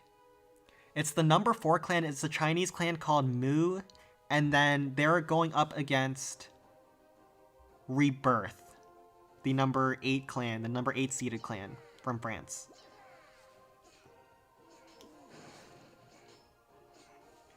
So, whoa, what's happening here? Sparky, 2 frost spells. Duck is cooking today.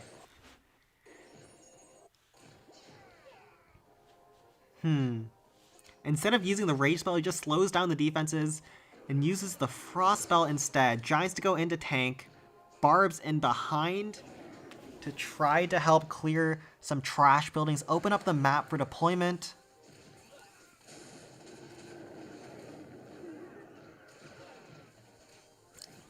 Just trickles in the Giants. He's using the Hog Riders to maybe stun the big defenses or to clear out some defenses that he is going to miss. So it looks like they're trying to save onto their last graveyard attack so they can use it on a different base. And just seeing how much they can get against Golem Quarry without it, because they're looking very solid in the match. As long as they secure 2 stars at this point, they should win from here.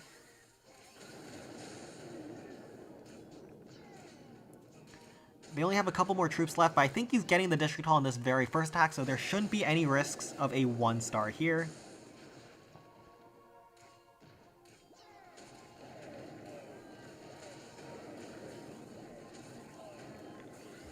Sparky does not quite get a change off on that cannon, but now she's looking at the Spirit Thrower, chains on the multi-cannon. He has 1 pack of archers. The zap is not going to be enough to finish off that multi-cannon. If it can get a shot off on the multi-cannon, it can take out the Tesla. Boom.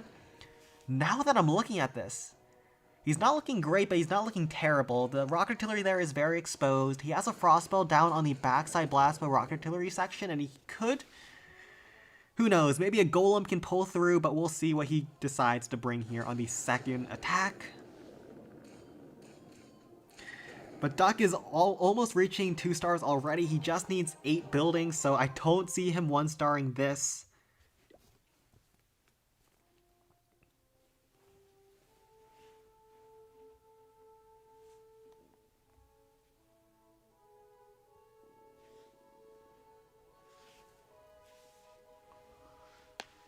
And let's let the duck cook.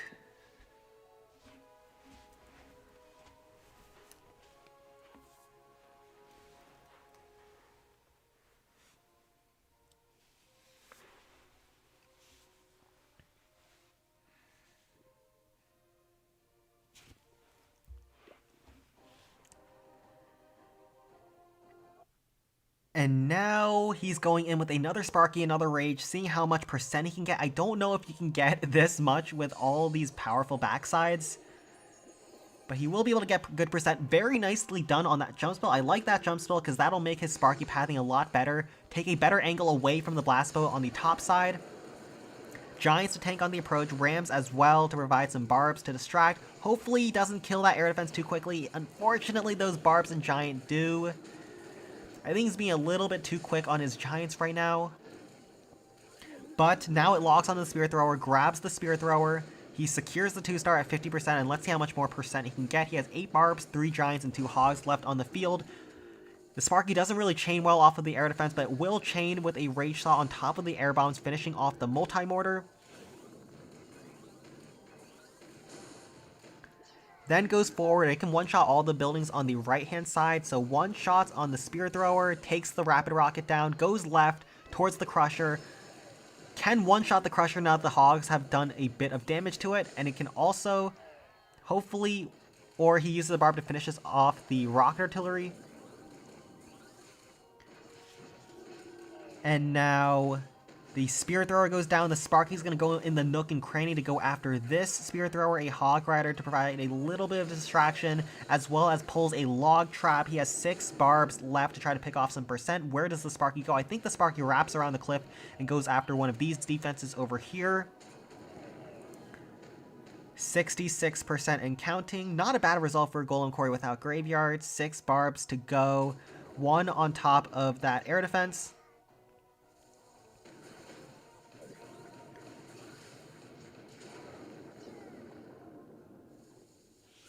Sparky locks on top of the air defense. I don't know if it'll make it past the Blast Bow. The Blast Bow is frozen. And he has 2 barbs. So the Sparky chains one more little trash building. And the Sparky will go down before finishing off the Blast Bow. And it's going to end at 70%.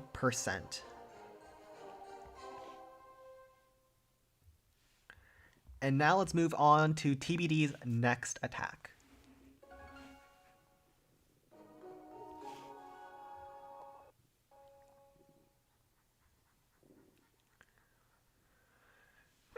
Okay, yeah.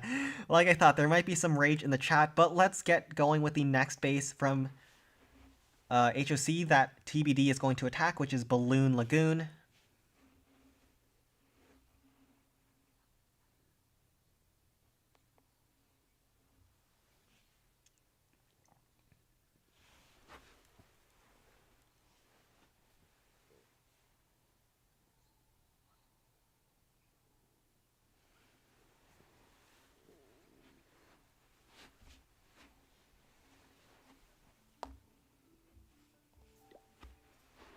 Balloon Lagoon is the next base.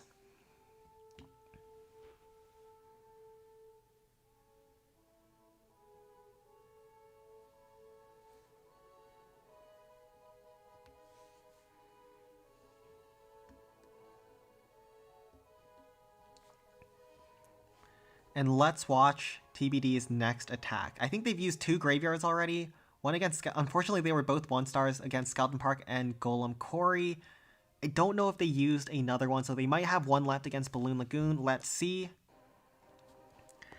And yes, they have a graveyard attack left, it seems, and they're using Haste Spell Sparky against Balloon Lagoon.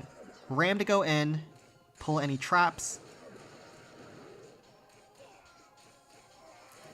And Sparky is going to chain all those buildings. There's not very great chain value on the bottom side over here because all the defenses are spaced 1 or 2 tiles apart. So 1 tile too far for Sparky to chain off of, but he's doing a good job at tanking all those defenses on the approach, so very nicely done so far. Graveyard Spell now as he enters deeper inside the base. Distract all the point defenses as his giants start dying.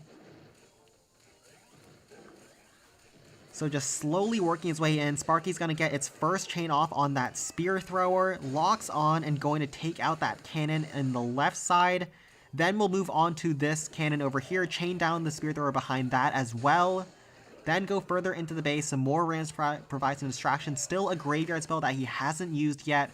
Locks on the air bombs. 2 shots on the air bombs will take that out. Then the Sparky looks on top of this cannon. Will take out the Rapid Rocket in behind.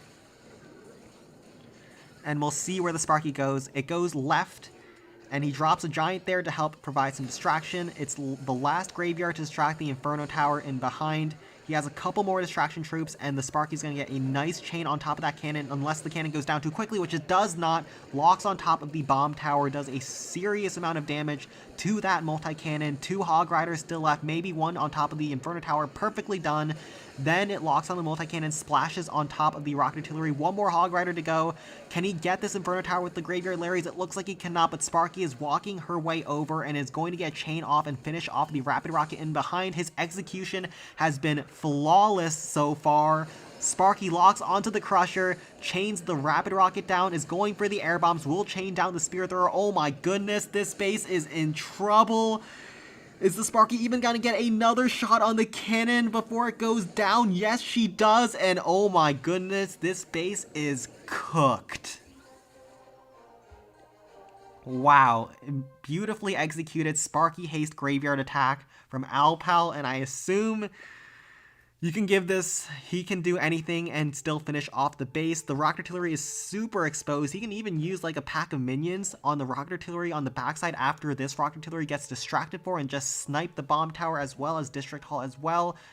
But he can do whatever he wants. I think he'll go in with another haste spell Sparky or whatever graveyard attack he's more comfortable with. But man, that was a great attack from him. And let's see what he has in store for the second hit.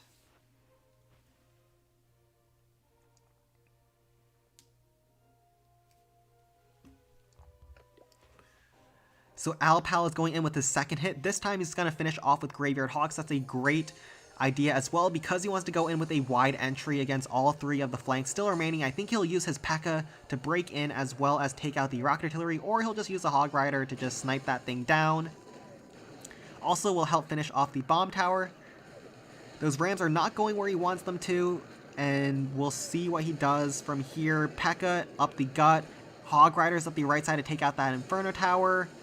The bomb tower is still up on the left side. Maybe he wants to use a Hog Rider just like that. Some more Rams to go in, open up the walls, as well as provide some distraction. He has 3 more Hog Riders in the camps.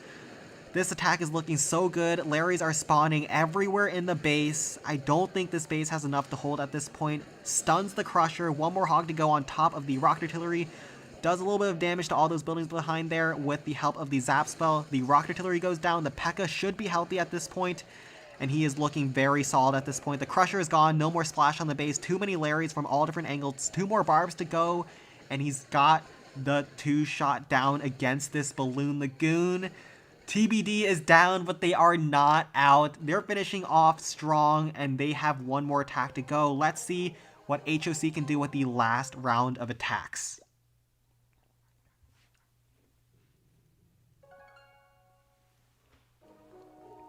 Miners are definitely still good, and that's why we have them banned. But now it looks like HOC will go in against Wizard Valley. And let's see what they can do against that base.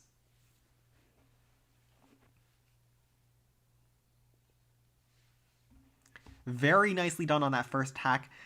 I will say the second hit was a little bit sloppy, but that was an overkill after that first attack no matter what you did. Very nicely done.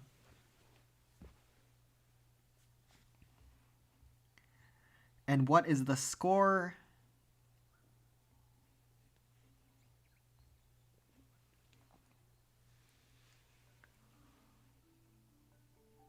To be decided, just tripled. I think it might be 16 to 15. So from Barb's last post, it should probably be plus 3 stars as well as plus 100%.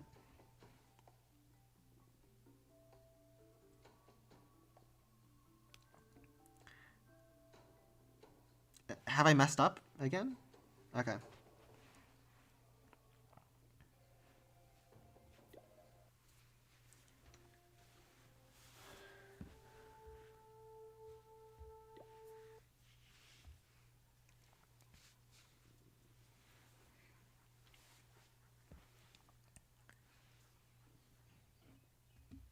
Oh no, they're still down by 2 stars.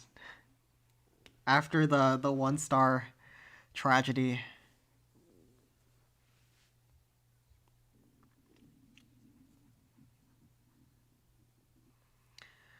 And what is going on here?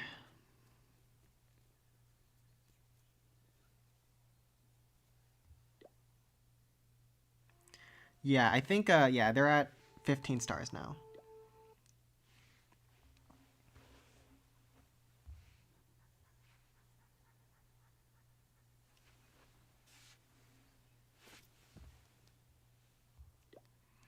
Do we finally have the correct one? Okay, now we're good to go.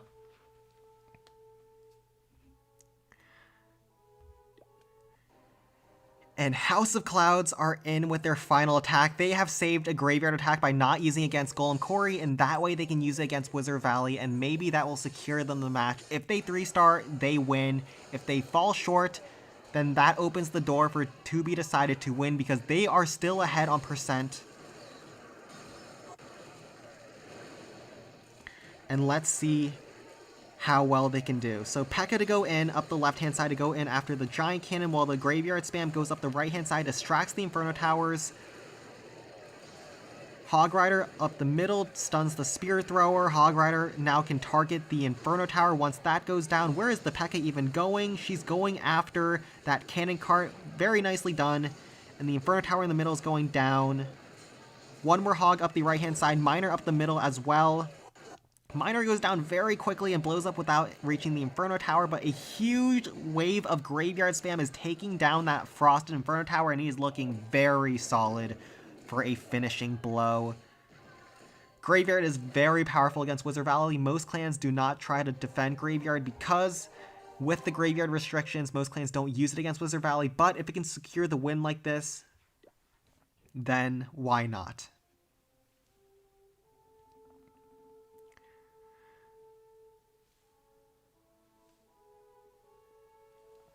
The only hope that To Be Decided has at this point is if the next attack falls short, but if this triples, it is over for them, and there's no coming back.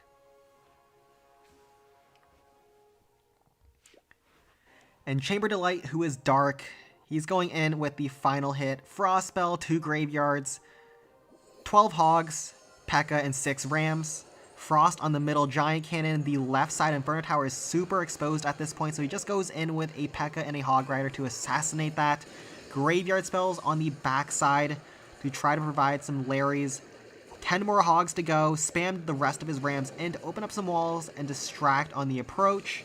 8 more Hogs in his bag. Larrys are spawning everywhere. Hogs from all different angles.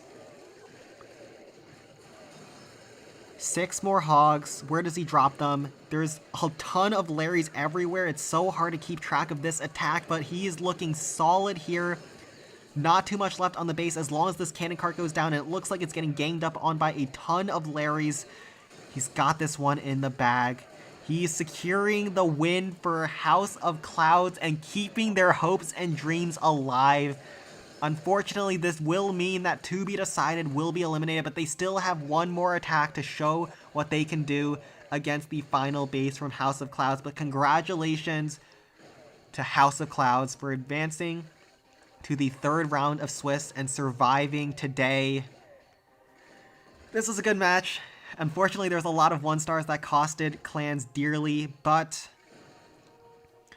as the Hog Riders move in towards those last couple of buildings in the back, the P.E.K.K.A is still healthy. Even if there's 5 giant bombs, it's not going to be enough to stop this attack. So let's head on over to the last attack of To Be Decided, though, and see what they've got cooked up for us.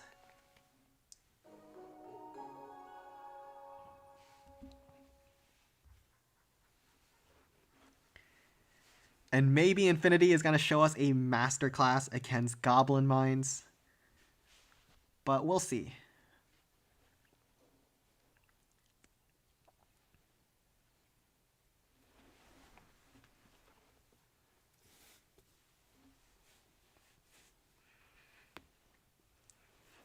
Yes, To Be Decided will still have more percent, most likely.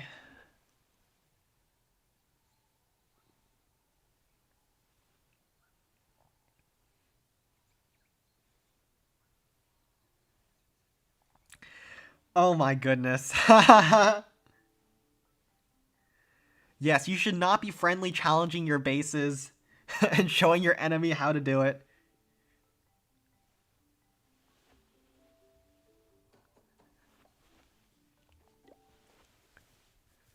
But now, let's take a look at the final attack from To Be Decided. They're going in against Goblin Mines.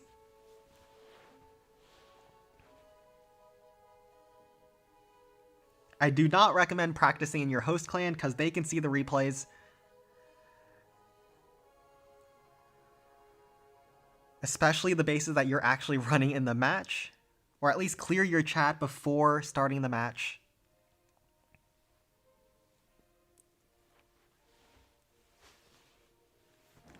But thank you, Alpal, for being honest. And let this be a lesson to the rest of you guys.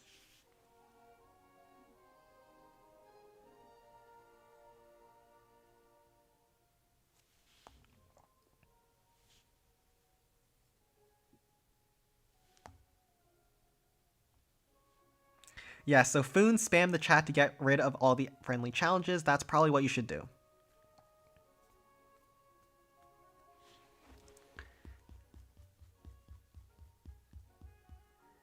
And yes, it looks like they did try to spam, but not quite enough.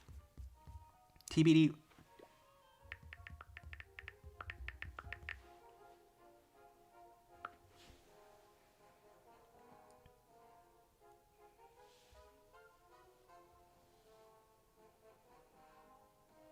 Infinity, we need you. Show us how it's done against Goblin Mines.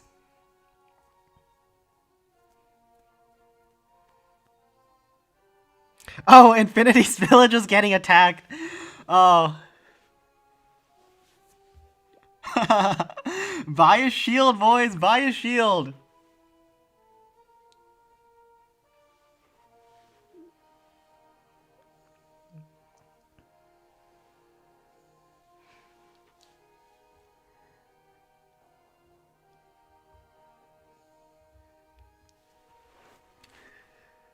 Should I attack? I mean, I can attack if you guys aren't going to go in fast enough.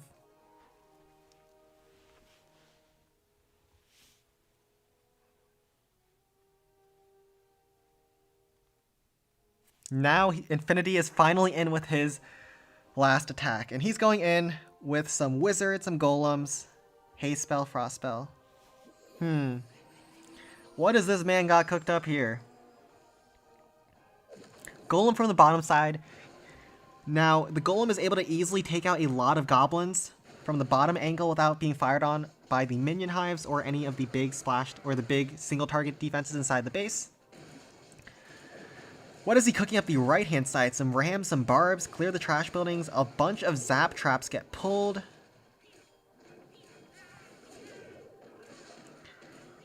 And the golem steps just outside of the minion hive as he's tanking all those goblins down.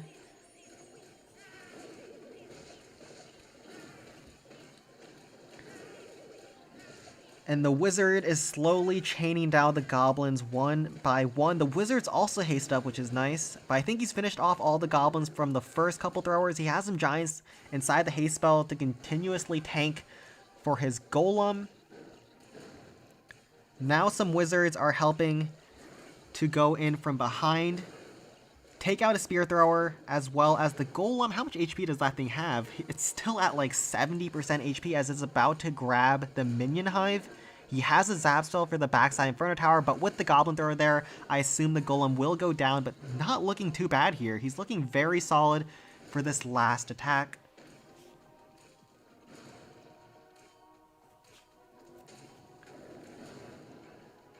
And let's see.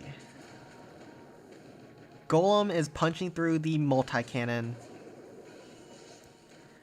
And yes, even with the reset on the Inferno Tower, the Golem will surely go down. It's so slow in getting through goblins, but it's going to take out a lot of goblins before finally going down. With its Death Bomb, it'll kill all those goblins right there. There's only one more barrel left in the thrower slingshot, and let's see if he can finish off the base.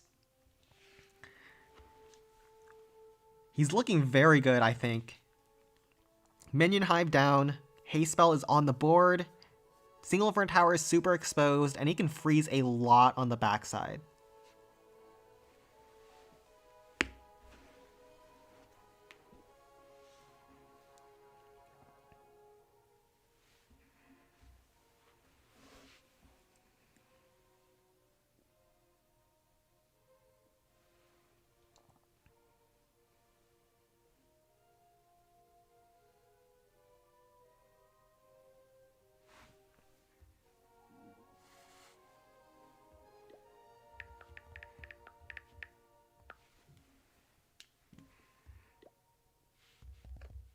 Yeah, I don't think To Be Decided has any more graveyard hits. Because Balloon Lagoon, Skeleton Park, and Golem Quarries is what they used it against.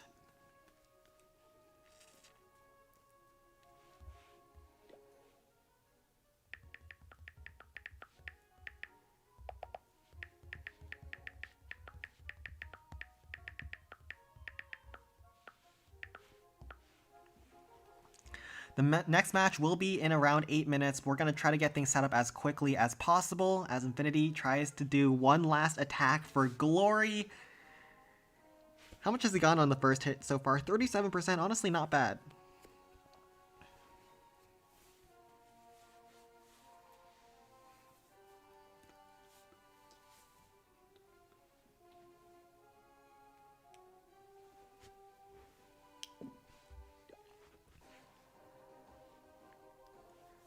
And he's going in. What is this? Infinity? What is this man cooking? 2 P.E.K.K.A.s, heal spell, frost spell, zap, 2 barrels, 2 giants, 5, I don't know. Ooh, that's sick. Miner over top of the cliff to go in after the blast bow and take out the goblins. Infinity is cooking today. Hog Riders to go in as the blast bow gets taken down to go in after the Inferno Tower. What is he doing? This man's insane. Miner is still alive with the help of the Frost Spell. Heal spell on the backside already down. 2 more Hog Riders in his deployment bar. Larrys are clearing the middle section of the base. P.E.K.K.A on the top side. Infinity, what are you doing to this man? Hopefully there's not too many traps, so the P.E.K.K.A is going to sweep the topside defenses. 2 Barbs still in the deployment bar. Zap to help the P.E.K.K.A get through some of those goblins. Once those Hog Riders start getting the heal spell, they'll start getting the effect of that spell. The next match is between Mu, the number 4 clan, who is Chinese, and then versus Rebirth, the number 8 clan, who is from France. P.E.K.K.As are still alive and healthy. 1 Barb to go. A swarm of Larrys are still approaching, but they're getting blown up by the bomb tower. The heal spells are just so weak right now. I think if he had another frost spell, he would have actually had a chance. But he'll fall just short. Very cool attack, though. Very nice idea and very nice execution as well. With only 2 minutes to plan, coming up with something like that is wild. So very nice try to him. He didn't have a graveyard attack left, so he's going to fall just short because the P.E.K.K.A takes too long to beat through the walls, but he's getting very close here. Nice try to him.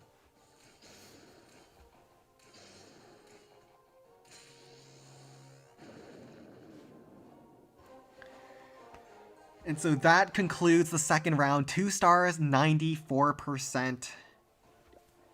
And we'll be moving on to our third matchup for today, which is going to be between Mu and the Rebirth.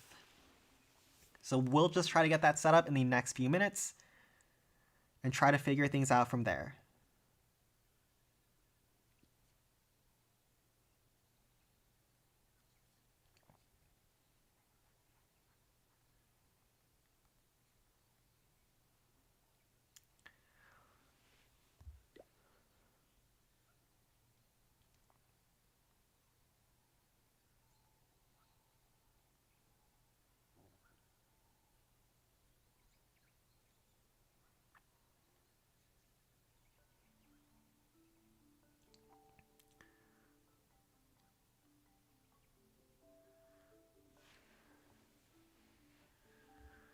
Try to get all the invites set up.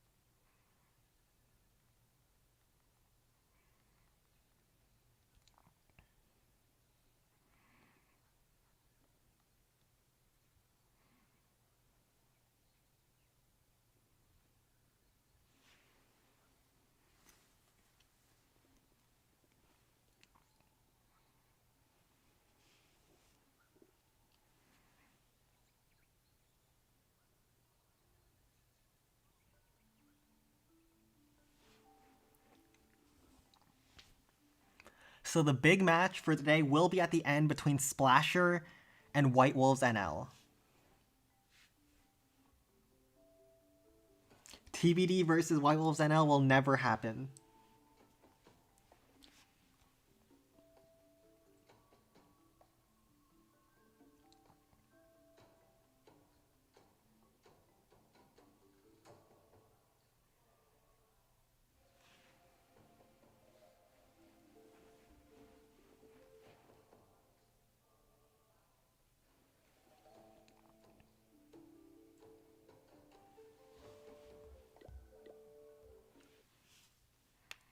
Well, TBD just lost, and they are the first clan to be knocked out of the tournament.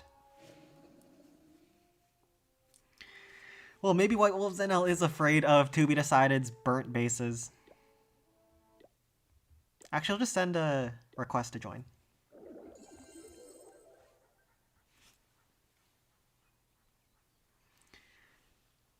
To Be just decided would just be running the same base again on day 3 anyways. I would assume by then White Wolves NL will know how to take them out.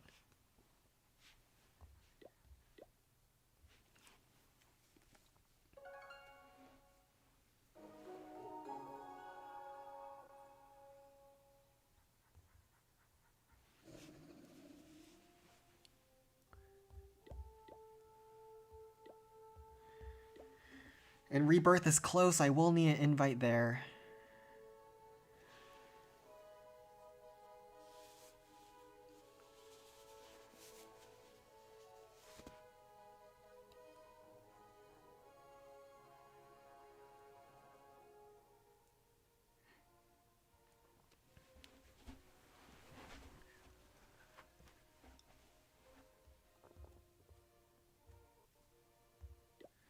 Oh my, no, no.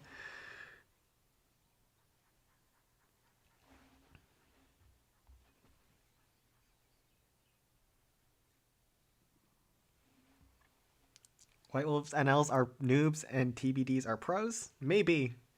White Wolves did underperform yesterday, but maybe it was just that Rebirth overperformed, which they also did. So I'm excited to see Rebirth now facing off against arguably the best clan from China who won the most recent Chinese tournament, which is Mu, the number 4 clan they are currently up against.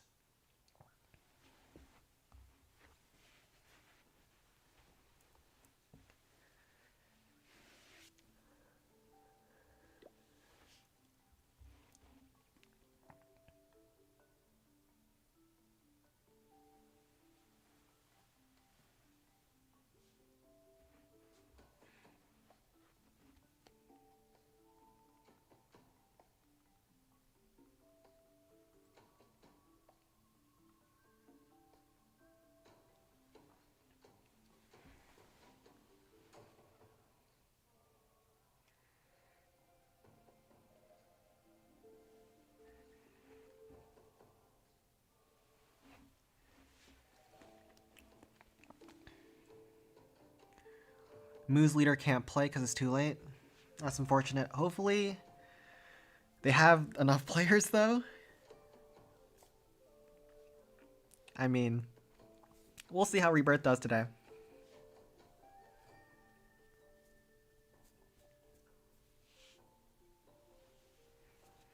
Yes, the Chinese teams are very strong in this tournament. Actually, if I'm not mistaken, if Mu wins, they'll be facing off against the other Chinese team.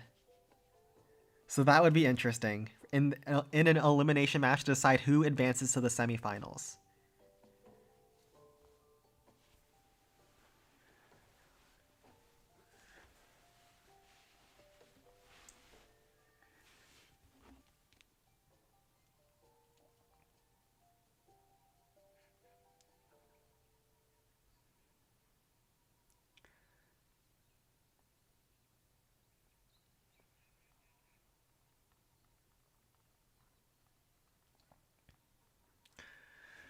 Oh, goodness gracious.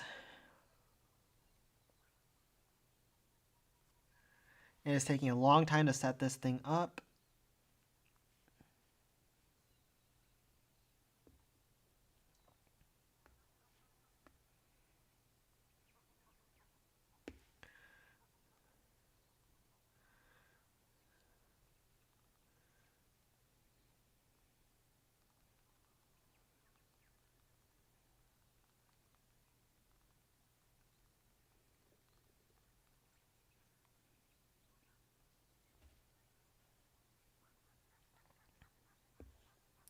Yeah, it is Town Hall 6 Plus. So I will send them all the tags to invite.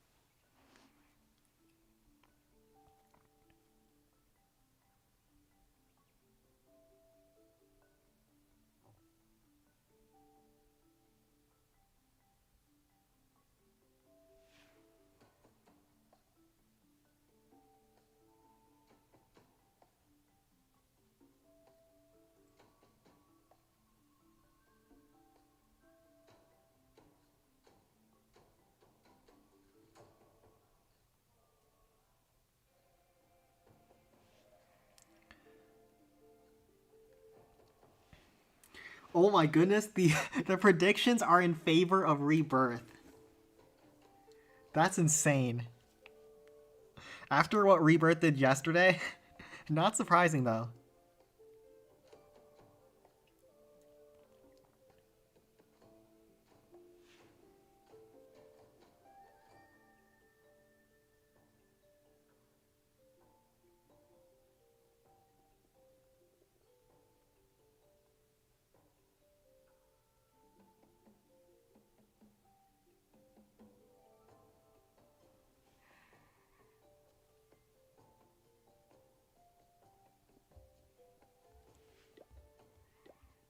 I think I actually do have an account at Rebirth already.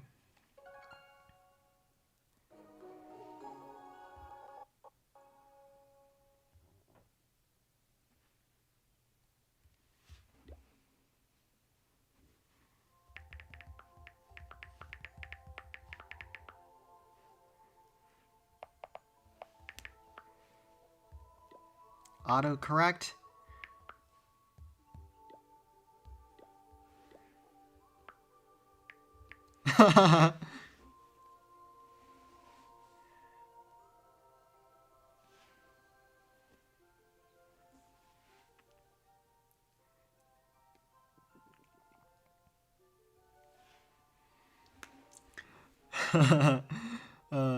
Okay. Let's get things all set up.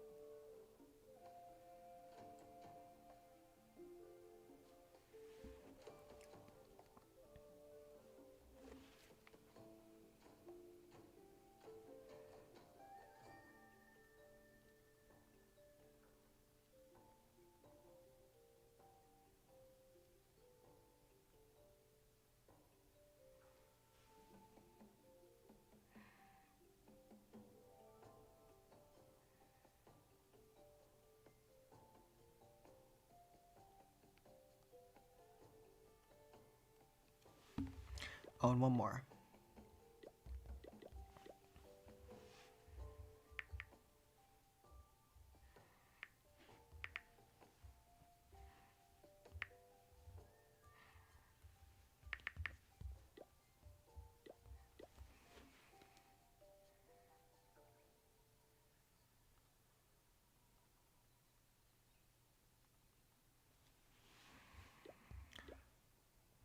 All right, let's head back to Rebirth for our first match.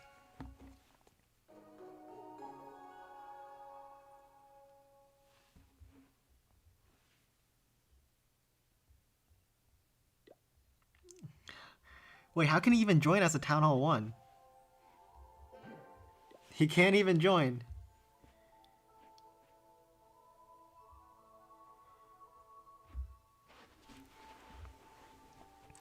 I mean, Ziva is in the clan, but I don't know how he doesn't have a clan castle.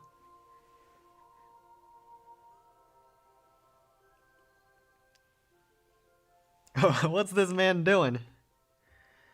So I think everyone is here.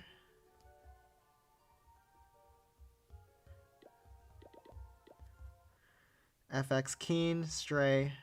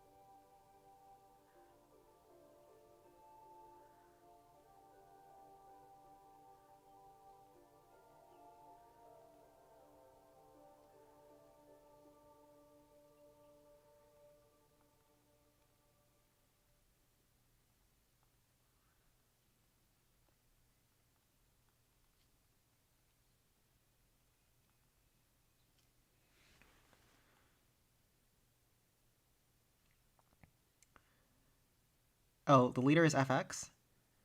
Well, he joined the clan. But we need Windsong. Who's that?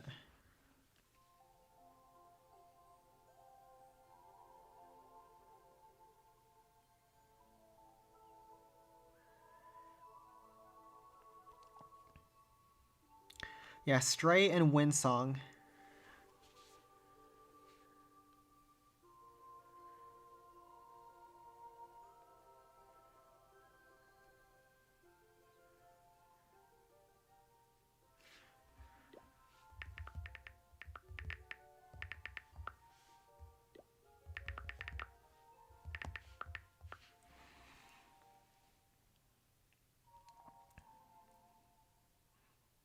Okay.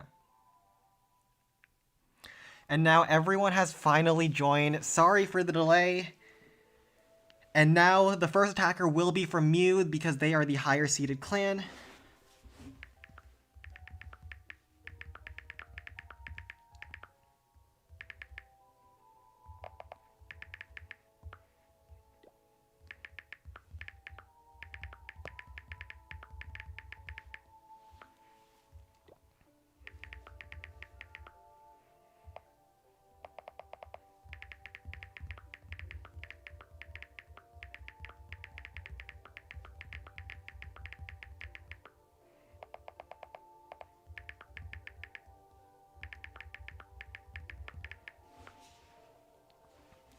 Ziva is not on 2 teams, but he is streaming over on Bilibili, I believe.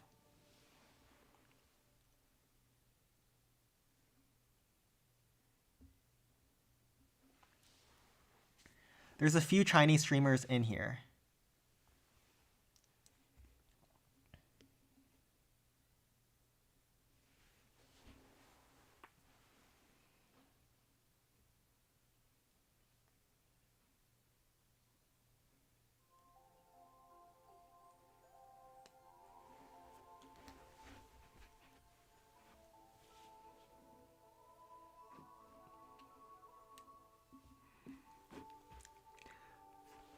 Hey James, can you communicate with number 4? Because I don't know if we're having translation issues here.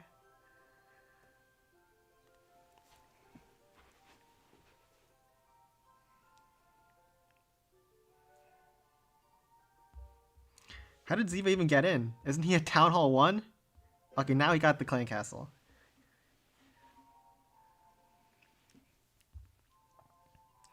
Balloon Lagoon is going to be the first district of this match between Rebirth and Moo.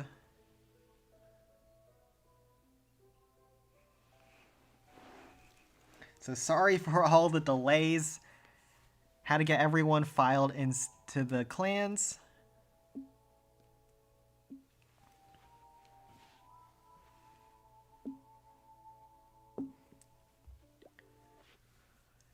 And Balloon Lagoon will be the first base they attack.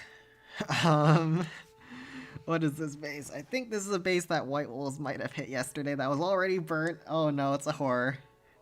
Good luck to Moo. Let's see what they can do. And let the match begin. The third match is going to be between Moo, who is currently number 3 in the world from China. And they have some of the strongest players in the world. So this is going to be a fun match between Rebirth, the number 1 clan from France. And they're coming in with graveyards. Jump spell probably out the right-hand side of the base to get a better angle. And the Rocket Artillery's 4 carts in the deployment bar, 4 Hog Riders, as well as Rams and Giants to help get those graveyard spells going.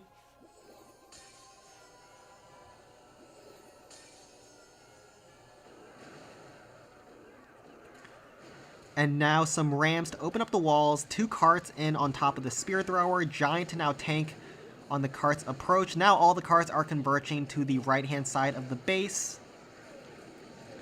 And some Hog Riders to now support in from behind.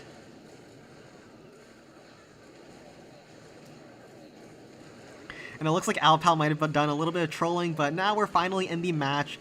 The cannon carts are locked onto the Rocket Artilleries. Graveyard spells are doing a good job at distracting all the defenses on the approach. Carts are now walking in range of the Inferno Tower, so they are going down.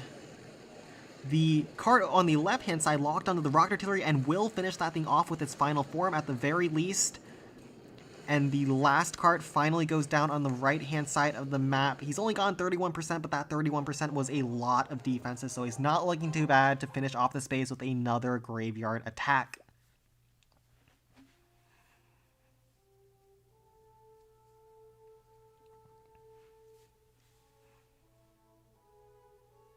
And yes, it looks like someone tried to impersonate Ziva with a Town Hall 1 account. But let's take a look at their next hit. So what is he going to do? 2 Rocket Artilleries are down, 2 Inferno Towers are still up. However, Graveyard Spell is a balanced spell, so surely he still has enough here. I would not be surprised if he just goes in with the same exact thing and it will work out.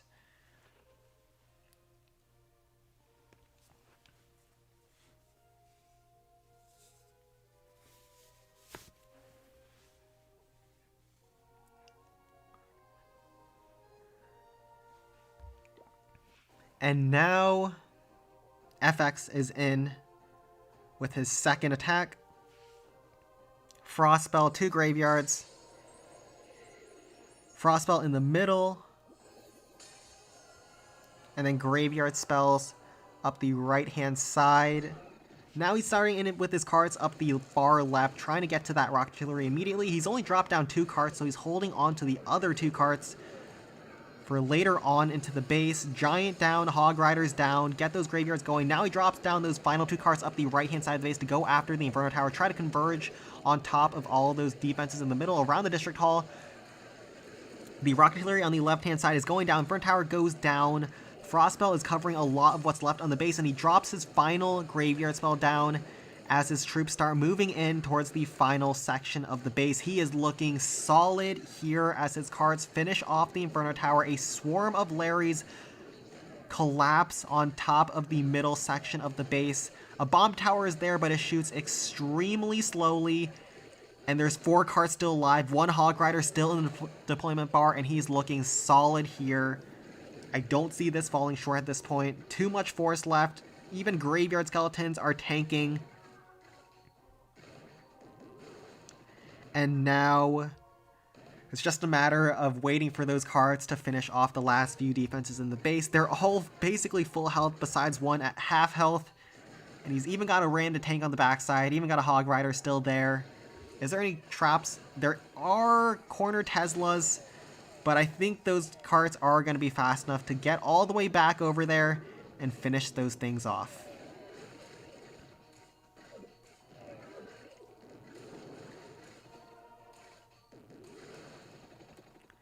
So a minute, 10 seconds on the clock. That is plenty of time for the carts to go all the way around the lagoon and try to take those out one at a time. So nicely done to Moo on their first attack. One attack in, and they've got a triple down on the board.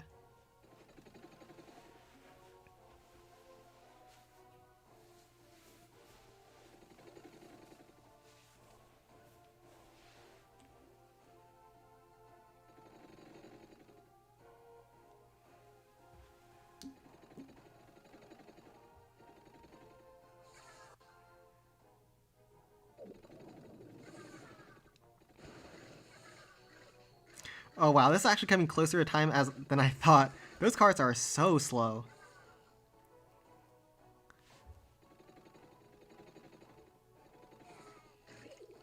Sen FGR 420, what the heck? And no, that is not me.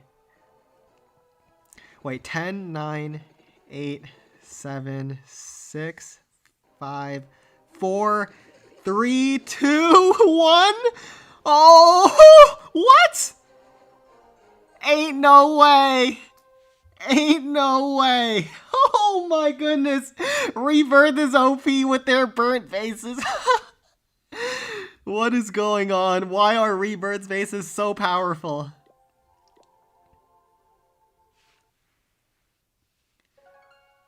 That's insane.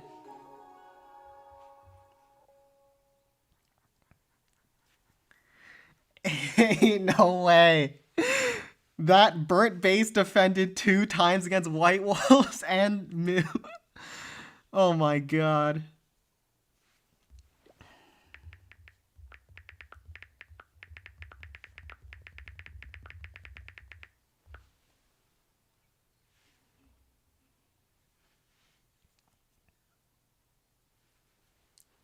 No shot. Oh, the horror. That base is like burnt as anything.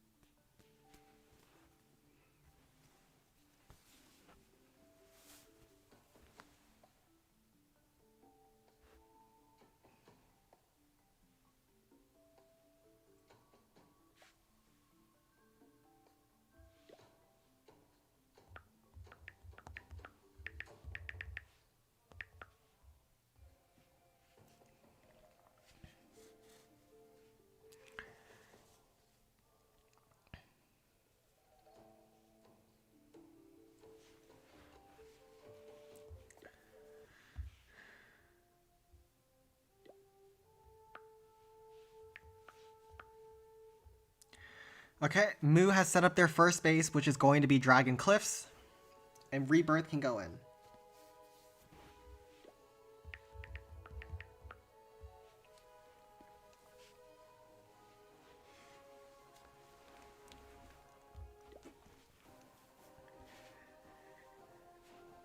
Alright, so Rebirth is going in with their first attack against Dragon Cliffs. It's a bit of an interesting choice to start off against Dragon Cliffs, but they're coming in with Golem, 3 Inferno Dragons, 2 Barrels, and a Hog Rider. Haste Spell leading the Golem into the base. If the Golem clips the wall, he can deploy his troops closer to the Inferno Tower, which it does. He also has a Zap Spell to reset the Inferno Tower as necessary. So now he resets the Inferno Tower with the help of a Hog Rider, a Barrel to try to blast that thing down, including a Barrel to help distract for the Inferno Tower to go in to snipe one of those dragons, another Barrel, and another Inferno Dragon to snipe yet another dragon. Does that Inferno Dragon win before it gets blown up? Yes, it does. Now there's a lot of air defenses around, so he actually has to wait on his next Inferno Dragon before it gets shot down by a ton of air defenses, so he's holding on to it. Being very patient right now, so he can drop his Inferno Dragon away from the right side air defense. Uh-oh. It does go down, unfortunately. If he dropped the Inferno Dragon more to the left, it would have worked out, but the Golem does go down. He ends at 24%. He's taking out the District Hall. No threat of a 1-star attack, but not too shabby, to be honest. This is a very compact base, and let's see what he can do here.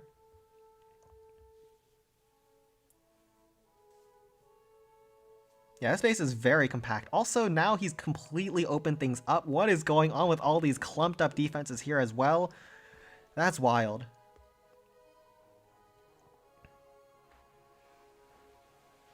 So this is definitely more of an interesting Dragon Cliffs approach that I have not seen yet. Let's see if it's able to work out here.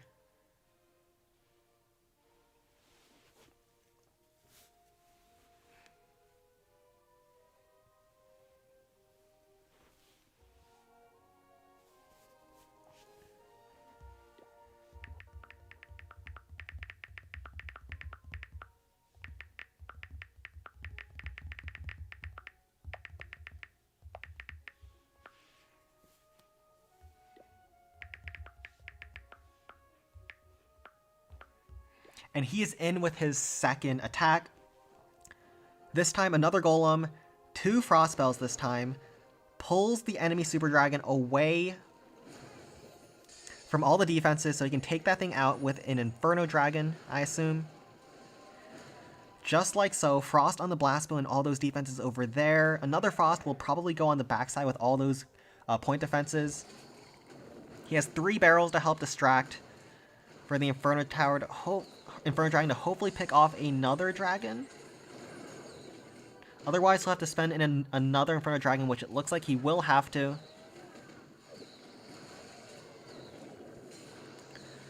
So we'll have to send in another Inferno Dragon to pick off that dragon. He probably will not have enough to 2-shot at this point.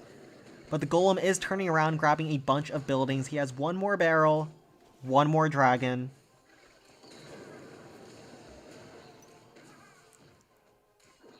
And let's see how much percent he can get. I'm guessing probably around 70-ish%, depending on how the rest of the troops path. Or maybe just 60%. Golem can actually reach across the cliff and swipe at that spear thrower. The enemy Super Dragon is being distracted by the barrel, so then he can sneak in with an Inferno Dragon, take that thing out. Now his dragon is grabbing a couple of buildings. His Golem is soon to go down, though. The Larrys have gotten a couple buildings as well. The Golem Death Bomb does grab a Spear Thrower, and he will end up at 68% 2-star for his first attack.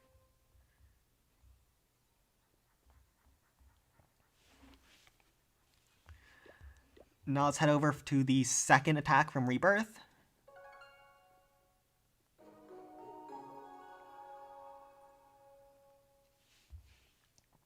And they want Goblin Mines.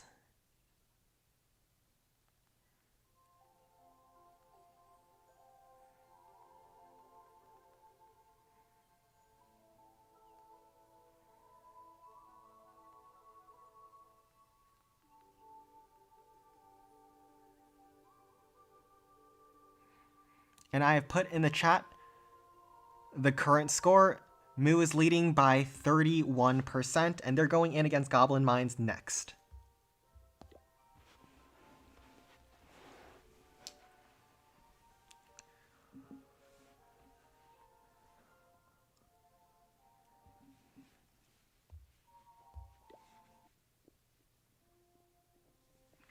Goblin Mines, this is an interesting layout.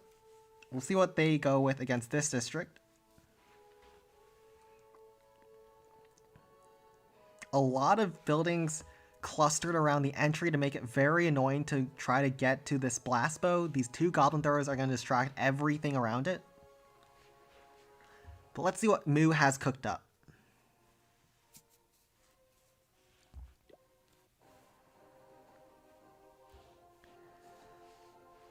So he's got a Golem, 2 Wizards to chain down Goblins, 2 Miners to try to DPS some buildings the Golem misses, and then 2 Giants to presumably tank for the Wizards or the Golem, but we'll see what he's got planned for us. Golem straight into the multi-cannon, take that out early. Nicely done on the Giant up the left-hand side to try to take out all those Goblins over there while the blast bow is being distracted. So good base identification from them. Removing a whole set of Goblins will help his Golem work into the base faster. Another Wizard, I think he was trying to chain the Air Defense and District Hall. but it got a little bit distracted. Now he's sending a miner up the gut to try to go after the blast bow as the golem swerves right. So I'm liking this plan so far. Miner quickly makes work of that district hall and is going in towards the blast bow. Wizard is still alive as well. Giant is going to be there to tank. It's a little bit too slow to get inside the base, but there's also another miner beneath the golem to help provide a little bit more DPS as the golem whacks down building after building. Minion hive gets stunned. Miner is going to go down to the Inferno Tower on the left-hand side. It blows up and grabs the multi-mortar. Golem swipes down a ton of goblins at once. He's low, but maybe he can reach that minion hive with the help of the miner.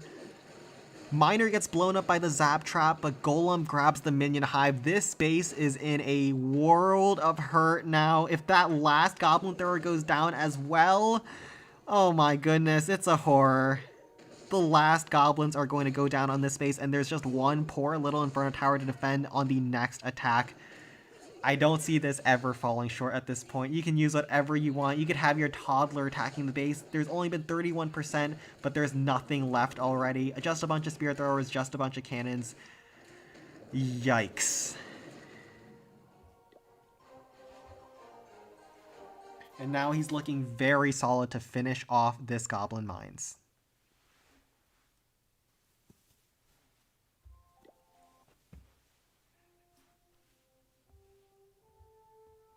And yes, well done. At this point, he can just come in with whatever he darn pleases. There's no more goblins, no more blast bow, no more giant cannon, no more minion hive. Rebirth's base building is finally catching up to them.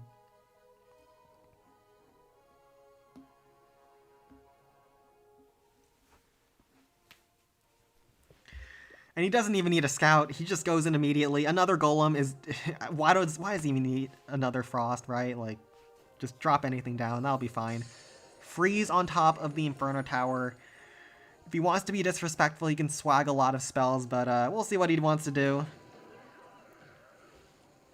Ram to tank the Inferno Tower. Goes in after this wall, and it will distract the Inferno Tower, and pulls a zap trap and a giant bomb. So much value on the Ram. The frost spell is going to make sure that Inferno Tower will never get ramped up on him. And he drops the second frost. He misses. He was trying to go for a spear thrower cannon down here as well, including those top two cannons, but it really doesn't matter. He didn't need that spell.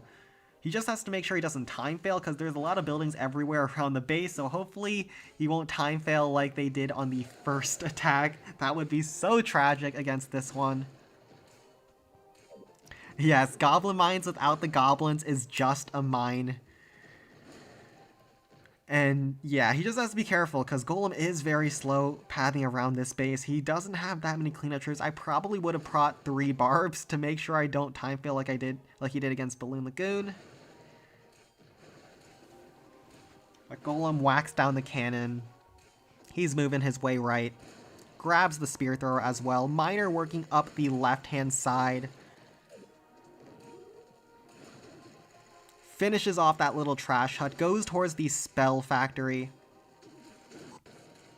Golem swerves left, and his miner goes right. 2 hog riders still in the deployment bar. 1:30 left. I said 1:30 was plenty of time on the Balloon Lagoon, but I don't want to jinx him again.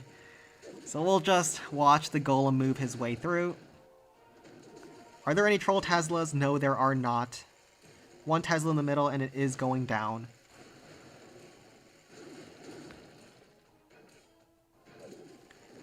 And what more is there to say? The Golem is just bulldozing down everything left on the base. Very nicely timed on the zap to make sure the Rapid Rocket did not kill the Hog Glider before the Glider was able to stun the Crusher. That's a pretty difficult timing.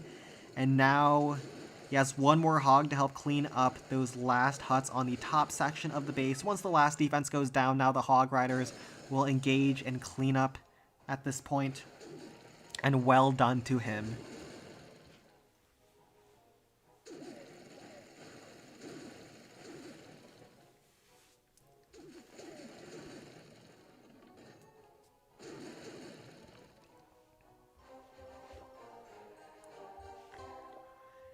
And on to Rebirth's second hit.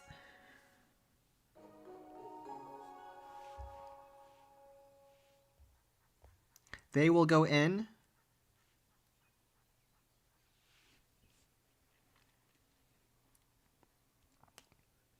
Against whatever base they choose.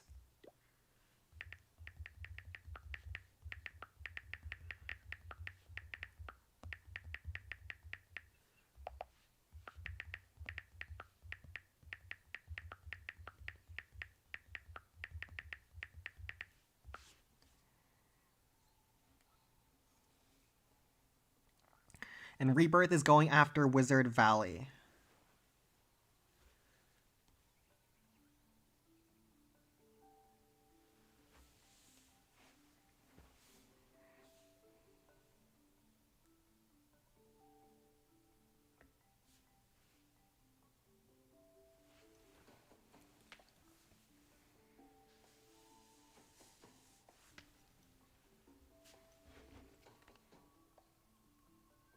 Yes, you are right, Barb.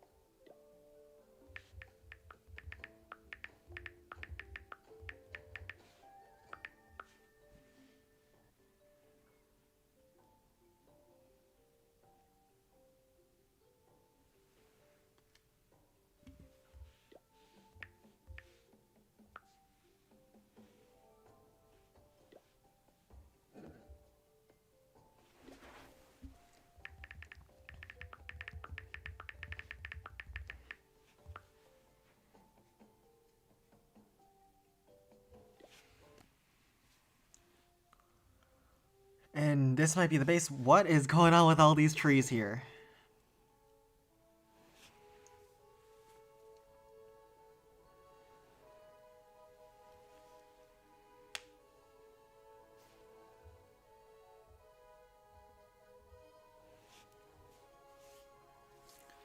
So Rebirth will go in against their next base, which is Wizard Valley. And they're just going to commit a graveyard attack against Wizard Valley. Tempestum is going in Frostspell, Graveyard Hogs with a P.E.K.K.A. Let's see how he plays this one.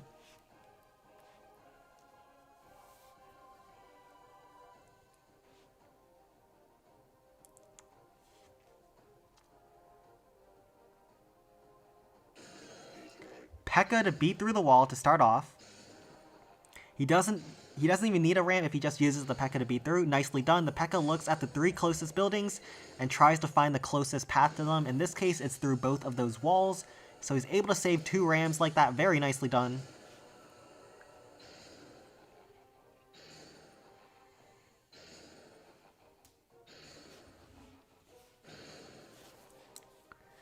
And a graveyard spell leading into the base.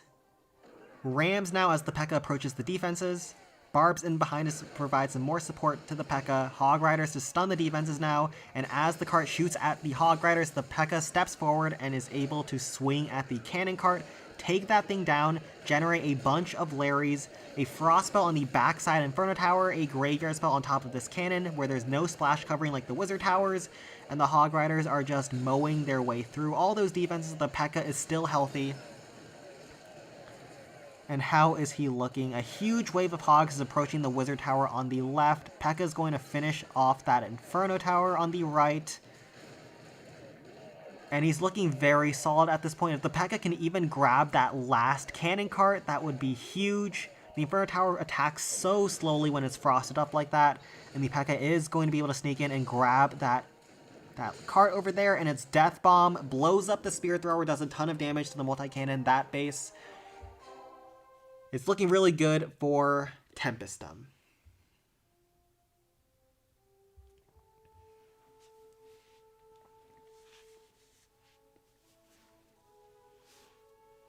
And yes, both the clans are attacking in each other's clans.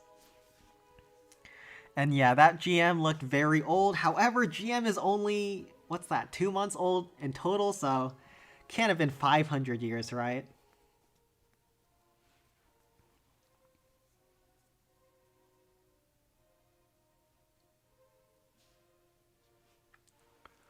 And we'll just wait for what Rebirth wants to do against this Wizard Valley for the second hit.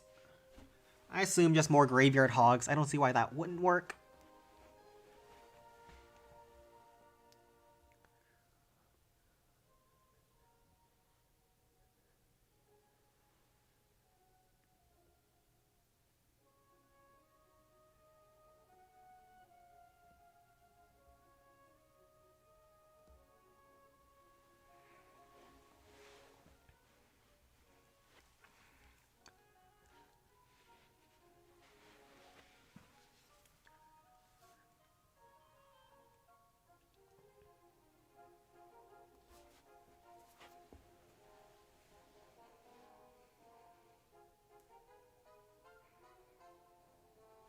And now they are in with their second attack. Graveyard Hog, similar army with the P.E.K.K.A. as well as Frostspell. Frostspell probably on the middle Giant Cannon and Inferno Tower combination. Slow those things down with the cart in between.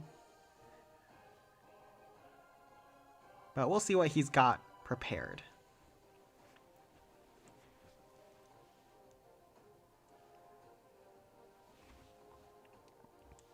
Yeah, the backside Giant Cannon will be annoying, but as long as he doesn't spam in all his troops too quickly, I don't think he'll have too many issues here. Frostspell has come down, hits the multi-cannon as well, very nicely done. P.E.K.K.A. is going to finish off the Inferno Tower with a ram to help distract on the approach. P.E.K.K.A. is going in, finishes off the multi-cannon as well. Bomb pops, so only hits a couple of hogs. One Graveyard Spell to distract the Giant Cannon from the right angle, away from all the rest of his troops.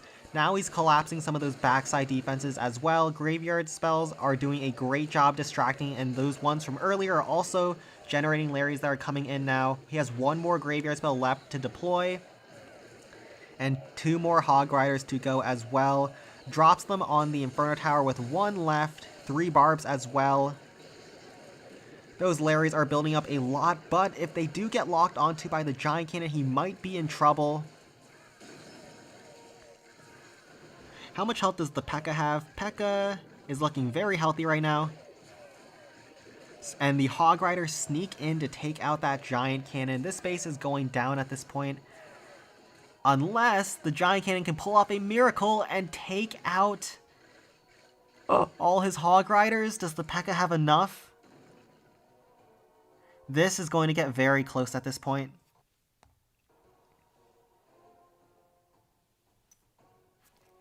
The P.E.K.K.A. is fully healthy. There is a Spirit Thrower as well as a Wizard Tower behind, but there's no other troops to try to pick off that Giant Cannon. I think if he held one more Hog Glider for that backside Giant Cannon, this would be free, but all those Larrys are going to get shot down at once by the Giant Cannon shell. And the P.E.K.K.A. has to beat through 3 layers of walls.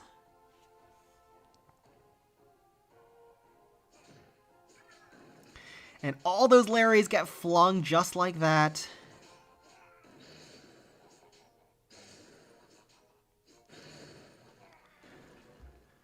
Spirit Thrower does not lock on. Does lock onto the P.E.K.K.A. Full HP walls at this point. P.E.K.K.A. takes 6 or 7 swipes to get through each layer of walls. This needs to pull through, or Rebirth is in trouble. And I don't think he has quite enough here. That's unfortunate. He'll fall short at 98%, and it's time for Moo's next attack over at Rebirth.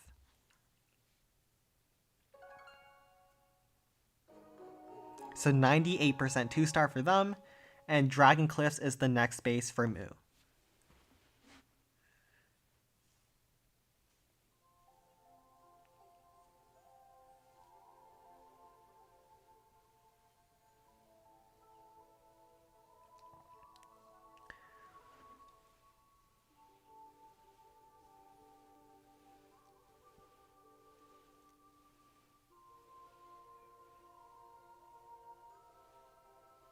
Yeah, that was kind of rough.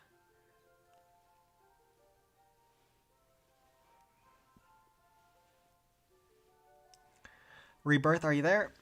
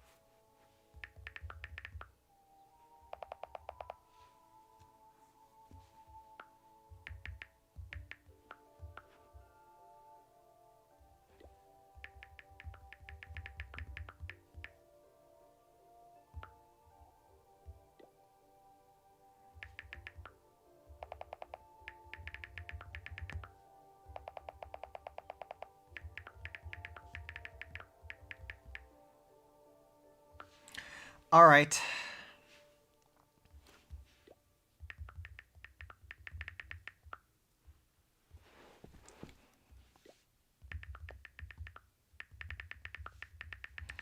Okay, so it looks like Moo is getting a free triple against Dragon Cliffs.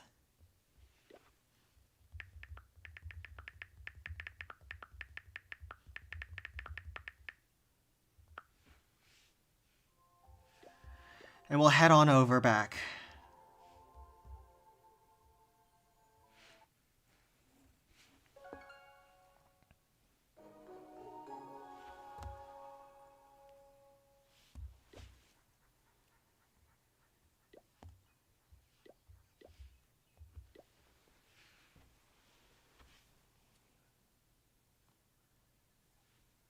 Yeah, Mount Golem is very good. Rebirth changed one of their bases, their base that they set to Scout View, which means they can't friendly challenge it anymore during the weekend. And so we'll just give the free triple over.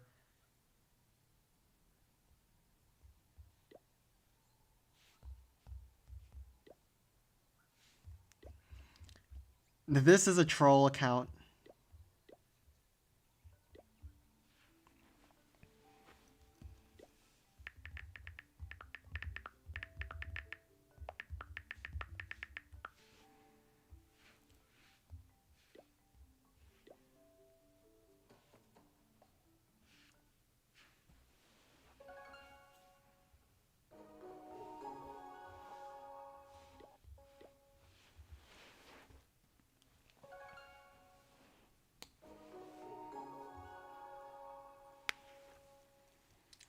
Alright, Rebirth will be attacking Skeleton Park next.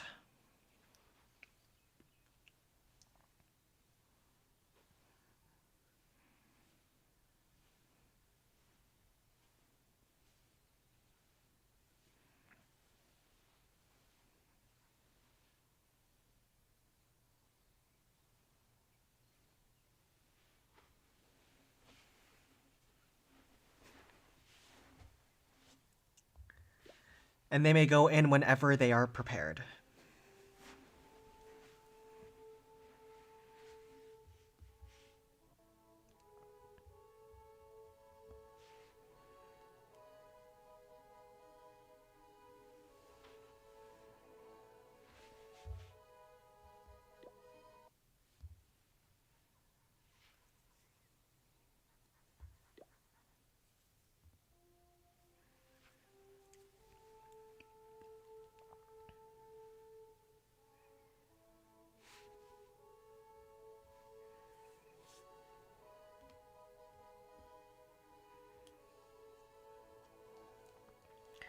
Well, Rebirth can still make something happen if they triple this Skeleton Park, but yes, that's all we can do for them.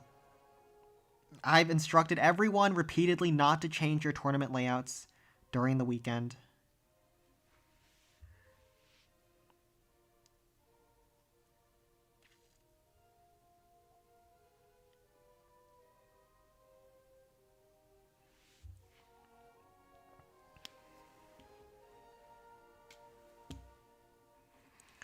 And we are good to go.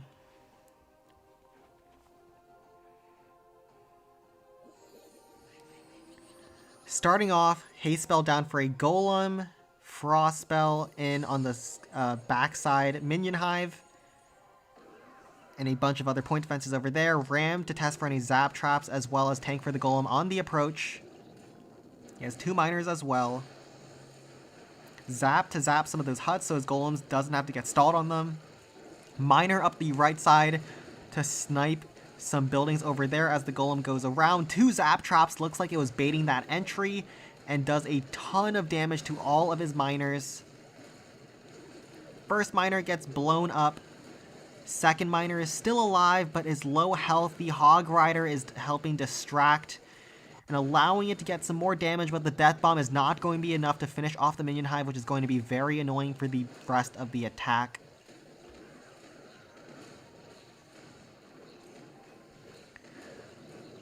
And he has no more troops left. And it's just up to the Golem to see how much more it can get. It's actually turning back to finish off the minion hive, which is favorable for him. And I don't think he's looking too bad for a finish here, but he's not going to get too much percent.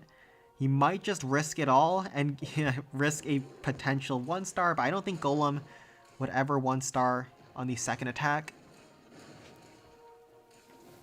If he does choose to go with another Golem, can it actually finish off the Giant Cannon? That would be huge and perfect. Yes, it does. He can now send in his Golem straight after the Rocket Artillery and hope it has enough to finish off the rest of the defenses.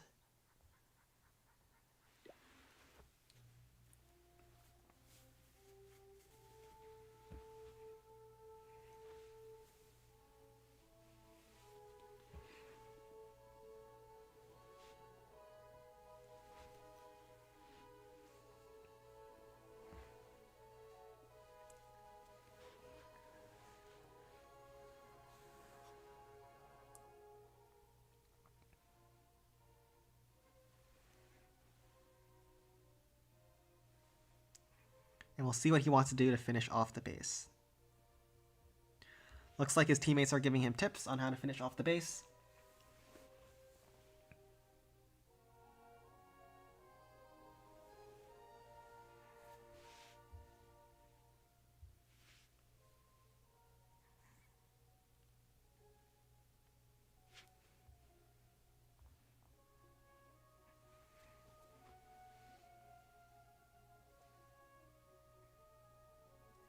Golem is not great without Haste Spell.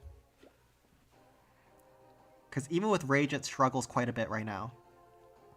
He has 2 Frost Spells to bring in on his second hit. 2 Miners as well. 1 Frost on the Rocket Artillery. Another Frost on the backside Minion Hive. Giant to tank some of those defenses on the approach. Golem up the gut. Zap Trap hits his Golem. And there's a lot of defenses in the middle here. Barrel up the right side to grab those 2 cannons that his Golem is skipping. A Giant Bomb pops on him. A Miner for the Mortar to help support his Golem. Another Trap wrecks the rest of his Larrys over there. And then he sends in his second Miner to finish off that little cannon. It's all up to his Golem. I don't think he has enough, but we'll see how far he can get. Ram to tank a little bit of other defenses like the Tesla as the Golem starts working its way through. Pulls a bunch of traps, so not too shabby there. He does need to get the District Hall. I don't think he has enough to finish off all the defenses, though. The Miner is actually locked onto the District Hall and should have enough to beat through all of that. Oh, the other Miner blew up and took out the Tesla. Hold on here. It's going to get close, but I don't think he has enough. The Miner is going to finish off the Reflector, but the Reflector does a ton of DPS if you don't kill it quickly. The Miner Death Bomb is enough to finish off the Reflector. And the Golem is getting flanked by all of the defenses on the backside, so he will not have enough. He'll finish at around 85 to 90%. No 1-star today, but no 3-star either.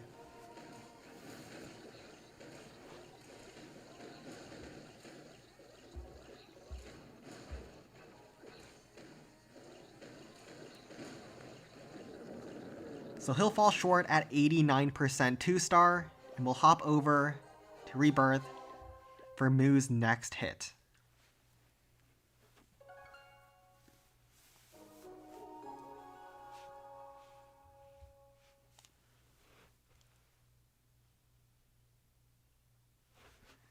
And now it looks like Moo wants to attack Golem Quarry next.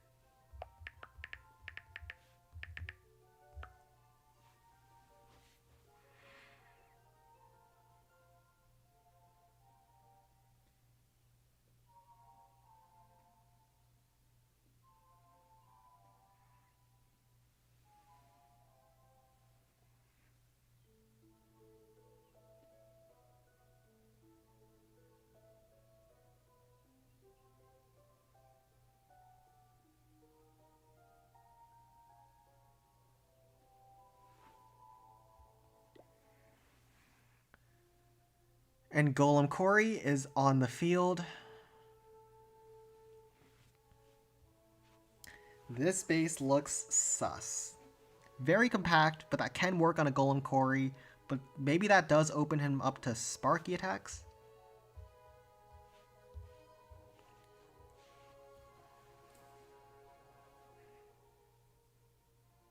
We'll see what Moo decides.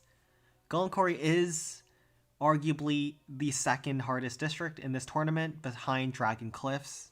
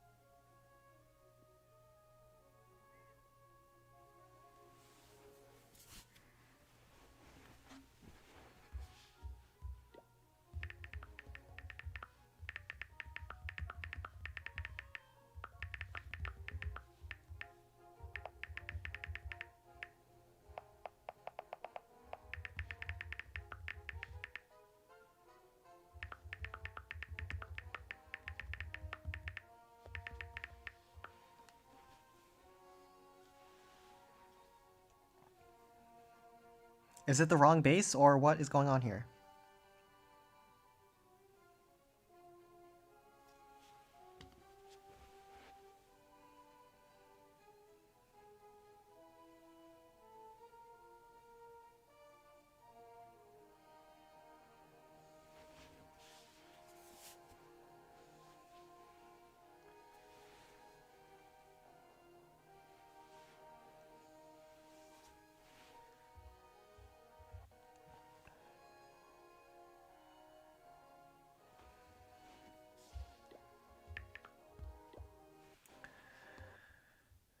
Okay, and we are in Sparky Rage Graveyard.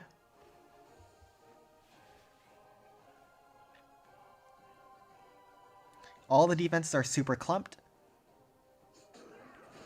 so it's very favorable for Sparky. Graveyard on top of the multi-mortar to keep the defenses around distracted.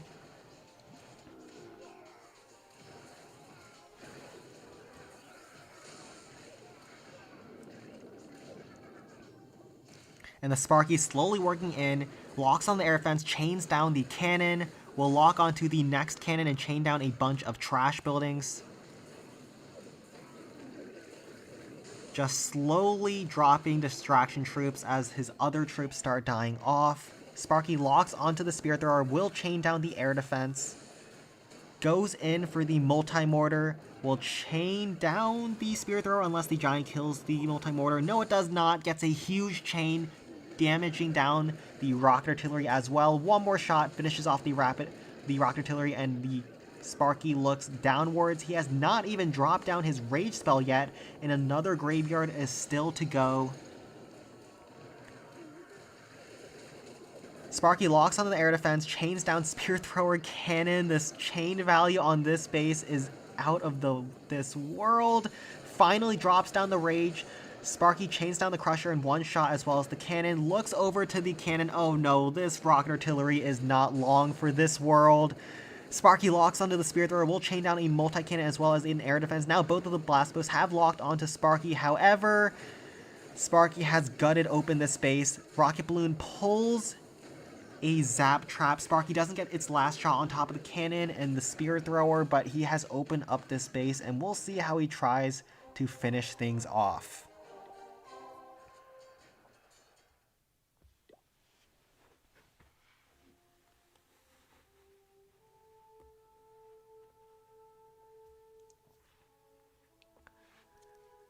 So he has opened up the base a lot. I would assume he drops down his Sparky back into the Rage spell, chain down the cannon and Spear Thrower that I missed on the last hit, and just do the same thing that he just did, and it should work out here. Maybe he'll bring another Rage spell to help chain down some of these big HP buildings on the backside, and then some more graveyard spells for some more distraction, but we'll see what he wants to go with.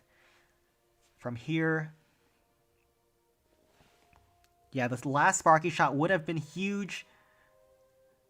If it did get that last shot, I would say the base is absolutely done, but he now still needs to execute a pretty decent attack if he wants to claim the triple.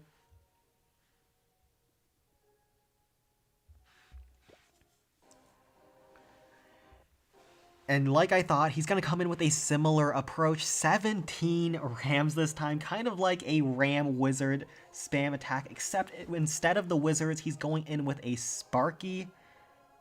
And let's see how he does this. So, first question is, where does he start Sparky? I would start it back in the rage. Yup, just like so. Locks onto the cannon, will finish off the Spirit Thrower as well as the Rapid Rocket. Sparky locks onto the Blast Bow. Chains down the Spirit Thrower next to it. Will go in to slowly chip down the Blast Bow, but both of the enemy Blast Bows have now locked onto Sparky, and she's taking a ton of damage.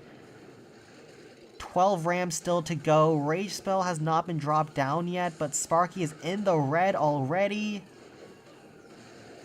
Hog Rider gets shot down. The glider does not stun the Blast Bow. Sparky is just about to die, and this attack might be a 1-star if things don't start going well here.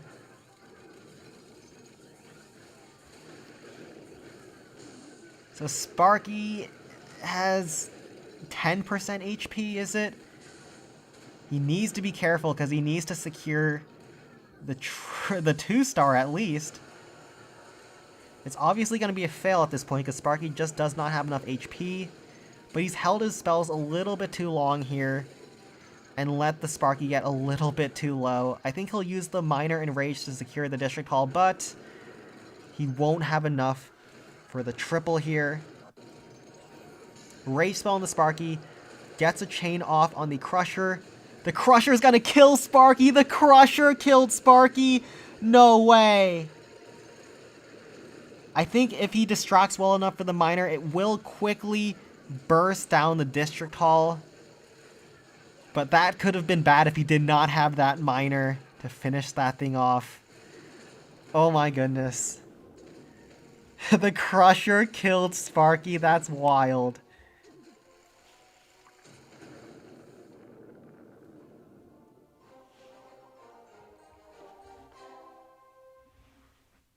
And we will now take a look at the next attack from the Rebirth over at Mu. So he'll fall short there.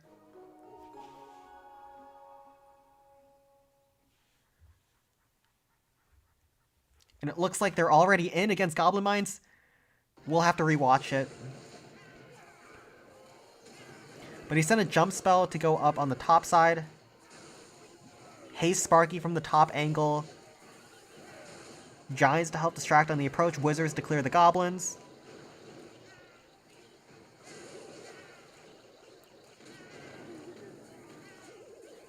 Sparky locks onto the Spirit Thrower on the right side, takes that thing out, locks on the Rapid Rocket, will chain the Spirit Thrower in behind it.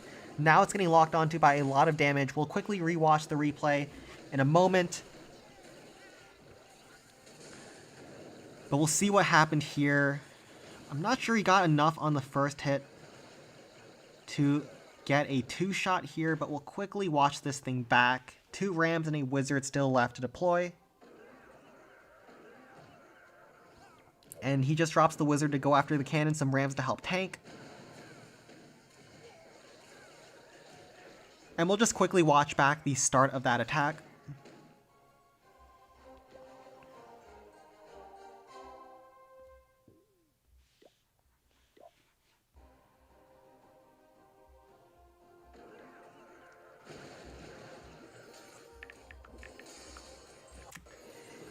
So Sparky from the top angle, nothing, we didn't miss too much. Giants and rams to help tank.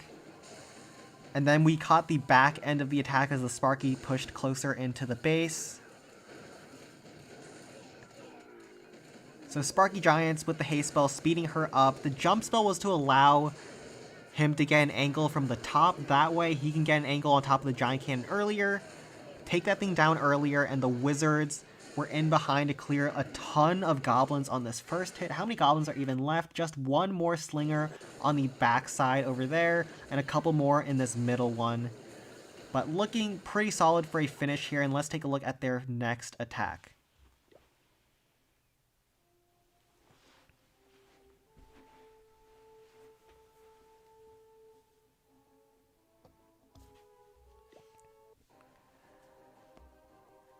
And the finishing blow is going to be done with Golem, using the haste spell from the last attack, sending the Golem straight into the blast bow. Probably frost spells on top of the backside Inferno Tower, as well as the middle minion hive.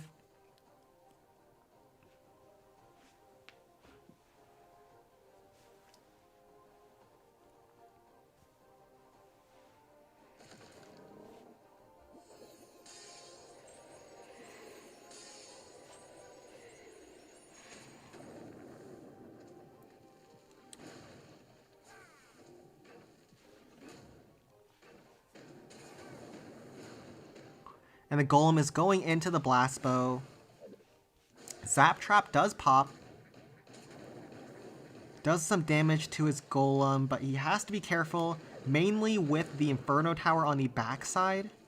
That is definitely a concern here. Miner up the right to grab the Multi-Mortar. And the Golem is still outside of range of the Inferno Tower as he's working through the Goblins. Still a Zap spell to go. As well as Hog Riders to try to help support from the flank. This is not going to be a 1-star, is it? Golem has to get through that Inferno Tower. Does get through that, turns around, goes after the District Hall now. Will secure the 2-star, but will not get a triple. Too much damage on the backside. Golem is working through those goblins one at a time. But it does have enough HP to at least splash down the District Hall with those goblins.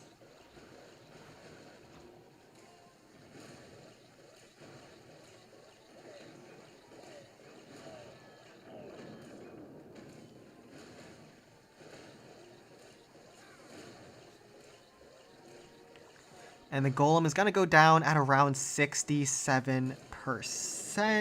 69% by splashing down 2 buildings. Nice. And let's head over to Moo's next attack. 69% 2-star for the Rebirth to put the score at 10-8.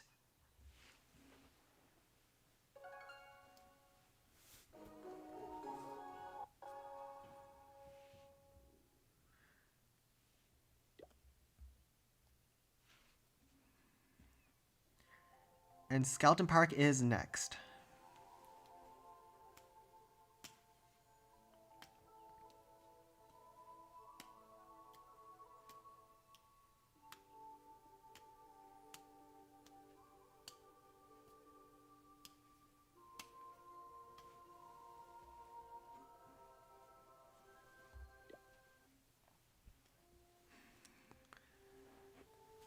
So the next base from Rebirth is going to be Skeleton Park. And let's see how this goes. 2 minion hives in the island section. And most people will go with Golem anyway, so we'll see how they approach this one. Like I thought, most people will go with Golem against the Skeleton Park.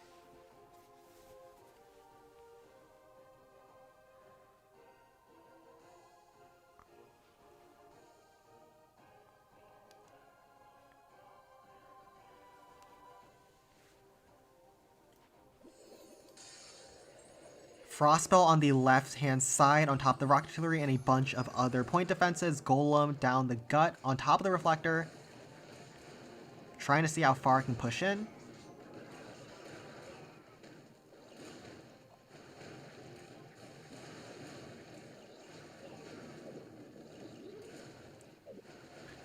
Zap Trap hits the Golem. All the defenses are frosted up and slowed. They're not doing too much damage to the Golem, so it will make its way slowly towards the minion hives.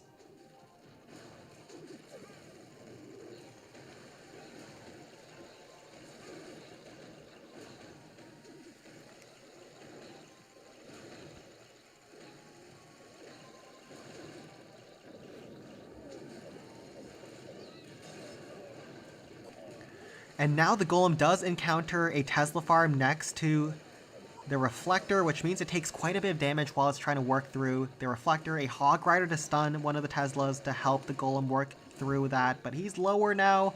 He's still got a lot of value on the first hit. A Minion Hive, a Rock Artillery, as well as the Haste Spell is already down for his second attack. So I'm assuming he's looking very good. Still a Miner that has not yet been deployed that he drops on top of this cannon in the middle. The other Miner from earlier approaches the cannon in the middle, and he's looking very good now. Zap spell to soften some of those defenses. Miner gets through the Wizard Tower as well. 44% of the base, and the entry has been blasted open.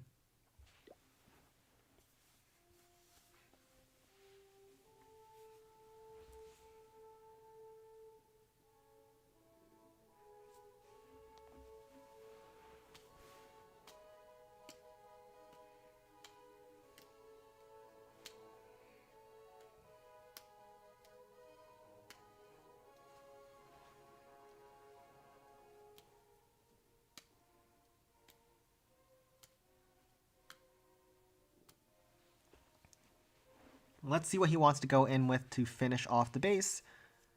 Probably 2 Frost Spells. A lot of the defenses are very clumped up. Yep, 2 Frost Spells, Golem over the river to go in after the District Hall. Secure that thing, make sure he doesn't get a 1-star. Frost on 2 multi-cannons just like that. And the Rocket Artillery. 2 Miners in the camp. A pack of Manny the Minions, I assume, to try to sweep through the backside and pick off any trash buildings. Avoid time failing entirely.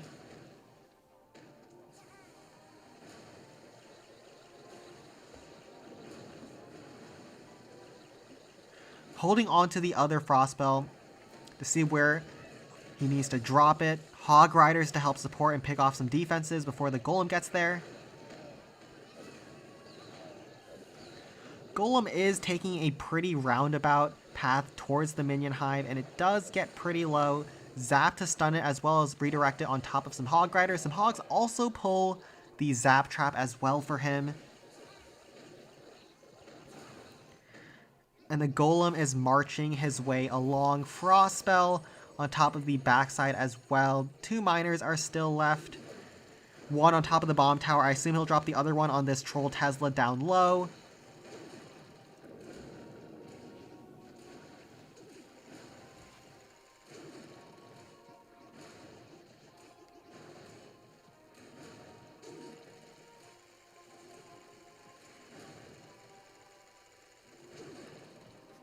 And Golem is definitely going to have enough to finish off the rest of that Frosted backside, probably even with a Swag Miner to boot.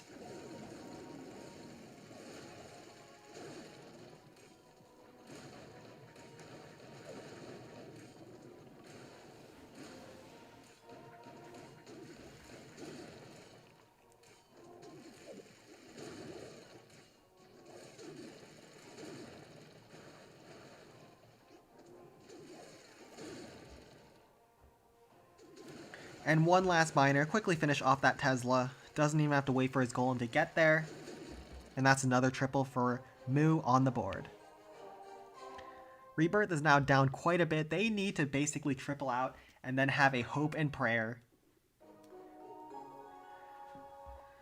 So we'll see how this goes. Builder's Workshop is next.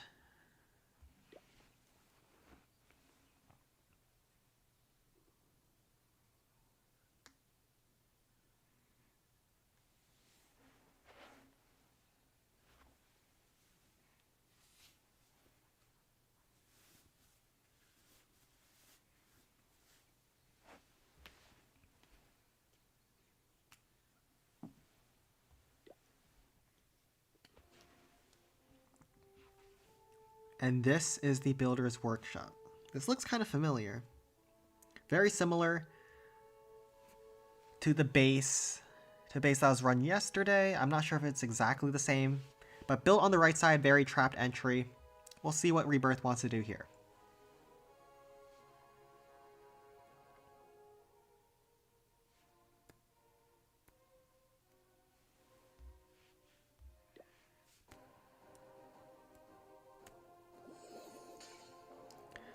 And they're going to go in with a jump spell up the left,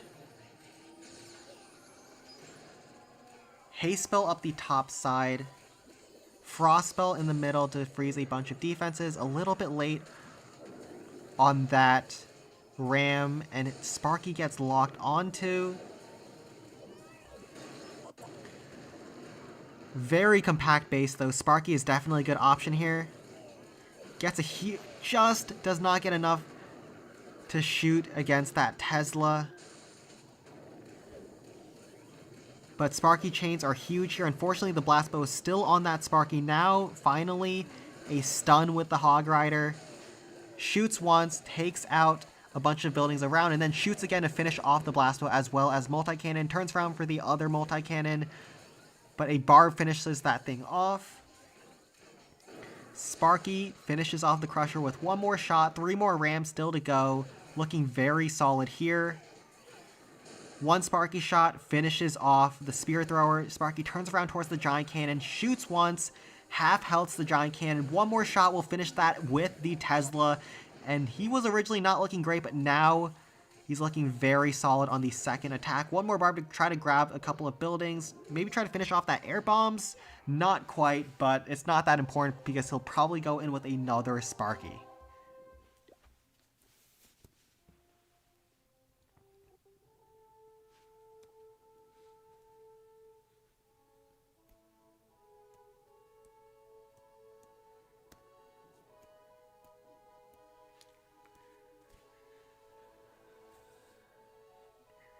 And let's see how he tries to finish off.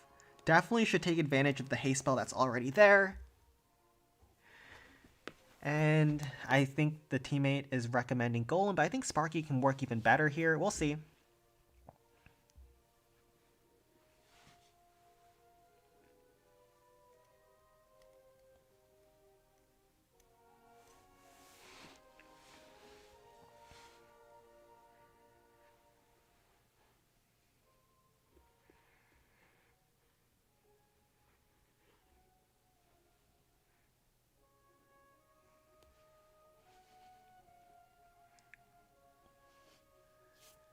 So, taking a look at this base, it's not exactly obvious how the Sparky is going to path. I think you send the Sparky in the haste spell on the top angle, then it goes after both of the Spear Throwers. Then works its way down. I don't know if it'll go for the Blast Boat, though.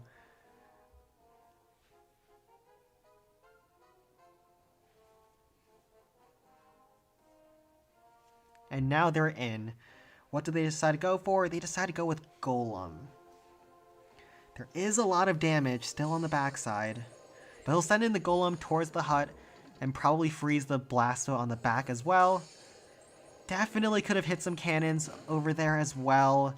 Instead, freezing the Crusher as well as Multi-Mortar definitely seemed like a bad choice. But the Golem is going in, and it's going to slowly work its way through all the defenses.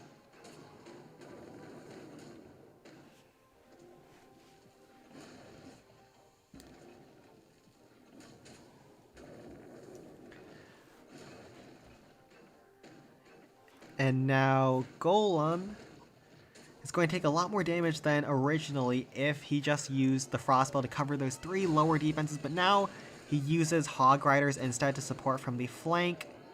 3 of the Hog Riders will help DPS down those cannons to keep the Golem at least around half HP. Takes out the Blast Bow.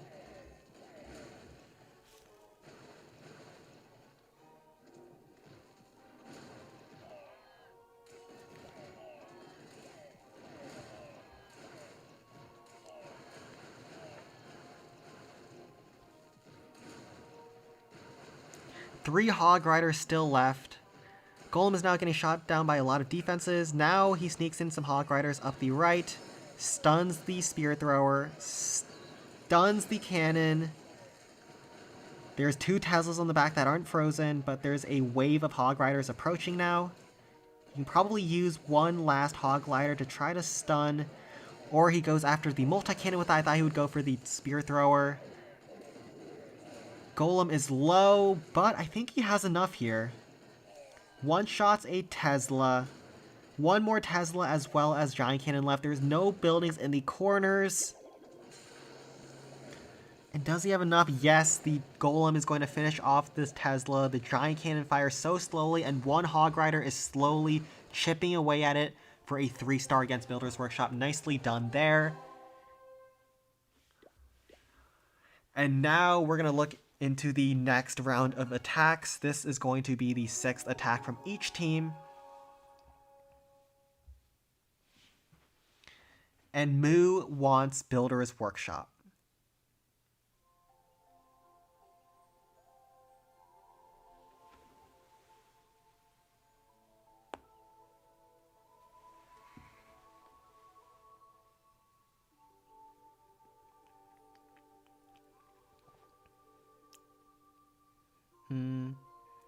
Yes. Moo is currently 2 stars ahead after the triple from Rebirth.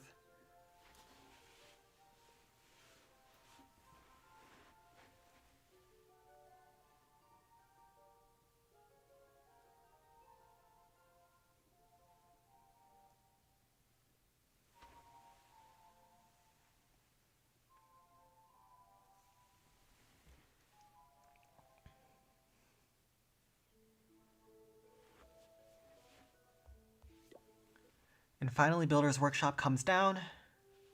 Oh, what is this? Builder's Workshop. Is this the correct base? Wait, you guys can't FC as well?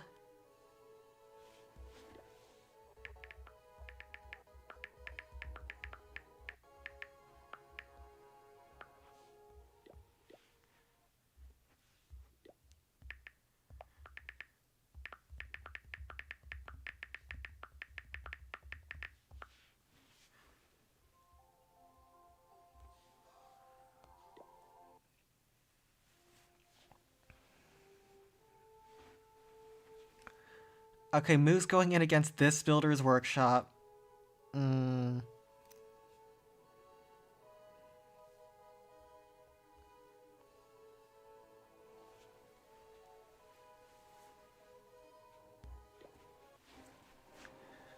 With Rage Sparky.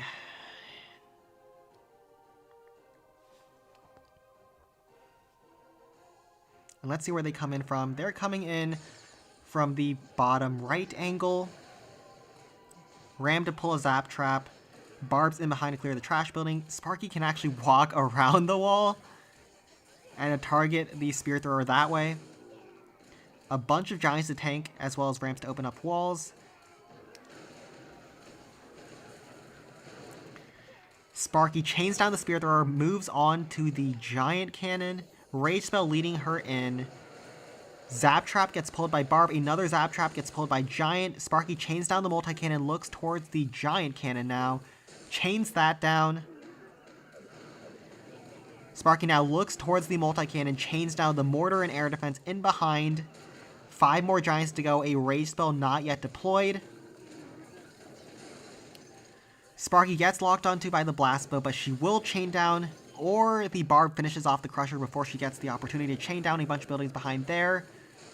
No more Zap left, but Sparky should be able to get one more shot off and finish off the cannon. No, she does not, and a Rage basically gets swagged at this point. FC is Friendly Challenge, which is what we're doing here to get the bases set up. And at this point, it's just a matter of trying to use those Giants. This is what happens when Sparky goes wrong and why it's not very popular in this tournament. When she dies early, you have a bunch of useless troops that you can't do anything with. Those Giants do so little damage that they just get wrecked by those clan capital defenses. But it's tanking and taking down a cannon, and the Barb can finish off that Spear Thrower, and we'll see if they're going to be able to finish off this base from here.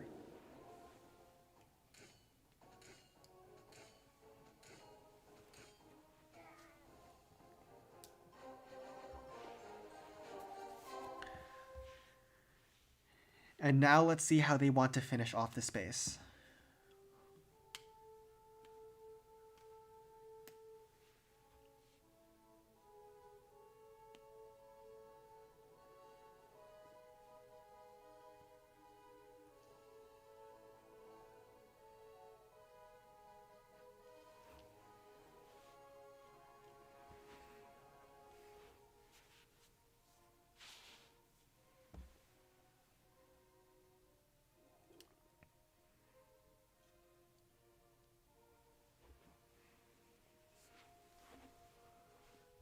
And yes, this base building is questionable, but the attack did not go to plan. Definitely wanted to get the blast bow at least, and we'll see how he tries to recover. I'm assuming it would have to be another Sparky attack. Back into the rage spell, can chain a lot from this angle. Chain down the giant cannon, chain down the blast bow.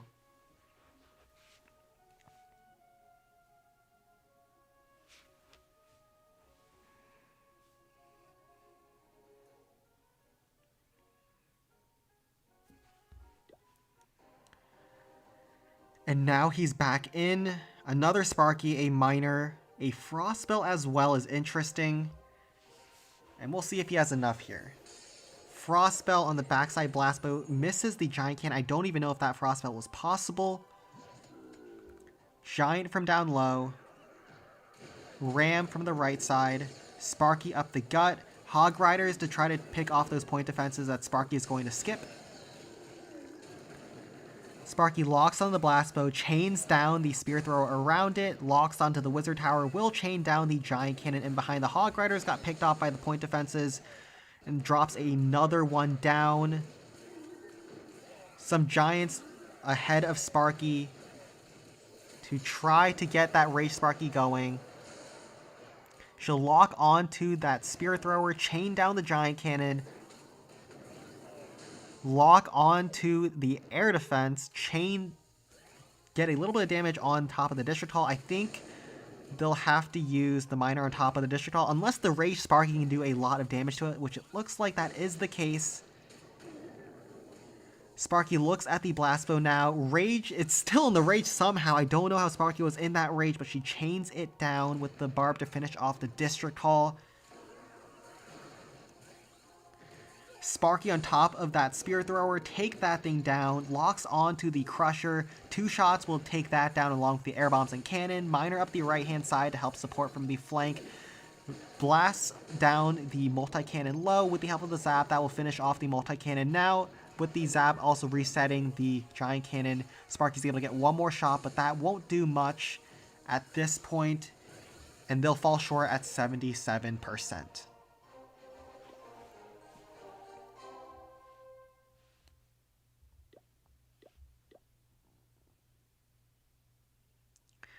And now we're in on the next attack from the Rebirth, where they'll go in against Balloon Lagoon.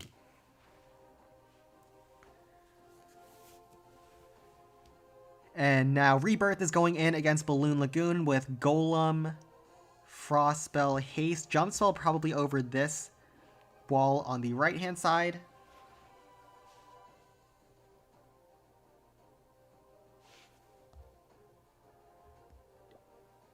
Was it the wrong base?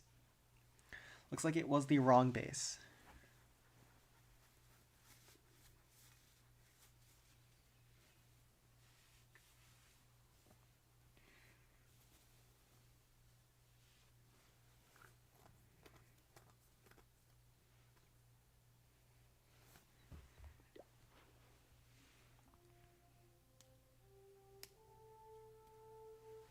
And now they're in against the correct base.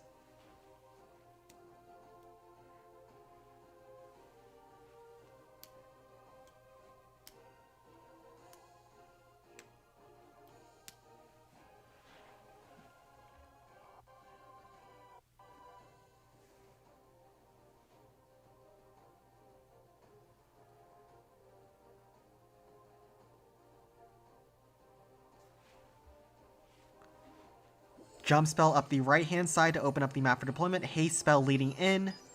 And then they'll send the golem, try to get it straight into the Inferno Tower as quickly as possible. Barrel to help distract. Rams to help provide a little bit of distraction on the golem's approach. And yes, Rebirth needs to 3-star to keep their chances alive, or they'll use a barrel up the left hand side to try to pick off that spear thrower. Set a bit of a funnel for the golem. And I don't think they can get an angle on that Inferno Tower. The Inferno Tower might start roasting that golem.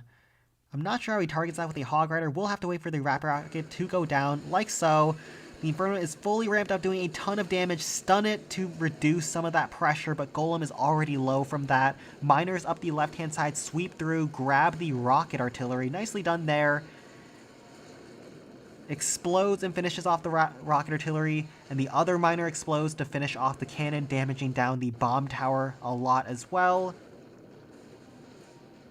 And the Golem quickly goes down after that first attack. Probably wanted a little bit more, at least that middle Rocket Artillery, but let's see if they can recover from here.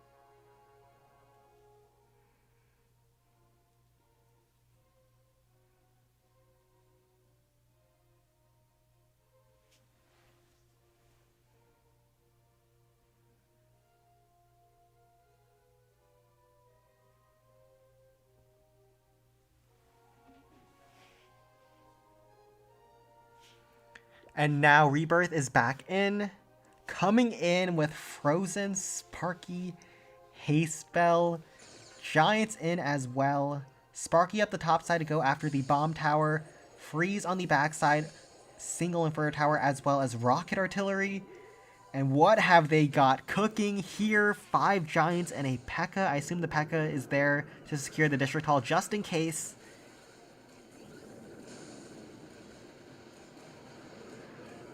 Sparky locks onto the Spear Thrower, chains on top of the Rocket Artillery, locks on top of the Rocket Artillery, chains a bunch of Spear Throwers down as well, sends in the P.E.K.K.A. already.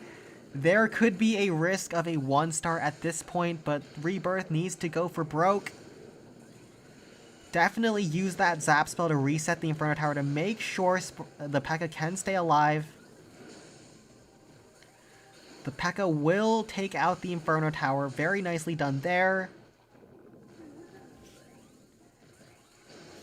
The P.E.K.K.A. will secure the District Hall in case everything goes wrong. 2 more Giants and 2 more Hog Riders left to go. Sparky locks onto some cannons.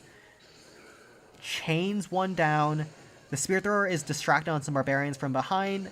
The Hog Rider is taking out the Tesla from the left. 1 more Hog Rider to go. And the Sparky is able to one-shot that multi-cannon with the help of the Hog Rider. How is he looking? 1 more ram to help distract. Sparky locks on top of the Spear Thrower, does a lot of damage to the Rocket Artillery. Rocket Artillery is distracted on some Ram Barbarians, and does get a huge chain off, taking out a cannon, locks onto the Rocket Artillery, chains everything there down. How much HP does this P.E.K.K.A. have? Oh my goodness, does she have it? I think it's a she.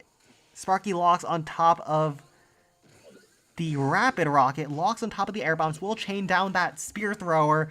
Whoa, Rebirth is coming back into this match. P.E.K.K.A. swings down on the cannon. Hasted Sparky for the win. And well done to Hornet from Rebirth on that attack. Beautifully done.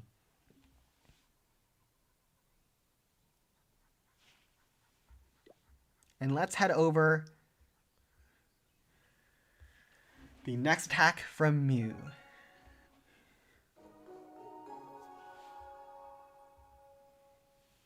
And they want Wizard Valley.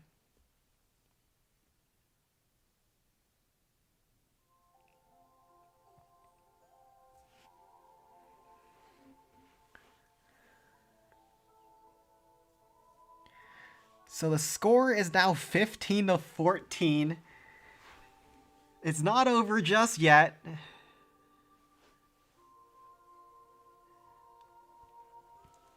Rebirth might go down, but they're going down swinging. They're only down by 1 star now.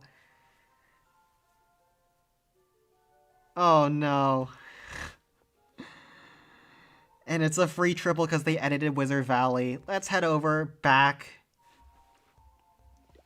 Oh no. Head back. No. Oh. No.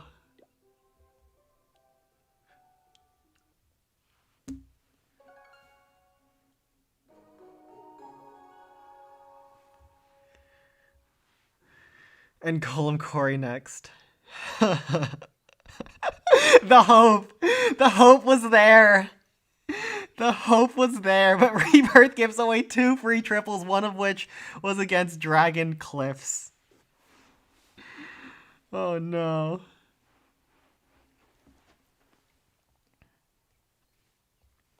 Well, Rebirth will need a triple out and have a hope and prayer.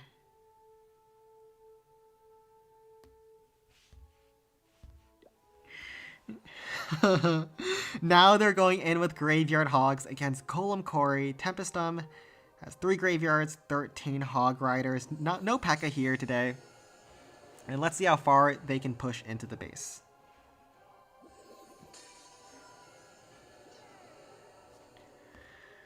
Barb up the right side, clear some trash buildings. Rams up the gut. Yes, the schedule is now back on track thanks to Rebirth giving away 2 free triples, but they're using Hog Riders to stun those cannons and Spear Thrower on the approach. And 5 more Hogs to go. Not looking too bad here, actually. Will finish off the Rocket Artillery on the right. Will finish off the Blast Bow in the middle. 3 more Hogs to go. Maybe use the Hog Riders to pick off some of those buildings on the left, but no, they want to go deeper into the base. Send those Hogs further and try to maybe get the Rocket Artillery as well. No, a Log Trap rolls over a bunch of the Hog Riders and uses the last one to take out that multi-cannon. Very nicely done there. 1 more Rocket Artillery on the backside, and 3 Hog Riders are looking to try to take it down. Do they have enough HP? No, they do not. A lot of defenses are there, but he's not looking too bad for this one.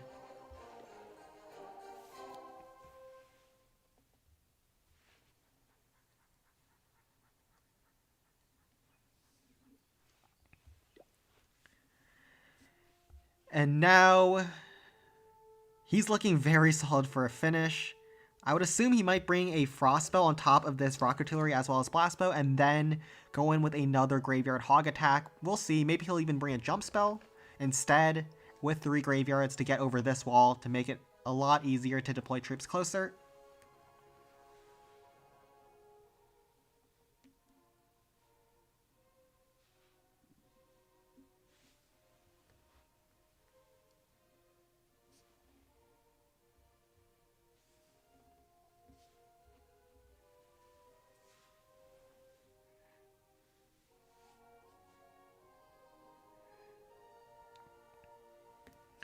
And now he's in second hit, 2 miners to go in, probably over the cliff's edge on the top or the bottom, and a Frost Spell, definitely over this Rock Artillery Blast Bow. That is a Money Frost. And then we'll see from there.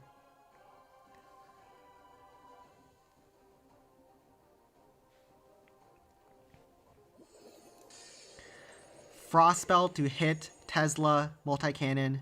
That is an amazing Frost. Wow, he hit all of that, including that Rocket Artillery? Wow, okay. Now, a Miner up the right to go in to push through, while his Graveyard spells are going through. And Jetterating Larrys and helping distract all those defenses over there. Rams now to help provide some more distraction. Hog Riders to finish off that Rocket Artillery. 2 more Graveyard spells have not yet been deployed, and he's doing very well so far. I think those miners are still healthy. 1 Graveyard spell on the backside, Multi-Mortar over on the left-hand side, and 6 more Hogs in his troop bar. 1 more Graveyard on this backside, Multi-Mortar as well, and now he's collapsing in these point defenses up the right side of the cliff. There's a ton of Hogs still left. It's so hard to keep track of this attack. But that Rocket Artillery is doing a number to his troops. Are there any miners? I can't find them. Maybe the miners are dead. There's still a Crusher on the backside. And the Hog Riders finish off that Rocket Artillery before it gets another shot off. A huge swarm of Larrys are getting taken down by the Crusher.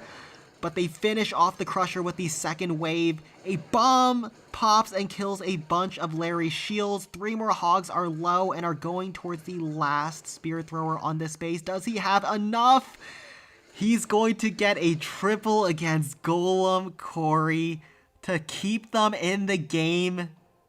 Tempestum failed with Graveyard against Wizard Valley, then triples Golem Corey. Wow. The duality of this man, that is crazy. Rebirth is, the dream is still not dead. Hopefully they're not giving away one last free triple. Oh my goodness. Rebirth is turning up the heat now. Barbarian Camp is the last base and it needs to hold for them.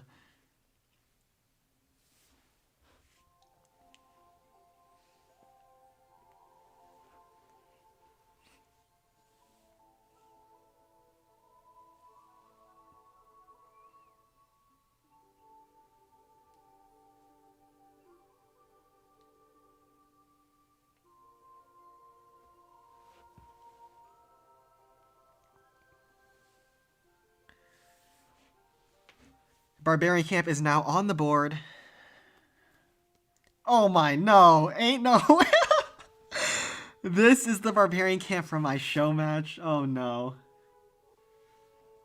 Oh no. Ain't no way they're using this base.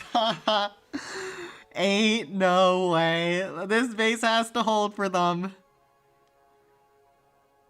Oh no.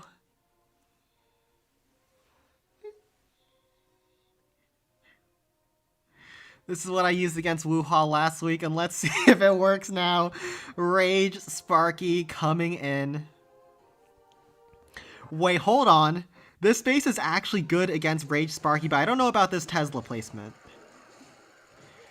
We'll see if it can hold, but it needs to hold for Rebirth to have a chance. Miner on the entry to clear some of those defenses.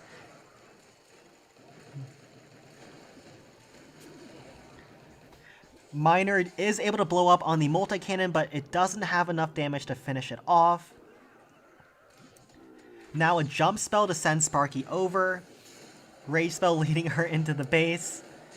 Huge shot over there. Now the Giants from the post are getting pulled on top of the Spear Thrower. One shot explodes everything.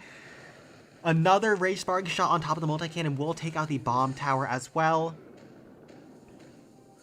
And now they're looking at the multi-mortar. One shot finishes off the air defense. Another shot will finish off the mortar. And the Sparky is still very healthy. Still a rage to go. Giant now to distract the cannon. Sparky will do some damage to the air bombs. I think he missed the rage spell on the Sparky, but it's fine. The Giants will finish off the air bombs next. And the Giants are now locking onto Sparky, so he needs to use his last barbs to try to DPS some of those down. Sparky is still basically full health going into that multi-cannon, with 3 Giants left to still distract some defenses.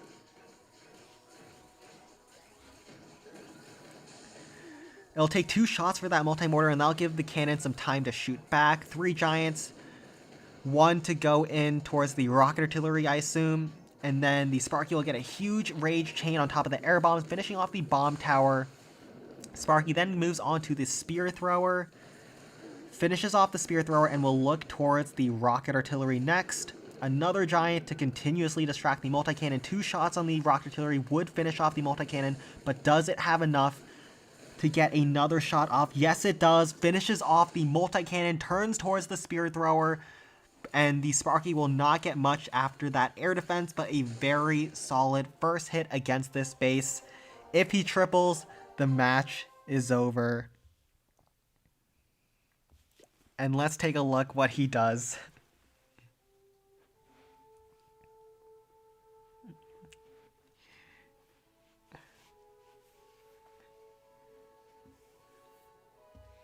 Yeah, Rebirth would have actually destroyed people if they were running real bases. The fact that they are actually making these matches close against the top clans of the tournament is wild. That they're using burnt bases too.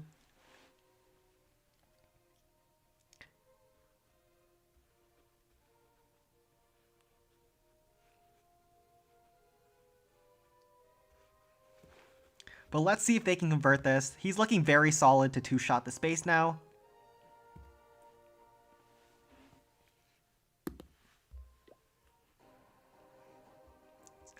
And now Sparky Rage, 8 Giants. 5 ramps is interesting when all the walls seem to be open. But now he'll go in with a ramp to tank on the approach. Sparky to chain down the Spear Thrower. Takes that thing down. Then Sparky turns towards the air defense. Will chain down the cannon in behind, just slowly trickling in the tanking troops, making sure they don't kill the defenses Sparky is targeting. And now Sparky's going to chain down the multi-mortar next. 2 rage spells in the bag. As the Giants move in, they'll get brought into the range of the Sparky chains. Just like that, both of those last 2 defensive Giants go down. 5 more Giants to go. Spear Thrower goes down. Rage spell leading into the rocket artillery, I would assume. Misses the rage spell, but not too big of a deal. Still has a bunch of Giants to help distract. As Sparky locks onto the bottom Spear Thrower, finishes off the cannon, finishes off the air defense. Sparky is very healthy moving into those last few defenses on the base. And there's a lot of tanking still to go. As long as they secure the District Hall at this point, I believe they have the win. A barrel on the backside to finish off some Teslas. Just so many troops to go around at this point. Hog Rider to finish off the Spear Thrower. Giant to tank for some of those Larrys. And he's looking very solid from here to finish off the space for a triple.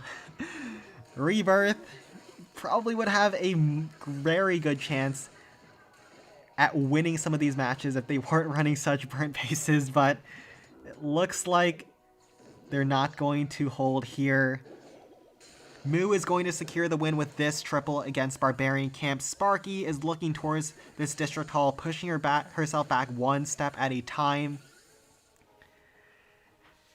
And unfortunately, Rebirth will be knocked out now, but they have 1 more attack to go, and let's see what they can do with their last attack of the tournament.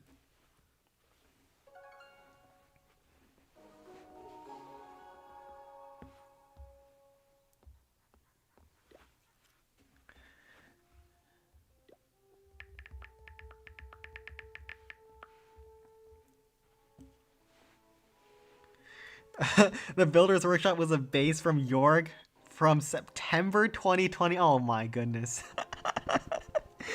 Can't believe they still had a base from that long ago. Now, they're coming in with their last attack, Rebirth is, and they're using Frostspell Graveyards.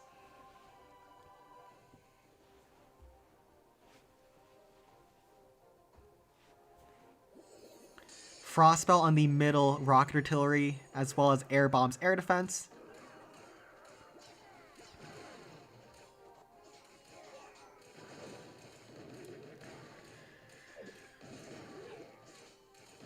Now, he's just using some barbarians on the approach to clear those little clan houses to make sure they have the deployment zone opened up. When that finally goes down, then they'll drop the graveyard spell so they can get some air Larrys going. Minions to tank on the approach, also get some graveyards going, and then rocket balloons in, sweep through to try to take out the defenses. The graveyards are going to distract the rocket artillery as well as the air bombs and air defenses in behind.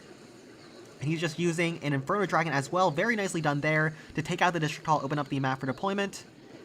2 more rocket balloons to go. Hopefully he can get some of those air bombs, some of those rocket artilleries in the middle, snipes down the air defense on the right-hand side, finishes off the rocket artillery as well. The Inferno Dragon is quickly finishing off the giant post over there and all those giants inside. 1 more barb to go.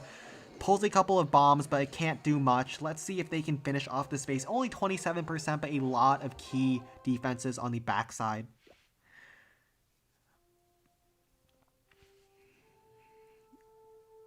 So there is a rocket artillery as well as rapid rockets and air bombs within the range of a single frost, so I think they might be having a good chance. It looks like they might be lagging as well.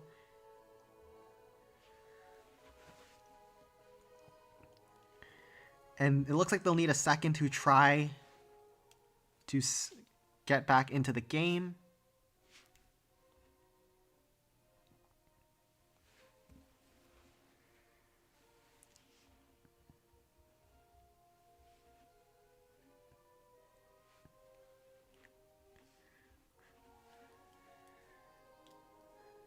Yeah, Hornet had an insane attack versus Balloon Lagoon.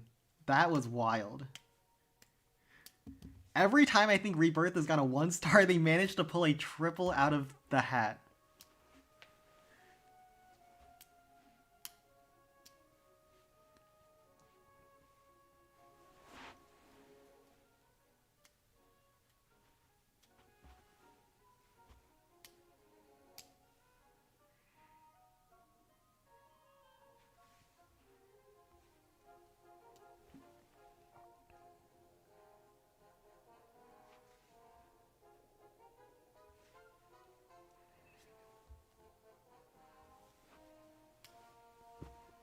And now Hornet's going in with her last hit.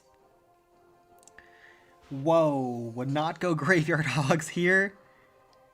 But it looks like if they jump out, she can target all of these backside point defenses with the gliders, and that's going to be the idea. Graveyard Hog seems very risky against Barbarian Camp with so many ground splash defenses.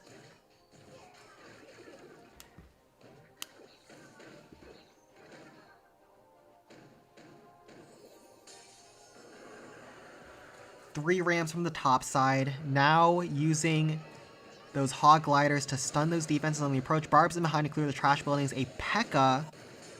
probably up the left-hand side. I'm assuming to try to take out the rocket artillery. Try to get the P.E.K.K.A. all the way back over there. 3 more Hogs to go. 1 more Graveyard spell has not been deployed yet. Stuns the Giant Cannon. Drops the last Graveyard spell on top of the backside Multi-Mortar to keep the Giant Cannon as well as some of those backside defenses preoccupied. A wave of Hogs are coming through. 1 more in the bag. P.E.K.K.A. is still very healthy. Sweeping through, grabs the cannon. Going after the Tesla. 2 swipes will finish off the Tesla, but looks like they'll fall just short here. Graveyard is very difficult versus Barbarian Camp with how much splash is on this base. And they'll fall just short, but very nice attempt. And they'll finish off at around 81, 82% as the Larry uses his sword to beat through one last little trash hut. 82%, not too shabby, but Rebirth will be knocked out of the tournament. Moo will win 21 stars to 19, and we will set up the final match between Splasher and White Wolves NL. This is the match of the day and the one I am most excited for, so let me try to get set up and get into the clans.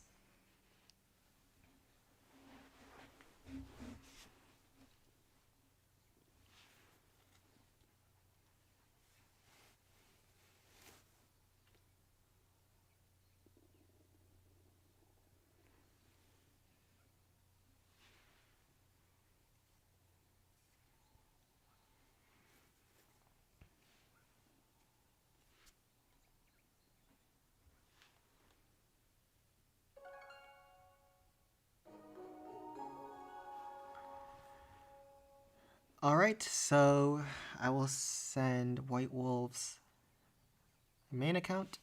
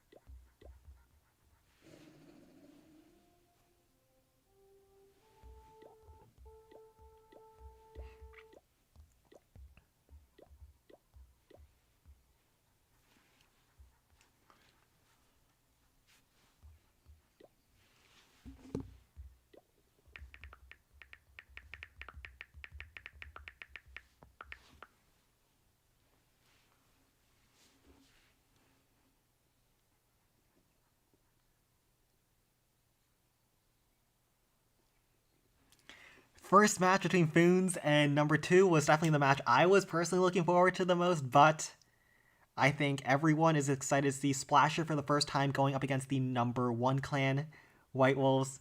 Fons was going to win. Who really doubted them?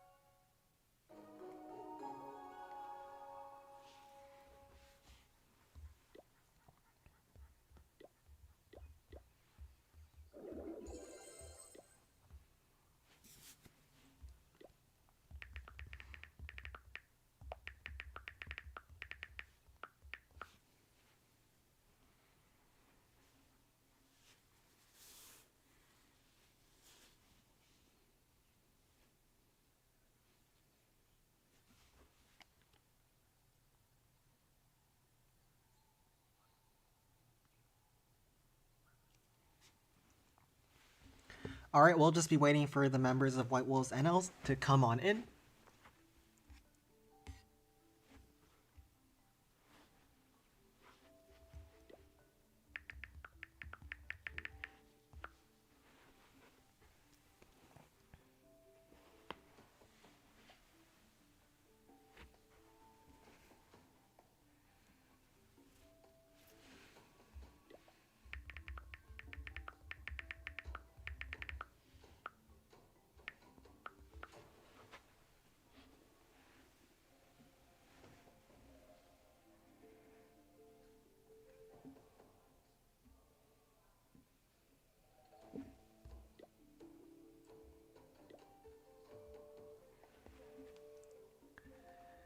Okay, we'll put down the peak so that we can start editing armies.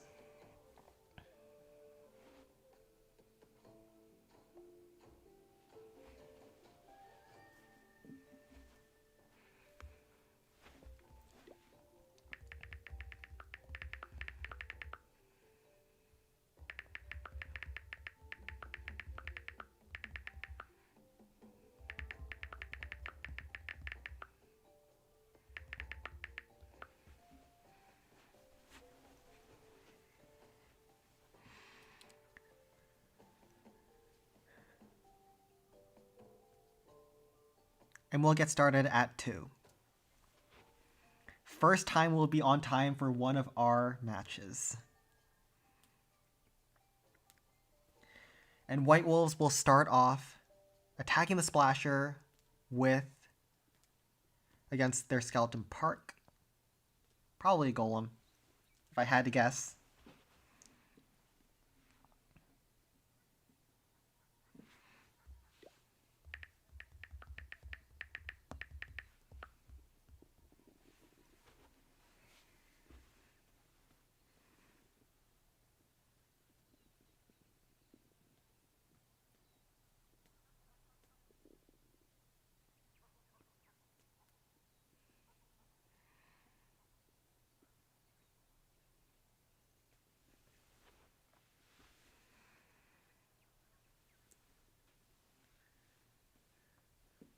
So Skeleton Park is now on the board, and White Wolves NL is ready to go in with their first attack against Splashers. Challenge is not available yet, which means that was probably the wrong base.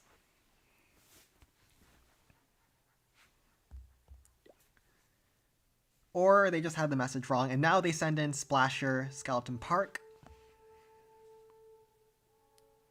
The tiebreaker, if both clans have the same stars and percent, will just be the gold left on the map that Miglev will calculate. But hopefully it never comes down to that, because that will be very complicated to do. They're coming in with a Golem to start off. And let's see where they come in from.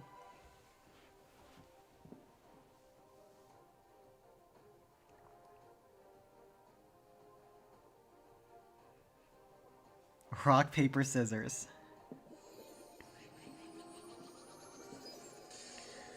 Frost spell on the bottom minion hive.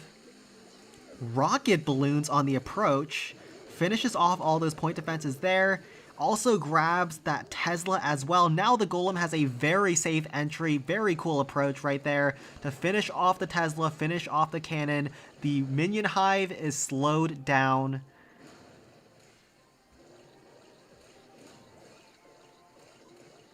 And the Golem is going to work through the reflector, work through that slowed down minion hive.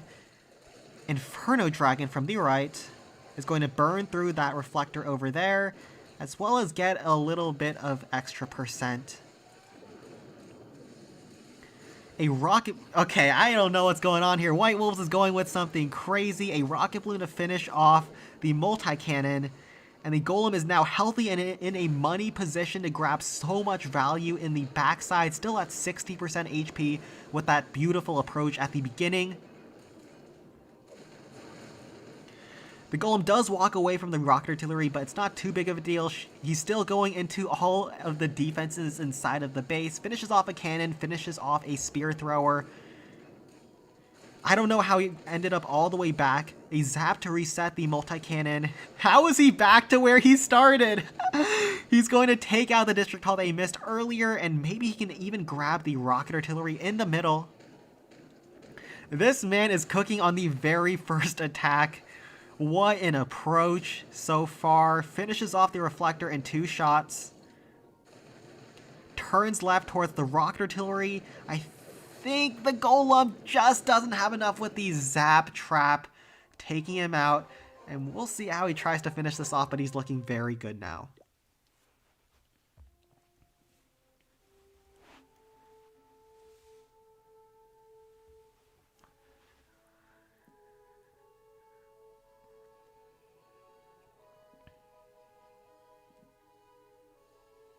Insane Park 2 shot by Mario. Yes, White Wolves also has their own YouTube channel that you can check out. White Wolves NL Raids. And that's how they format a lot of their video titles.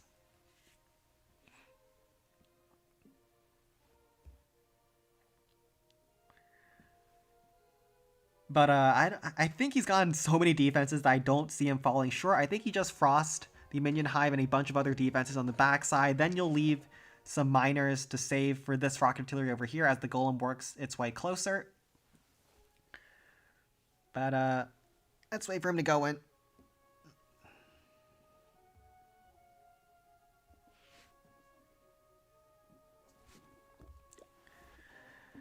Demario is back in. Golem, P.E.K.K.A, 2 miners. Jump spell is interesting. I guess he's using a jump spell over this wall so he can send in a P.E.K.K.A to go in for the rocket artillery instead. Cool idea. And then frost spell wherever he pleases. Have any Teslas popped? One Tesla. Oh, Teslas have popped in the very beginning.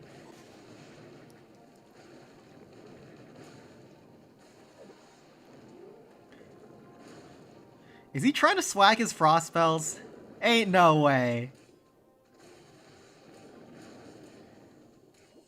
Finally drops the frost before his Golem starts getting hit by the minion hive. Has to be careful. Where is he dropping his other frost? Maybe on the multi-cannon over here? There's not too many defenses left. Yep, multi-cannon on the left-hand side. Jump the P.E.K.K.A over the wall to take out the rocket artillery and save a ram.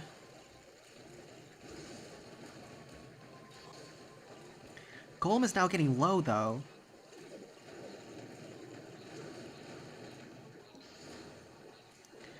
Golem is turning away from the minion hive.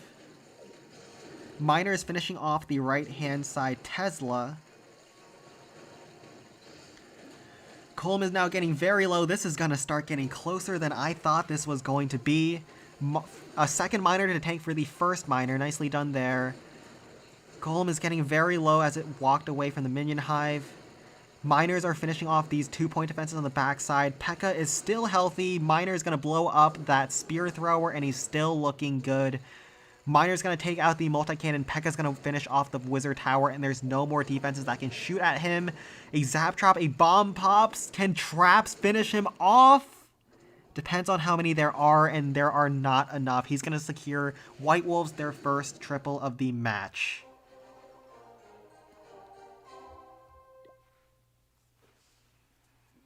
Nice start for White Wolves, and Splasher will be next.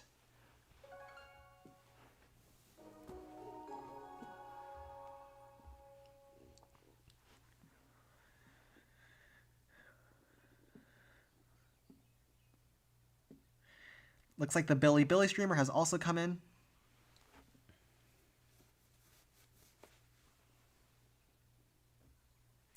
Dragon Cliffs will be their first base. Interesting.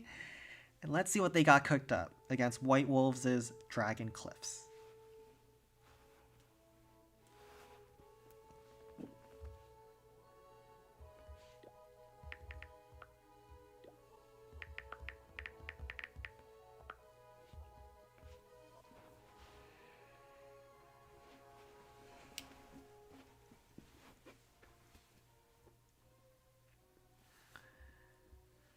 Yeah, it got a little bit closer because his golem just decided he did not want the minion hive, but it was almost a plus 750 finish.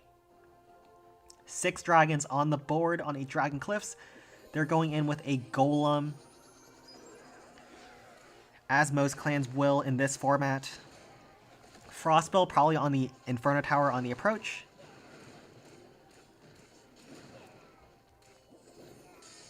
As well as the backside dragon. Also freezing the air defense makes it a lot easier for him to take out that first enemy super dragon with the help of an Inferno Dragon. The Hog Rider up the left-hand side, pick off the Spear Thrower that's on the flank. Then waits for the deployment zone to open up a little bit before dropping down his first Inferno Dragon. Does the Golem drag the enemy dragon away? No, it does not.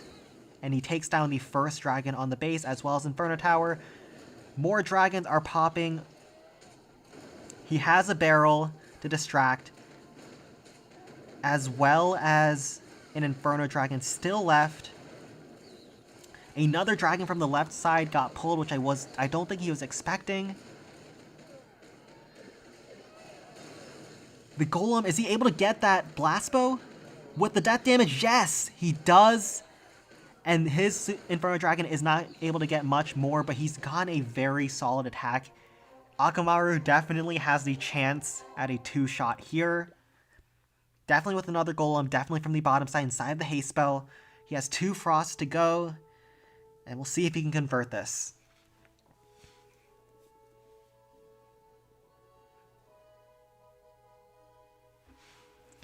When will my glorious king, my prestigious liege, my sovereign ruler, my amazing supreme leader Pro Mario attack? We'll see. He'll definitely do an attack in this match, and we'll see how he does.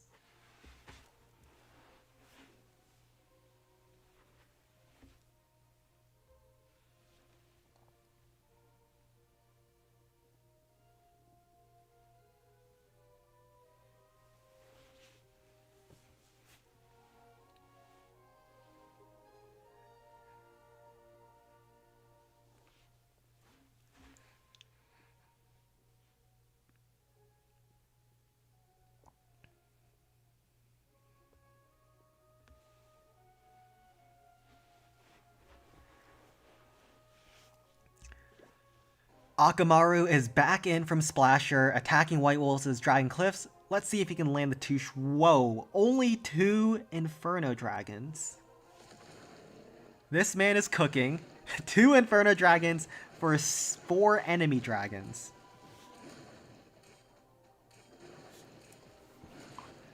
Not yet dropped down either of his frost spells.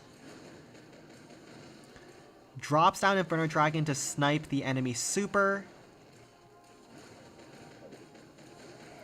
Then the Inferno Dragon swerves low. Just out. Oh no, does get shot by 1 shot and does not grab the Spear Thrower. Gets hit down by the air defense. Frost Spell on top of that Super Dragon to keep the Golem healthy. Miner up the right side to secure the District Hall, it seems. Good call there, because it seems like the Golem just does not have enough HP to try to take that all down. Oh no, is he going to 1-star to open up the match?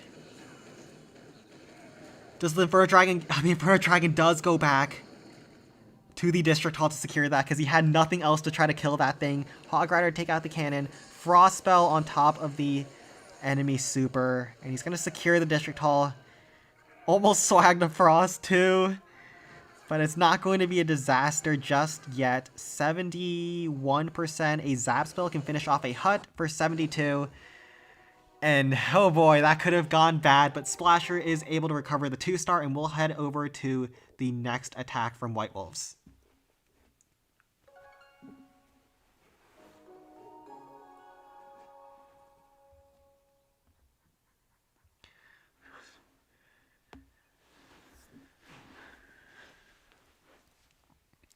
And now Golem Quarry is the next base that White Wolves want to take on.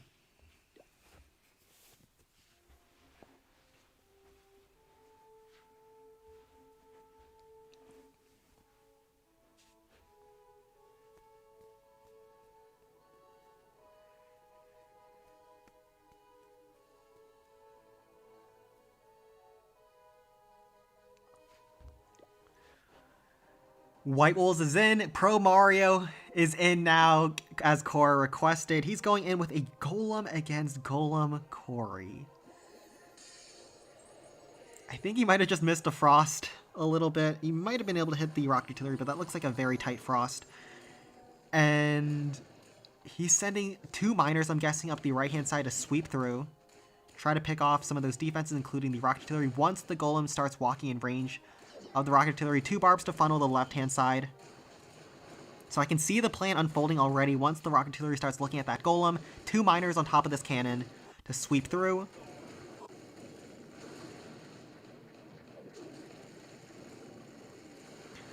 Log does reset the Golem, slowing him down a little bit, but he'll take out that multi-cannon and go in to grab a bunch more value.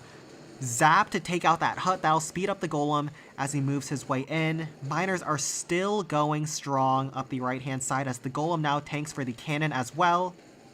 They're also hasted up, which is pretty funny. I don't know how good haste is on Miner, but they're both alive. And they'll finish off the multi-mortar, and then I think they'll head over to the left-hand side multi-mortar. Now some Hog Riders on the flanks. Those miners are doing insane. Blows up the Spear Thrower, blows up the multi-mortar. Still 1 more Hog to go. Drops on top of the cannon. Golem beats down the cannon, beats down the Spear Thrower. Looks down towards the Golem Quarry. 1 pop. Does not quite get it. Death damage does get a lot of damage on some of the surrounding buildings though, but wow. For no graveyard, he's doing insanely well against this base.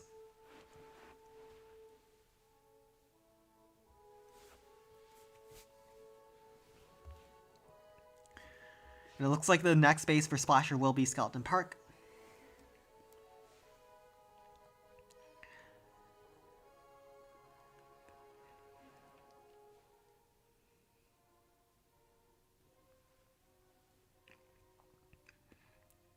It seems like he'll be able to get a high percent 2-star or even maybe a 3-star with no graveyard against Golem Quarry, which is super high value. Golem Quarry is one of the hardest bases that a lot of people are committing a graveyard to, so saving one here would be absolutely enormous for the rest of the match.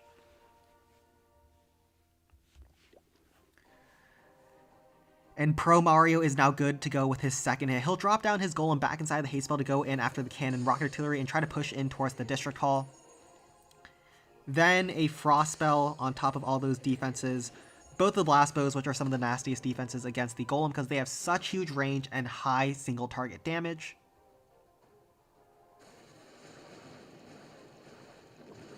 And the Golem is working his way through. Miners up the left-hand side, stun with the Zap Spell to make sure the Crusher doesn't get a shot on them. And those Miners are going to sweep that Blast Bow. Now the Golem is going to finish off the District Hall, secure the 2-star. And can he get more is the question. Zap Trap hits his miners, but they take out that Spear Thrower. Golem tanks a Zap Trap as well. Finishes off the multi-cannon, finishes off the Spear Thrower. Goes in, chips down the multi-mortar as well. Miners are still healthy. Zap Trap does pop. They do get hit by the Rocket Artillery, unfortunately, and they both go down without getting much value off their death damage. 2 Hog Riders in the bag. Probably one on top of this cannon that's going to be flanking his Golem. Just like so. And this is going to get very close. Golem is at 30-40% HP. Still has one more Hog to go. This will be crazy if they land the first Golem Quarry 2-shot without Graveyard in this tournament. Mortar goes down. Cannon goes down. Hog Rider pulls a Zap Trap. Still one Hog in the bag. Pro Mario is going to land the first non-graveyard triple versus Golem Quarry of this tournament. Wow. The Golem just ran through this entire base. He's gonna swag a Hog Rider as well. Pro Mario and White Wolves are showing why they came into this tournament as the favorites. Wow. Insane.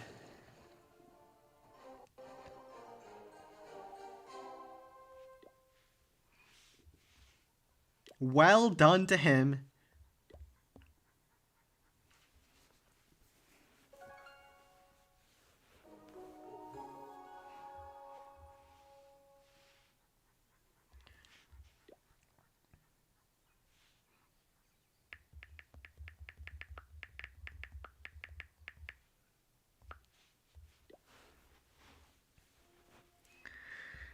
And Splasher is ready to go up against Skeleton Park now. They're going to go in with a Golem as well. Interesting base by White Wolves. Rocket Artillery as well as Giant Cannon right next to each other.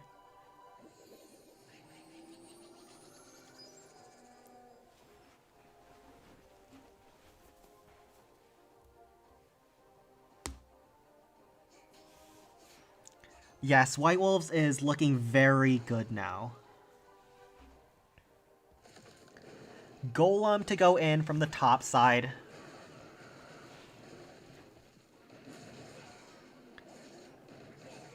The Golem rips through the reflector. Takes down another reflector. The bar pulls a Zap Trap. Hog Rider up the left stuns the cannon. Frostspell on the backside Minion Hive. Hog Riders are doing a great job at taking down a bunch of buildings on the flank. Also pulls a Zap Trap. He uses his Zap to zap down the little hut so the Golem does not get stalled. 2 Log Traps get pulled by the Hogs as well. Those Hog Riders got him so much value. Jeez. And they pulled another Zap. Ruhelo's Hog Riders are seriously OP. He has one more pack of Hogs left with 4 Barbs in the deployment zone.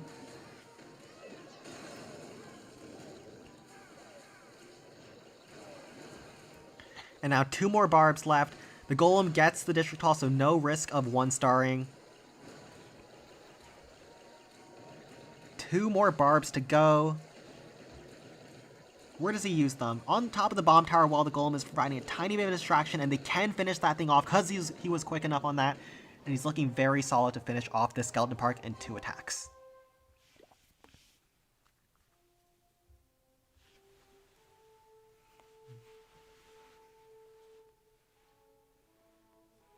Let's see what he does. Probably drop in a Golem on top of this air bombs. You'll definitely need to frost the Minion Hive and probably the backside, all these point defenses here, but he's looking very solid. That Golem got so far on that first hit.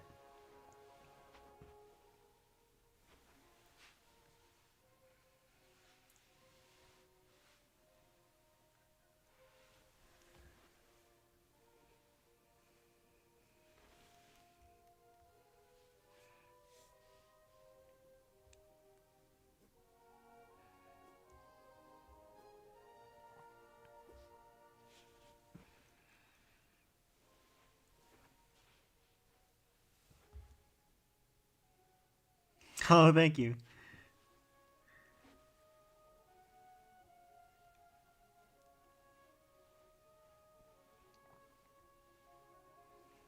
And now Ruhelos is cooking his second attack and he's ready to go.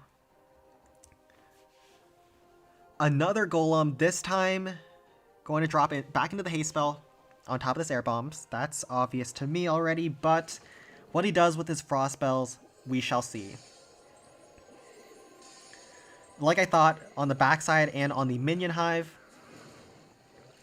4 Hog Riders to support, 5 Barbs as well. Uses a Ram and a Barb to try to snipe that multi-cannon. Pulls some traps as well, so it doesn't quite finish it off. Can the Hog Rider get it? Yes, it does. He split his Hog Riders, and one was able to peel off and finish off that multi-cannon. A couple more Hog Riders in the bag. Barbs to finish off some of those straggler defenses. Another Hog in the deployment bar. The Reflector is going to be very annoying to take out. And the Golem is working his way down. Finishes off the Rapid Rocket, turns left, grabs the cannon. Finishes off the Spear Thrower as well with the Hogs. And it looks like there might be too much on the backside.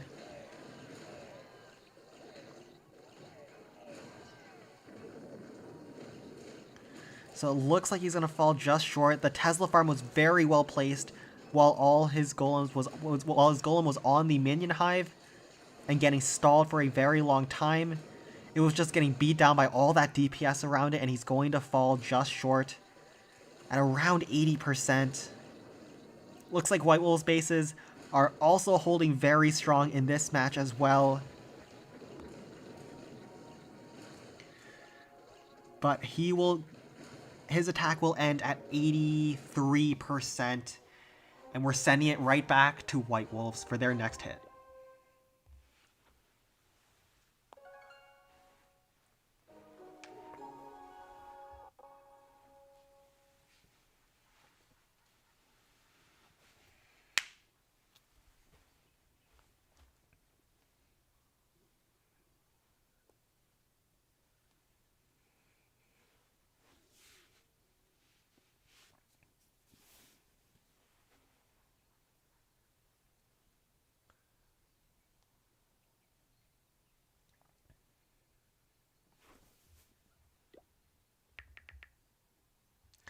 Looks like they want to take Skeleton Park as their next base.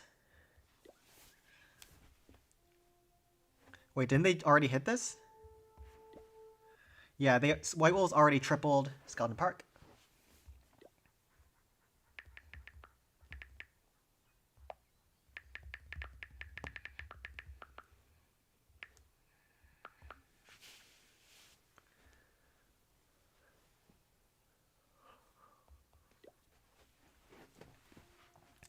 Wizard Valley is the next base in this case from White Wolves. Interesting layout. I have not seen anything like this. A backside Inferno Tower like this. And it looks like he's covering the Inferno Tower with a cart to make sure he can't snipe it with a miner.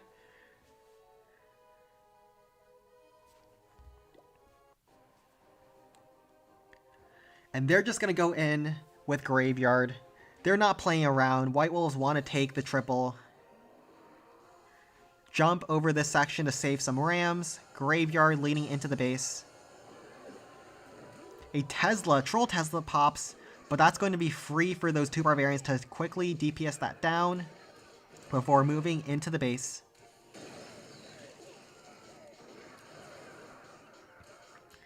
And now those Hog Riders are moving through.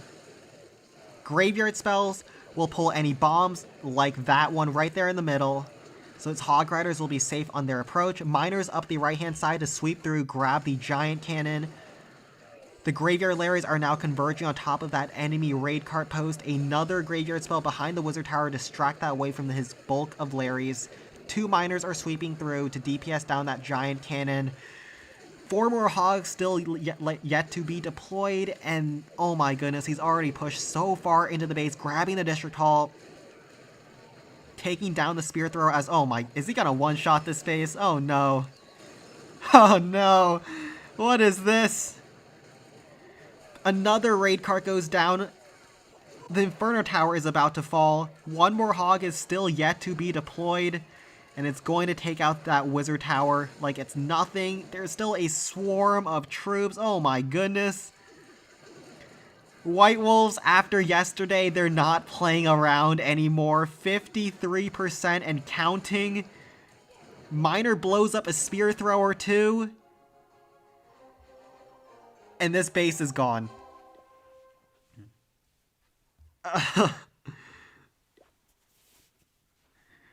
This base is very gone. He can even see the Troll Teslas down low.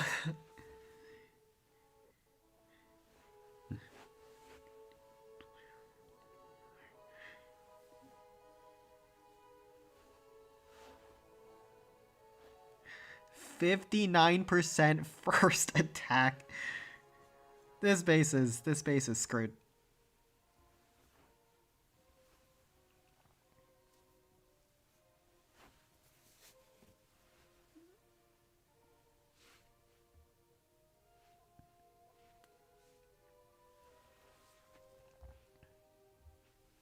And Splasher also wants Wizard Valley next.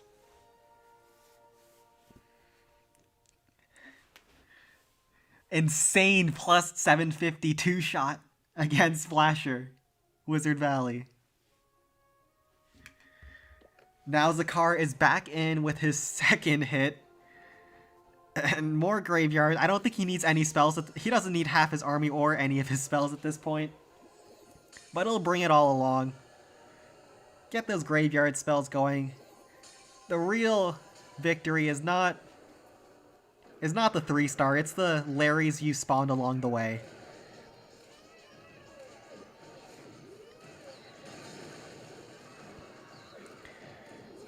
Two miners just in case the backside over the cliff doesn't go down. He just drops down the graveyards where there's any gaps inside the base. And that way there's no traps. He used a Hog Rider to finish off the Troll Tesla down low.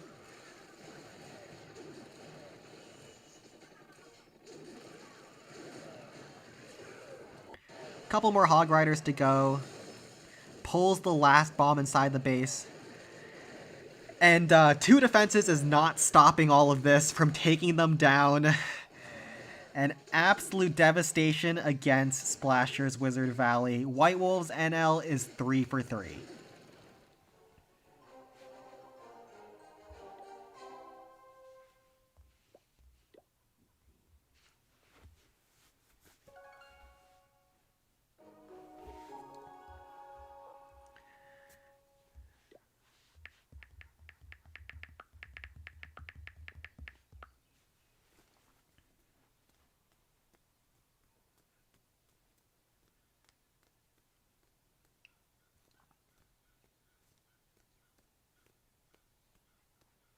Oh, dude didn't change his army? I didn't even notice. He did not have to change his army, because he didn't need half of it.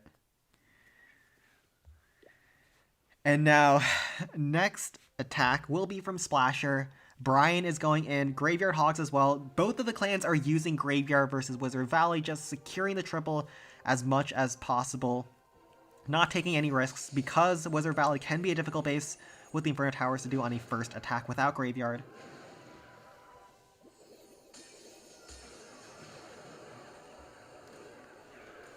Frostspell on the Giant Cannon Inferno Tower, very nicely placed on the Frost to land that. That looks very tight to me. The Inferno Tower doesn't even look covered, but it is.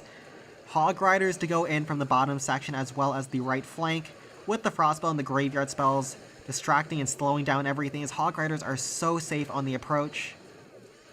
4 more Hogs in his deployment bar. He stuns the Wizard Tower as well. 3 more Hogs still to go. But that raid car is still alive. The Wizard Towers were able to protect it from the Larrys. He'll just use his last few Hogs to try to secure this Inferno Tower on the right-hand side, as well as the Inferno Tower on the left-hand side. And we'll see if he's good to go. The right side Inferno Tower actually does stay up, but he's gotten quite a bit of the map with Graveyard still on the field.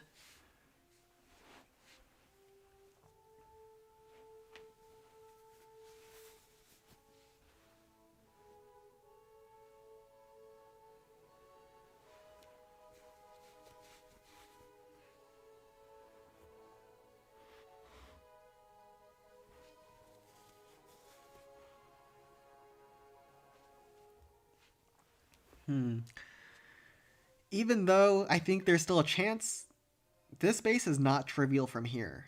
Even with Graveyard, there's quite a few defenses to go.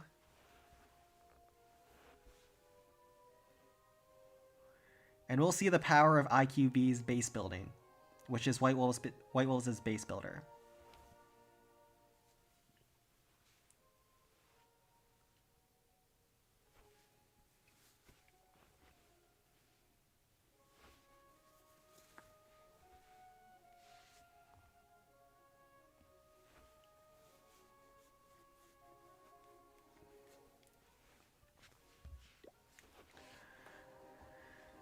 Three graveyards for the backside, 13 Hog Riders, 6 Barbs. He definitely needs to secure this District Hall in case he doesn't make it through. Graveyard on the Giant Cannon. Graveyard on the left Spear Thrower. Some Barbs to try to snipe that Cannon Cart. And he's just sending in a wave of Hog Riders. One more Graveyard spell has not yet come down. He needs to take out this last Cannon Cart with these Barbs and these Larrys. One last Graveyard on top of that single Inferno Tower actually pulls 2 Giant Bombs. 2 more Hogs still left to deploy. Giant Cannon gets a huge shot, flinging a ton of Larrys. One more Hog still in the deployment bar. Cannon Cart goes down. And oh no, does he have enough? A lot of Hogs still left. I think all the traps are gone. This is getting really close. Can the Inferno Tower pull through for a defense? 5 Hogs gang up on it, and I don't think it has enough in him. This got a lot closer, but he's still able to secure a 3-star against Wizard Valley. Wow. Would not have expected a Graveyard Hog attack to be this close with a Frost spell against Wizard Valley.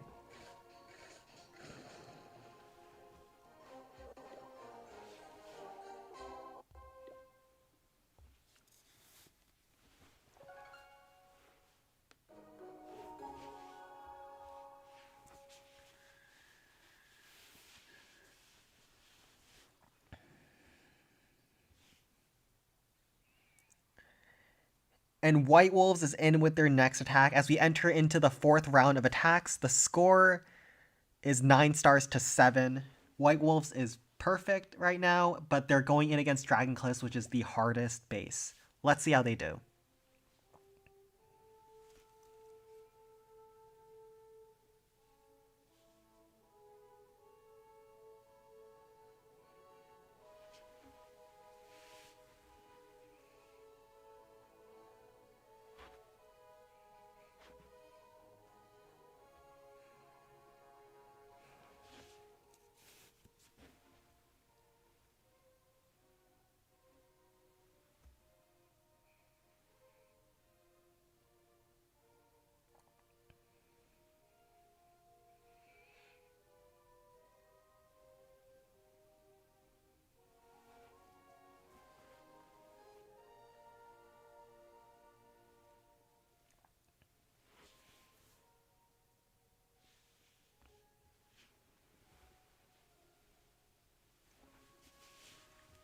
And yes, White Wolves was very favored in the predictions against Splasher, 44 to 13.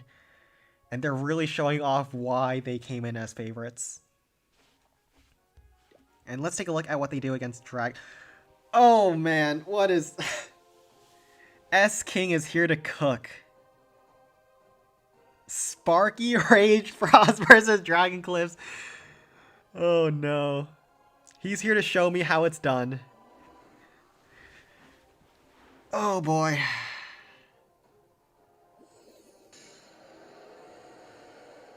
Rage spell leading into the base. Sparky's gonna come down.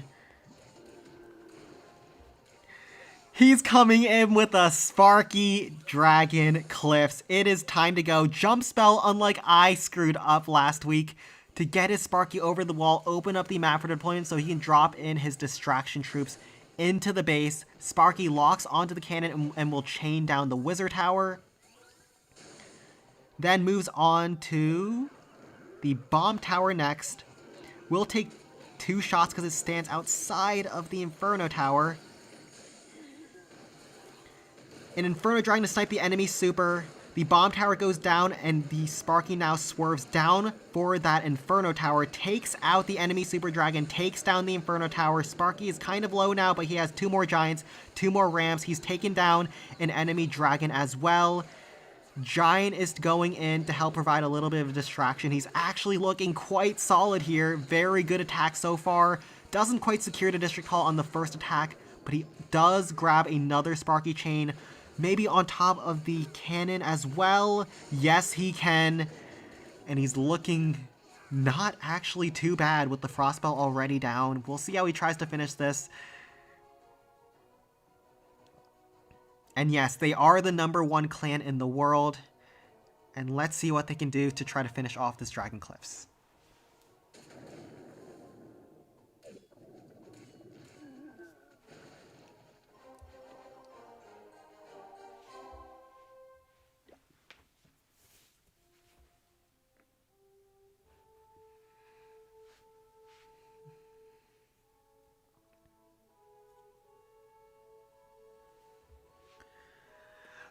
Does he go in with another Sparky, or does he go in with maybe Golem?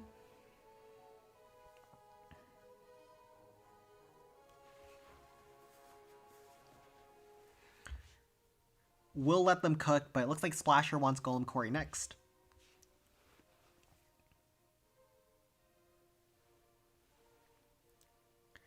Yeah, really crazy first hit. Definitely got almost, if not everything he wanted, so let's see if he can finish this off. 10 minor second hit. That would be quite tragic for White Wolves' prospects. So hopefully they don't do that.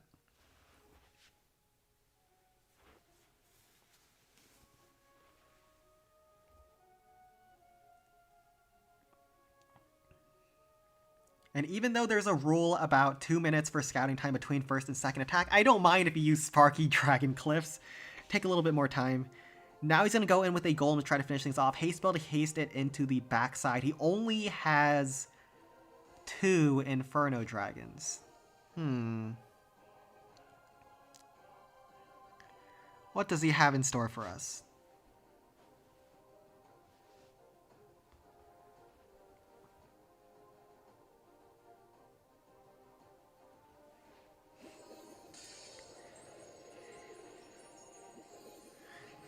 Haste Spell Golem into the District Hall, secures the District Hall so he won't have any problems with 1 stars. Is the Golem skipping the air defense? No, it does not. Goes back for it, and now that makes sure that it doesn't... His Inferno Dragon will be protected on the approach. One of the barrels actually pulls a Zap Trap, which is very nice for him. I don't think he'll have enough to finish the backside. Did he bring the wrong army? Why does he have so many Rams? I guess to distract the Inferno Tower, but I would have brought at least 1 more dragon to try to kill some of those backside dragons. Or maybe he's just trying to secure as much percent as possible and save onto a graveyard. He probably calculated that it would have been too much for any other army to try to take out this Dragon Cliffs at this point. So he's just trying to go in with Golem and grab as much percent as he can. The Barbs are there to secure percent as well. Rams are to break them inside the base. Unless his plan is to not kill any more dragons and still get the base, which I don't think is realistic here.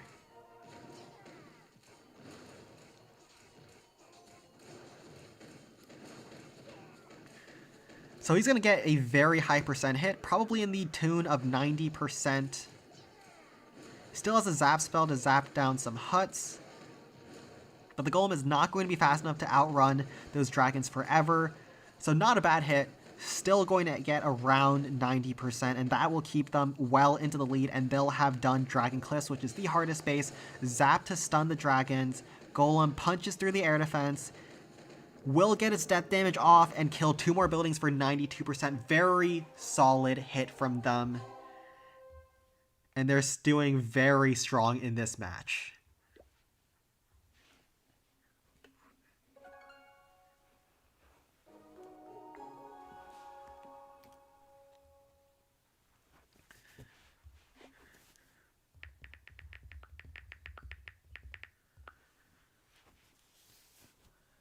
And next base from the Splasher, where the Splasher is attacking, is going to be Golem Quarry.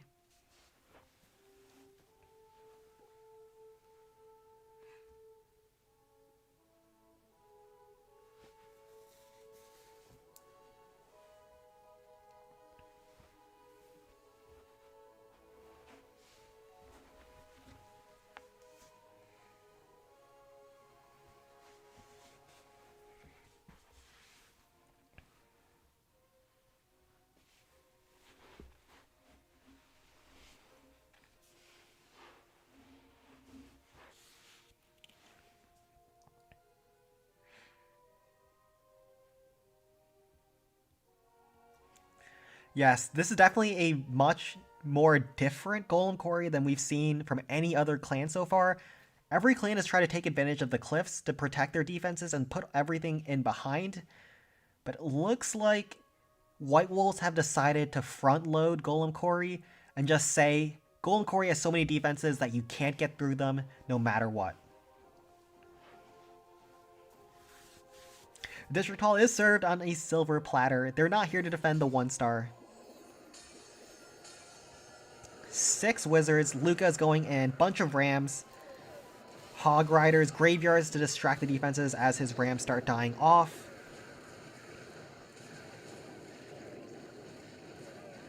And there's no chain value off of this District Hall, so those wizards are sinking a lot of their time there and not getting too much value, but the hog riders are going forward and taking out a bunch of defenses. Stun on the backside Blastbow, sneaks in a miner to go in after it, and will sneak in a miner to go after the right side Blastbow as well. Very creative thinking here. 1 more ram, 2 more barbs in the deployment bar. Miner on the left is successfully taking down that Blastbow, will go down to the rocket shell. But then the one on the right side is going to comfortably take out the Blastbow, move ahead and probably get some death damage either on the air defense or the cannon. Whichever it chooses, it wants the cannon instead, or it wants the air defense instead, but maybe it's in range of the cannon as well. Not quite, but decent first hit. 3 graveyards are still on the board. District Hall is secure, so he can go with something as risky as he wants.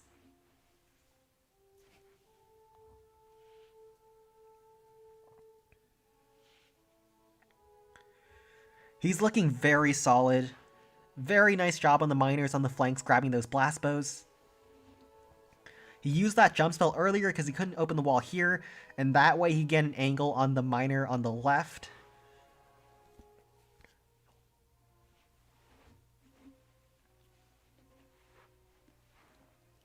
It's crazy how Golem Quarry has one of the highest hit rates in this tournament, and that's because most clans are sending in their best players to attack Golem Quarry,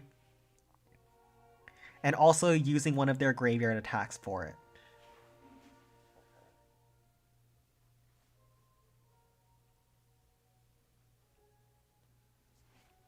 But he'll probably go in with more graveyard hogs, maybe some P.E.K.K.A.s to try to snipe some buildings on the backside.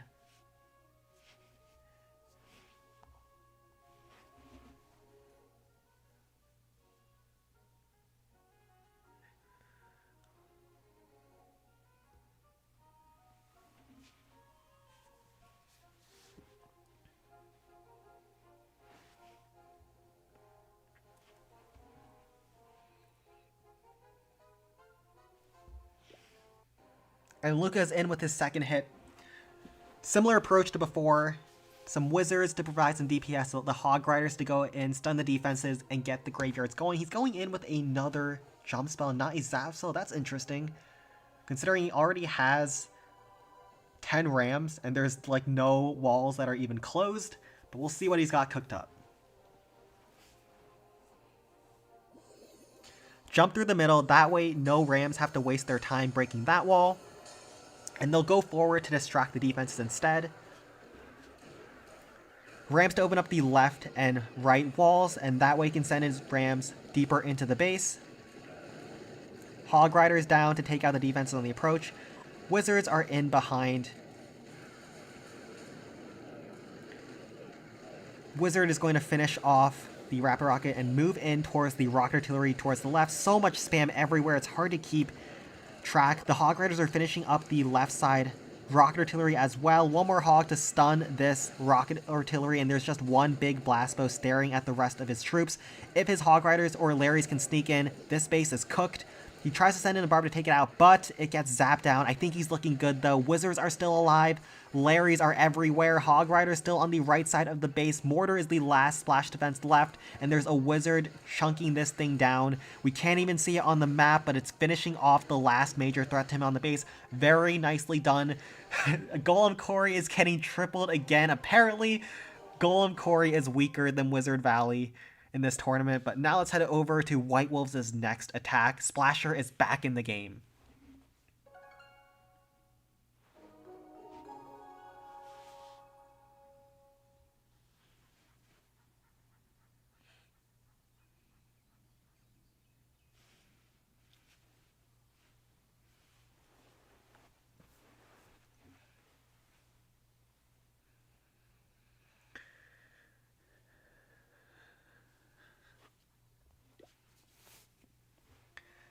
So it looks like White Wolves want to attack Balloon Lagoon. Yeah, it's fine. You don't have to correct that. And they can go in whenever they're ready.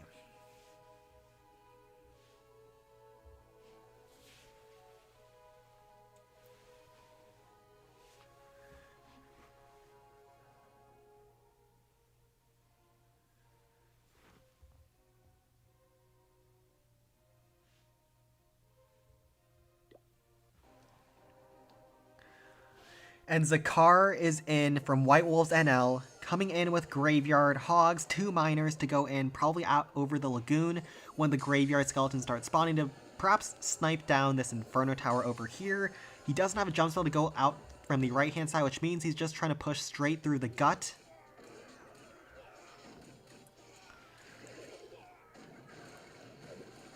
And let's see how things go. His cart does get locked onto by a spear thrower, but the cart is pretty beefy on its own. He'll just use a hog glider up the left-hand side later to try to make sure his cart stays alive, secures the district hall, so he doesn't have to worry about that later. 4 more hogs in the deployment bar, 2 more miners he hasn't yet dropped. He's going to finish off the spear thrower with the hog riders. 2 miners are now going forward as the Larrys are distracting the Inferno Tower. They're going to take out that barracks, go in after the Inferno Tower next. 4 more hogs have not been dropped yet. The rocket artillery is raining down on top of that miner. The other miner ducks down below before it gets taken out, gets hit by a bomb, will blow up that trash building. A couple more hogs to go, a couple more barbs as well. Snipe down that rocket artillery on the left-hand side. Cannon cart is still healthy, even after getting shot down by that spear thrower earlier. Is going to take out the crusher, and let's see if he can get any more. He has a barb left to help tank, distract that multi-cannon. It will go forward, try to grab that air bombs. Let's see how he's looking, though. So many graveyards are still down. A huge chunk of the base on the entry. Got 1 rocket artillery as well as 1 Inferno Tower, but the question is that enough?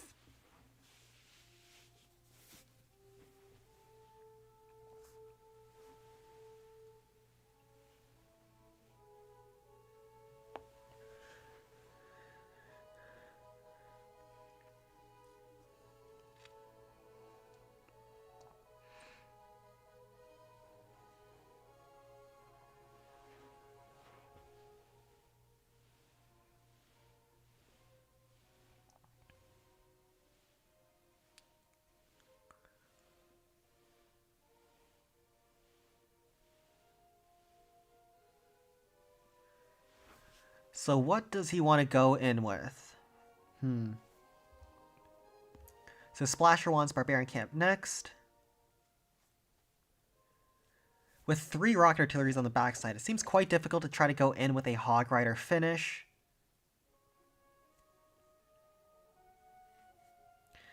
And yes, it is looking very tough from here.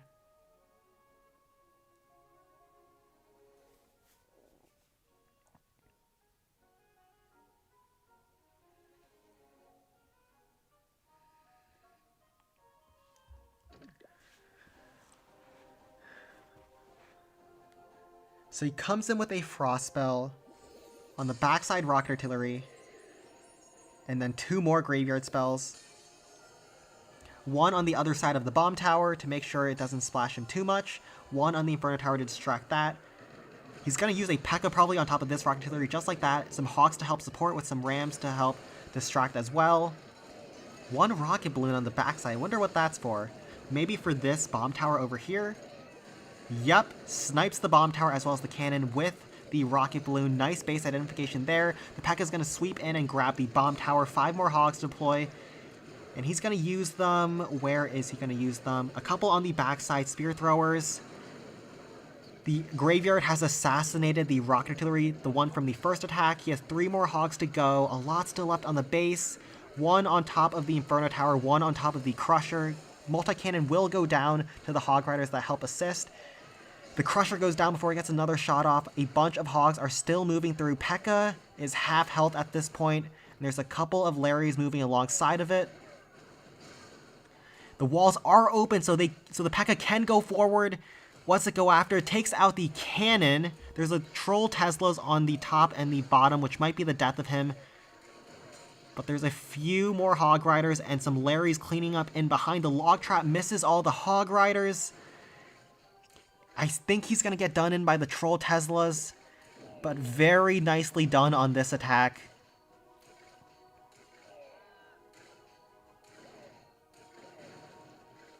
Yes, 4 Hog Riders, 5 Hog Riders is that. There's probably some bombs there as well. Or not.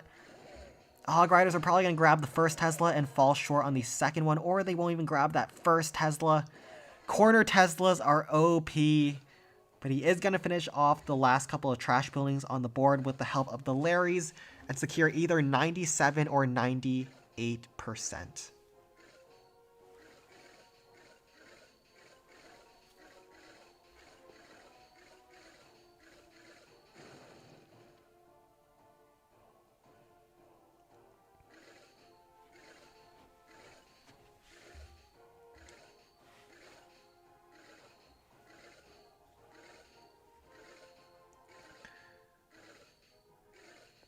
Yes, he did use graveyards very early. He wanted to do a very quick approach and take down as many defenses as possible and then leave behind the backside rocket artillery to be frosted and taken out by the P.E.K.K.A. So he wanted to do a quick approach and swarm the rest of the base. It almost worked, but there's Troll Teslas that are going to screw him up. And let's move over. Oh, Tesla does get taken out by one more Larry, but he won't get anything more, so we'll just back out and head over to the next attack. He'll fall short at 99%.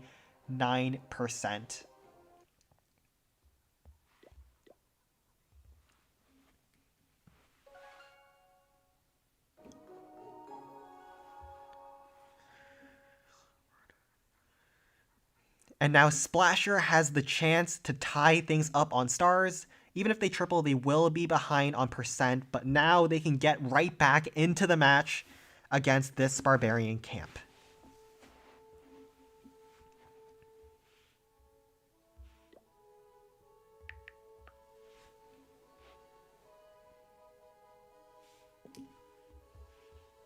And they can go in whenever they are ready.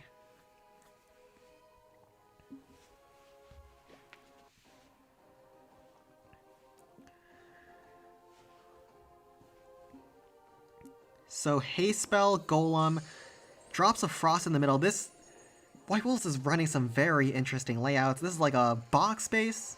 I don't know what you call this. But Miner up the right-hand side of the base to start clearing some trash over there. Probably secure the District Hall, maybe. It goes straight after the District Hall. It knows exactly what it wants. That will set a funnel for the Golem to go in from the top angle. And push into the base. Oh, it's 2 miners there, actually. They were both stacked up on each other, and now they're going to clear that air defense. Dodge out on the rocket artillery.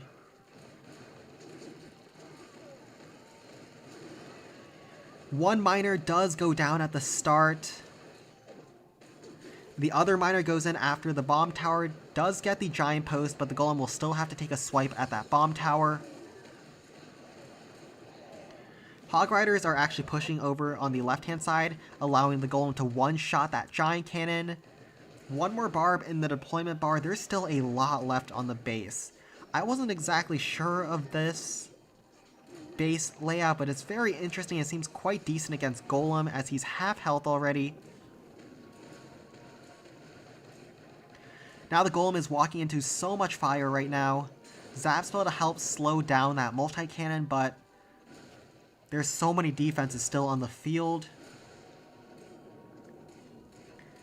And we'll see what he can do on the second attack. He'll fall short at around 35, 36% maybe. Finishes off the bomb tower, goes down to all those defenses. But let's see if he has enough to finish off the space.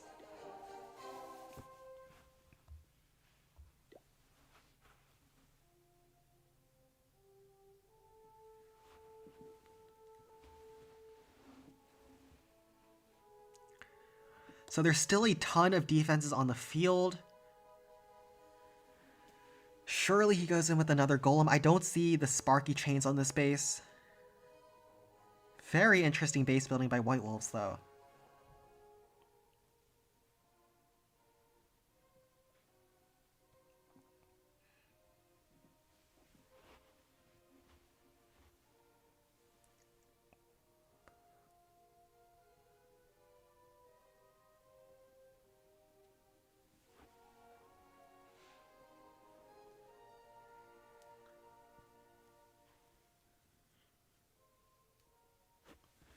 And now Splasher is in with their second attack. This time another golem hit. Drop the golem back into that frost bell and then freeze as many point defenses as he can. But I'm not sure how many he can freeze. There's so many defenses still on the field.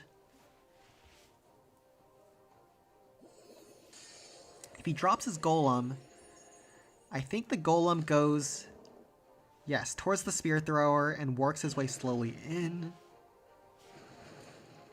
Looks like he's trying to hold on to a second frost for maybe the backside. He's trying to not use it on top of the rocket artillery. I'm not sure if that's the right call, but we'll see. I don't think any Teslas popped on the first attack, so there's probably a Tesla farm somewhere around here.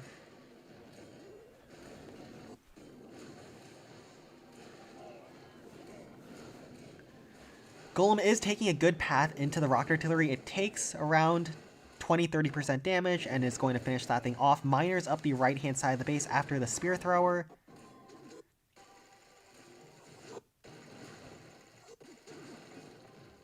Now the Tesla farm pops, and he drops down his frost to freeze as many of them as he can. One more hog to go. One more hog, one more zap, one more barb. This golem is going down quickly, though. Zap on top of that little builder hut, or that little clan house, to make sure that the golem doesn't get stalled there, as well as stunning the cannon, so nicely done there.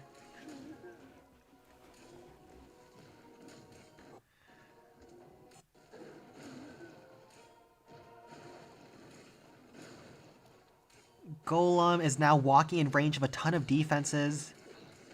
Barb to snipe the spear thrower finally. And Golem's skipping the cannon, so I think he'll drop down the last hog over there. But it looks like he'll just fall short. Golem does not have enough power through this base, as he sends Hog Riders to try to grab as many defenses as possible and maybe keep his Golem alive a little bit longer. It does finish off the Tesla. Grabs the spear thrower, it pops open, and it's too far away to get its death damage to kill any more buildings. He'll fall short at 85%, but not a bad attempt. Very interesting base by White Wolves there.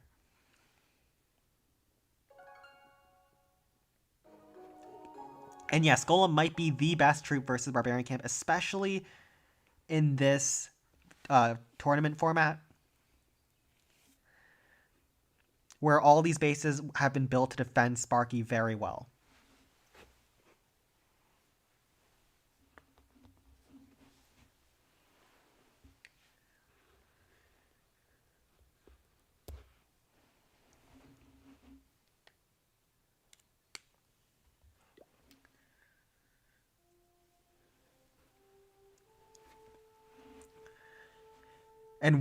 And Splasher has their Barbarian Camp now on the field for White Wolves to attack.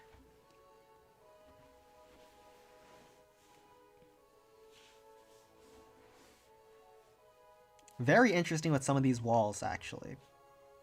We'll see how they do.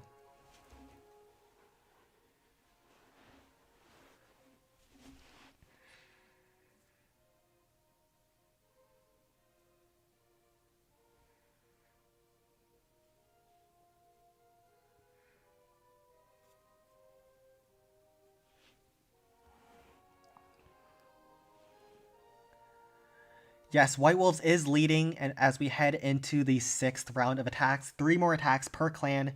White Wolves is up 1 star and 51%. Both clans have also used 2 graveyard attacks apiece, which means they should have 1 more left.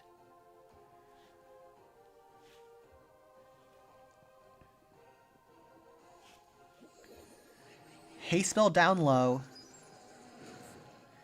Drops down the golem and immediately finds a troll Tesla on his approach. Frost spell on top of the rocket artillery for later on. A rocket balloon in his camps.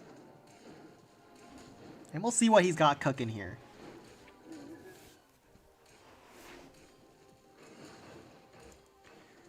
So golem is punching through the opener right now.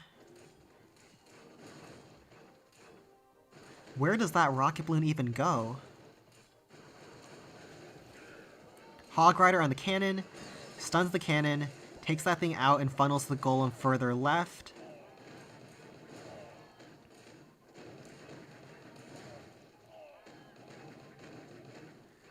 Golem is going to punch through the multi-cannon, but he's going to get stalled up while he's getting shot at by a ton of defenses now. That giant post has been extremely annoying, but the golem now works back into the base. 2 miners have not yet been deployed. Golem swerves left, grabs the multi-cannon. Miners now up the left-hand side while the spear thrower gets distracted. A barb to help support. Rocket balloon is still up, but the golem is low. But he does turn towards the rocket artillery, meaning that he takes that out on the first hit. The death bomb only grabs a couple of air defenses on the field. He has a rocket balloon still left. I think his golem didn't get quite as far as he was expecting, and he was hoping to drop his rocket balloon maybe somewhere else. The miner survives at 1 HP to get its death bomb, kill the spear thrower. The other one kills the rapid rocket. And where does he want to drop that rocket balloon? Maybe on this bottom spear thrower? Or this... I don't think he can get the multi-cannon. So probably this spear thrower is the best value for that. Or he's going for the air defense and try to grab this multi-cannon afterwards. Not quite. But that'll also help funnel his golem on the second hit, because I think he wants his second golem to go straight after the district hall. So he'll use like a ram to finish off this multi-mortar. And then probably golem up the gut.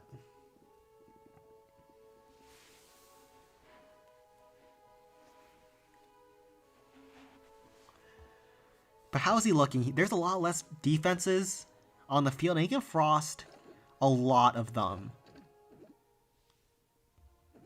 He can get some huge frost in the middle. And maybe he can even finish with some air.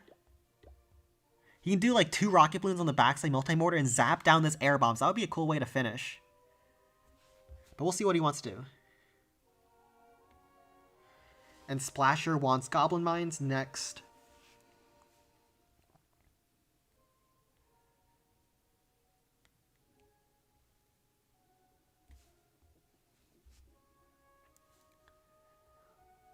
But let's see what he's cooking.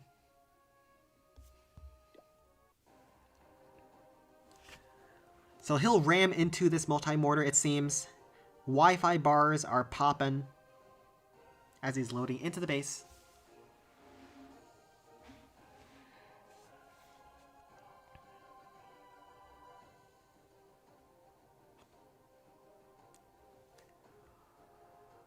And let's see what he's gonna do.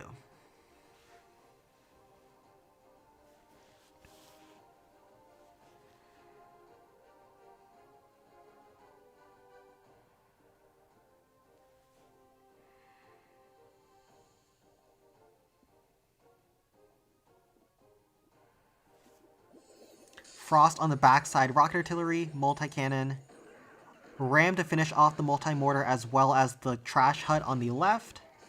Golem to go up the gut now.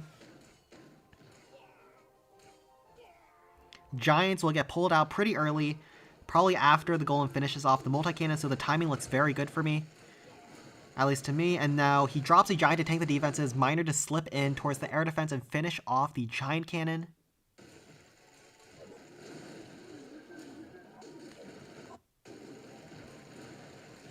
And now the Miner is going to take out the Giant Cannon. Another Miner up the left-hand side, finish off the cannon, slip his way in, and also grab the Multi-Mortar. One Hog still left in the deployment bar, has not yet dropped his second Frost. Now he does, on top of the Giant Cannon and two other cannons. One Barb to slip in and try to DPS down the bomb tower a little bit. There's probably too much left on the field. He's at 40%, 30% on his Golem. Tesla still lurking. Yes, there is a Troll Tesla in the corner, if nothing else. So he will fall short here.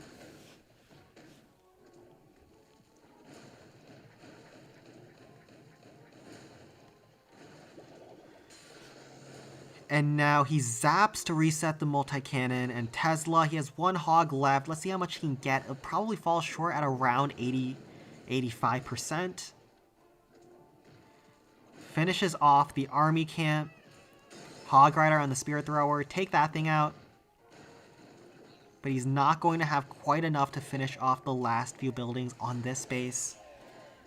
And that opens up the door once again for Splasher to try to tie them on stars.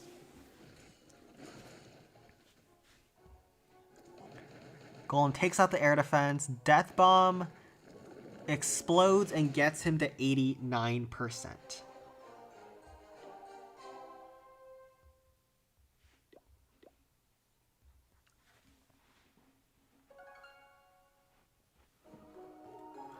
And now let's see what Splasher can do against Goblin Mines.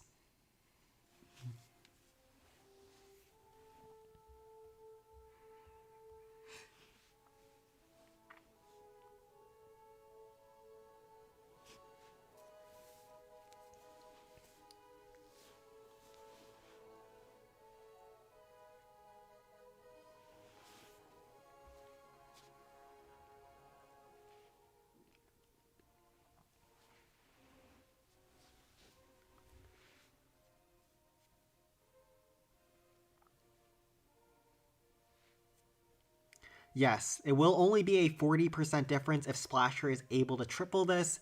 They have one graveyard hit left, and they can use it here if they would like.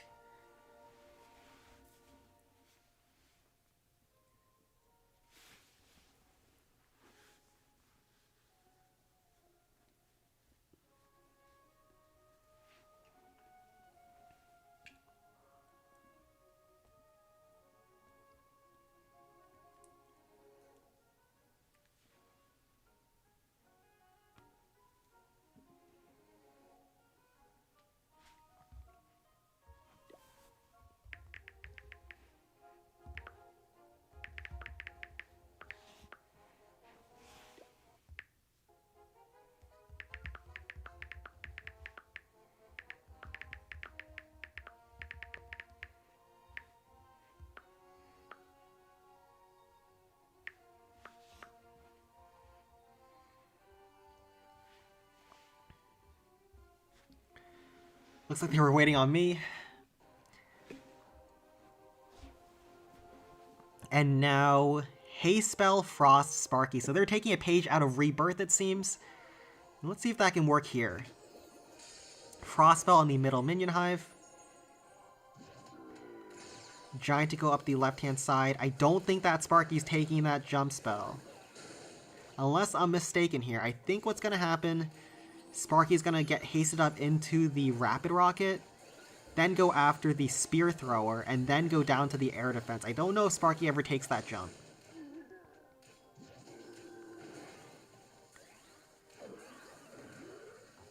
But we'll see. Maybe he sees something that I don't. Ooh, it actually splashes down the Spear Thrower. So yes, perfectly done there. And now the Sparky does go up exactly where he was hoping. Barb in behind clears the goblins. And those goblins are getting chained down by the Sparky's shots. Another shot is going to finish off the rest of the goblins. He's looking very solid now. Wizards and Hogs up the right hand side to take out some of those goblins there too. He has a Barb and 2 Rams still left. He'll probably need to use that Barb to finish off some of those goblins. They're frost up, so they don't do too much damage to him. And the Sparky is full health.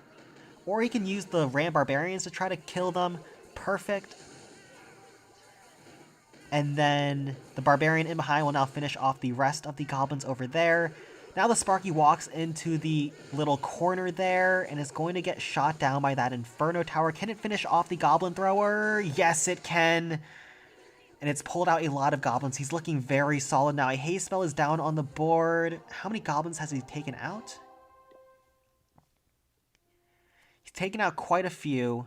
There's 1 more barrel left in this Goblin Thrower. These goblins walking here, and then a full barrel over there. There's still Inferno Tower, a Blast Bow, a Giant Cannon. It's going to be quite hard to finish, but it might be possible.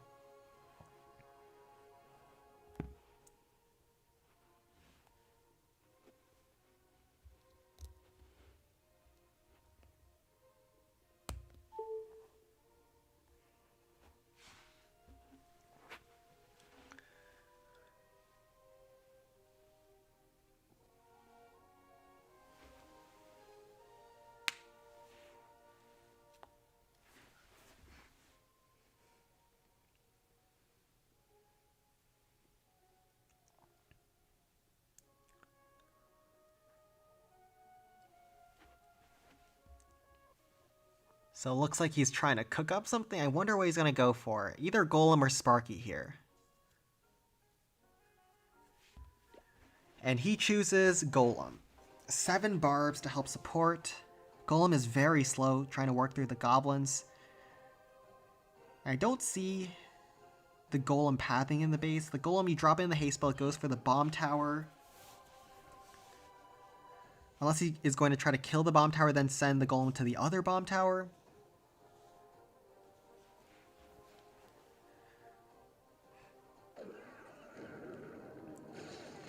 He drags the goblins into the Frostspell, and that way his Barbarian can do a good job trying to clean them up. Where is he trying to drop the Golem, though?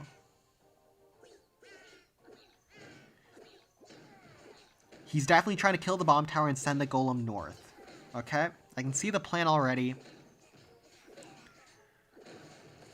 Oh no, he missed the Golem in the haste. Oh no. He needs to secure the District Hall at least from here. He's able to frost the entire backside, but the Inferno Tower is going to be a little bit devastating. He'll have some Hog Riders to help take that out, but oh no, this is not going to plan.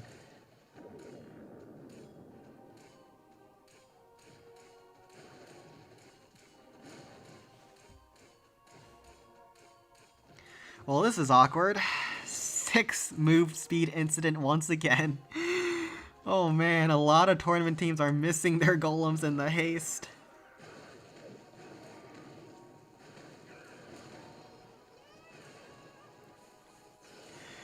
Hog Rider does make it to the Inferno Tower. Inferno Tower does get stunned.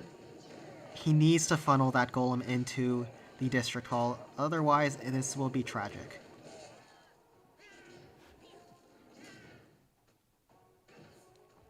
I don't think the golem has enough time to reach the District Hall.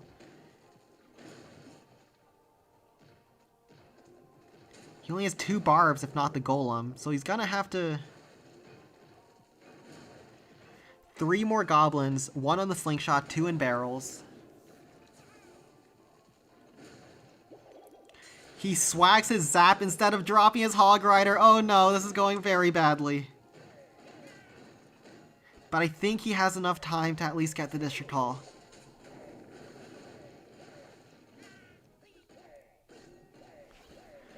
"49 seconds on the clock.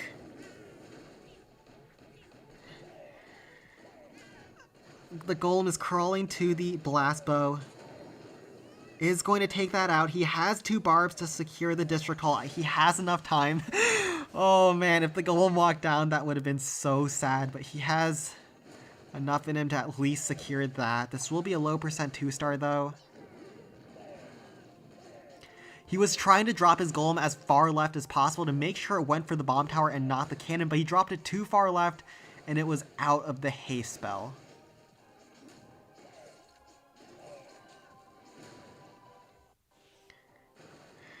Six seconds left. The golem isn't even going to have enough speed to get to that reflector. Devastating result here. He's going to fall short at 70%. Yes, that was very unfortunate for him. 70% 2-star, and now White Wolves is going to start the 7th round of attacks, I believe.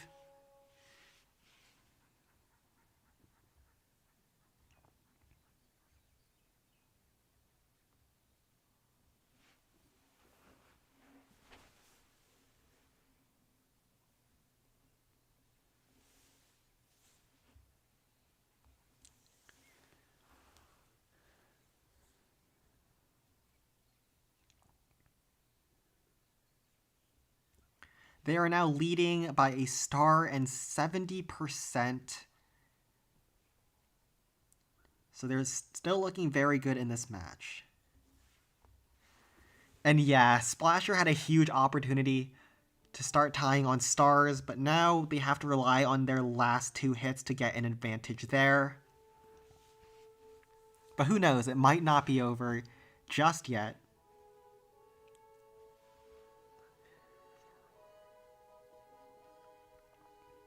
And Splasher's Builder's Workshop is on the board. White Wolves can attack it at any time.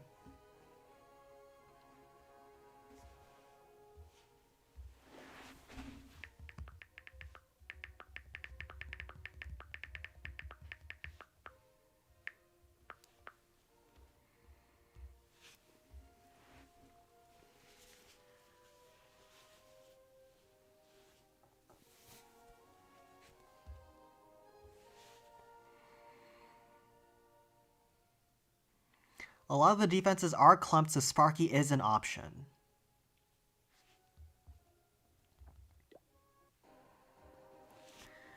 And they're going in with Frost Graveyard Hogs. This is one of the comfort attacks for White Wolves. Their players have been playing in the raid weekends for a very long time, and Graveyard Hogs have been meta, so they're very strong with this attack. So even though I think Sparky might be a better call against this base, with how good they are with this attack, I wouldn't be surprised if this does very well as well. He has a P.E.K.K.A. to deploy a Graveyard between the Giant Cannon and Spear Thrower. Ram to go in, tank the defenses, and try to test for any traps. Now Hogs in behind. Where does he send in his P.E.K.K.A.? In behind the Hogs on the right-hand flank. Tesla pops on the left and is going to snipe a couple of his Hog Riders. He needs to get some Hogs to stun that thing as soon as possible. He's just trying to keep his P.E.K.K.A. alive as deep into the base as possible and have that serve as the main DPS here. 4 more Hogs deploy, 1 more still left now. Graveyard Larrys are spawning everywhere. The Blast Bow is slowed down. Barb's on top of the District Hall to help do some damage to that, so he doesn't have to worry about that later. P.E.K.K.A. is still full health and is working through with 1 more Hog to help support. The Ram actually pulls the Zap Trap for the P.E.K.K.A., and the P.E.K.K.A. is actually going to finish off the Giant Cannon, go forward, get a swipe. Oh, I thought I was going to go after the Multi-Cannon, but the P.E.K.K.A. is stupid. Goes after the Trash Hut instead and blows up.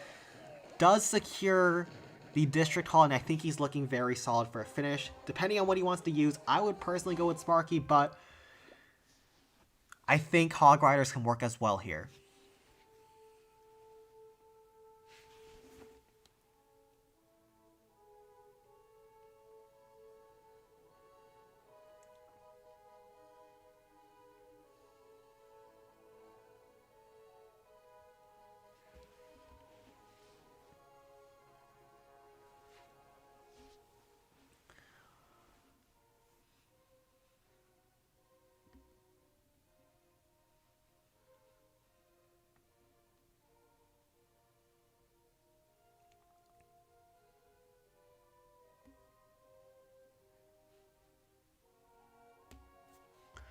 Are there any Troll Teslas?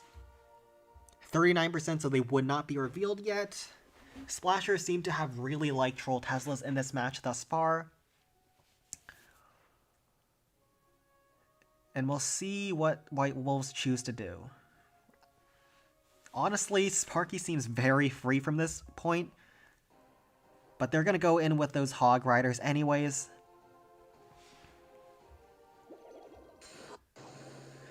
Zap in the middle to finish off the low cannon. Graveyard on the left-hand side of the blast field where there's no splash covering.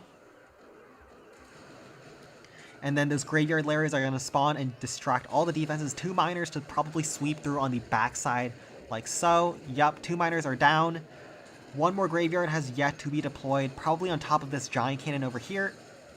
The miners have gone really low already.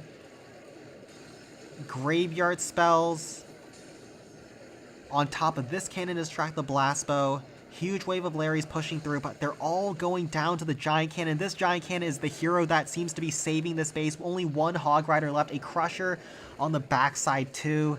I definitely think Sparky was the call here. Hog Riders are going to die off to the backside. Giant Cannon so OP. And it looks like he's going to fall just short here at around 82-83%. Or the Tesla stops the bar from finishing off that last air defense. And we're going to take a look at Splasher because now White Wolves is out of graveyard attacks. And Splasher once again has the chance to take back this match.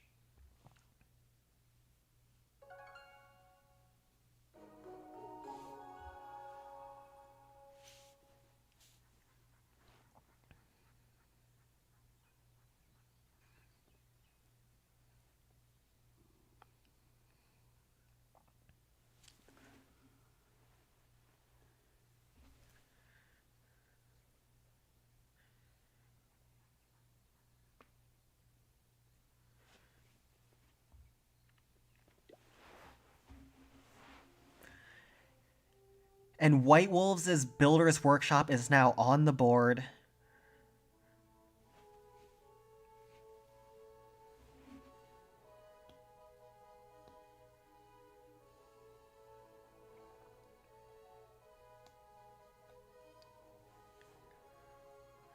And now let's see what they can do.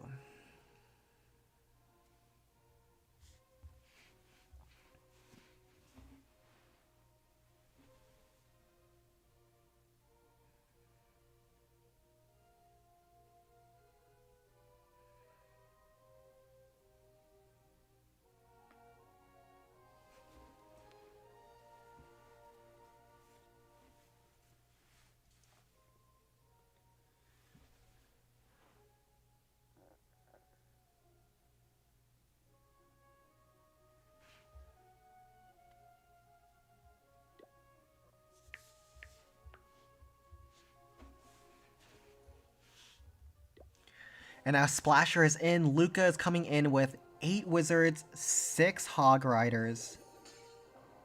Jump spell up the right-hand side. This will send his Rams into the base, deeper inside to distract the defenses.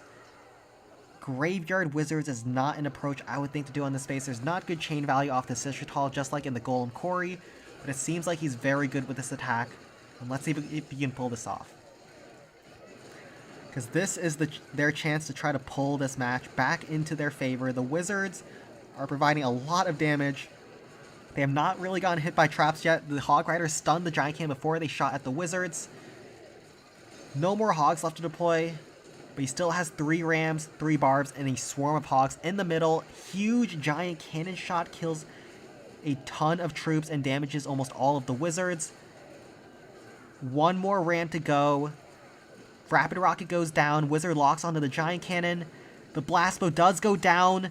Oh my goodness, he's getting so far into this base. What is this? Oh, Luca is cracked. Just trunked this base for everything.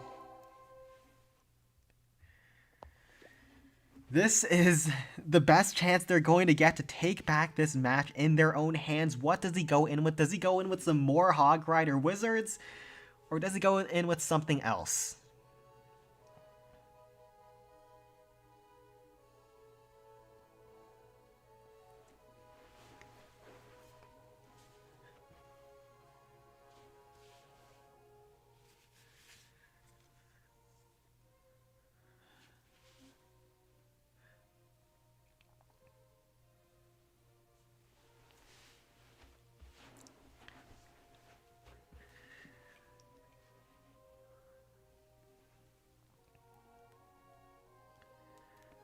No matter what happens, Splasher will be down on percent, so they do need a triple out at this point. 3 graveyards, same army, 8 wizards, a bunch of rams to go in to tank, a zap as well this time, so no jump.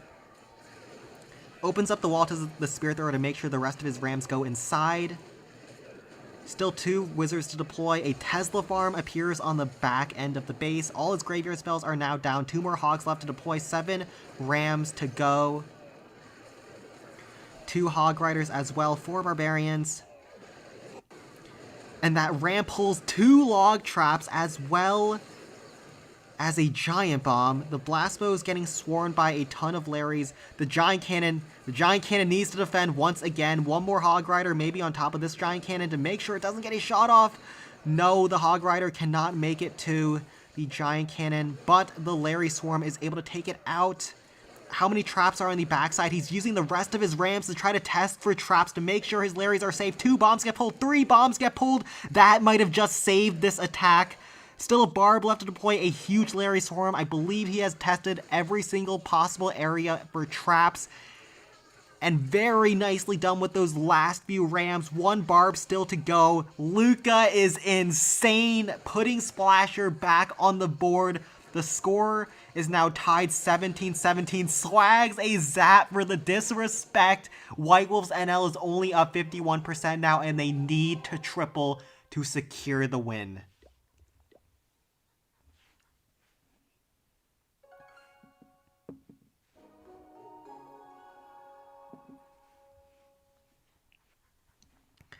Goblin Mines is the last attack for White Wolves NL. And they don't have a graveyard attack left. Neither side does. And this is coming down to the wire.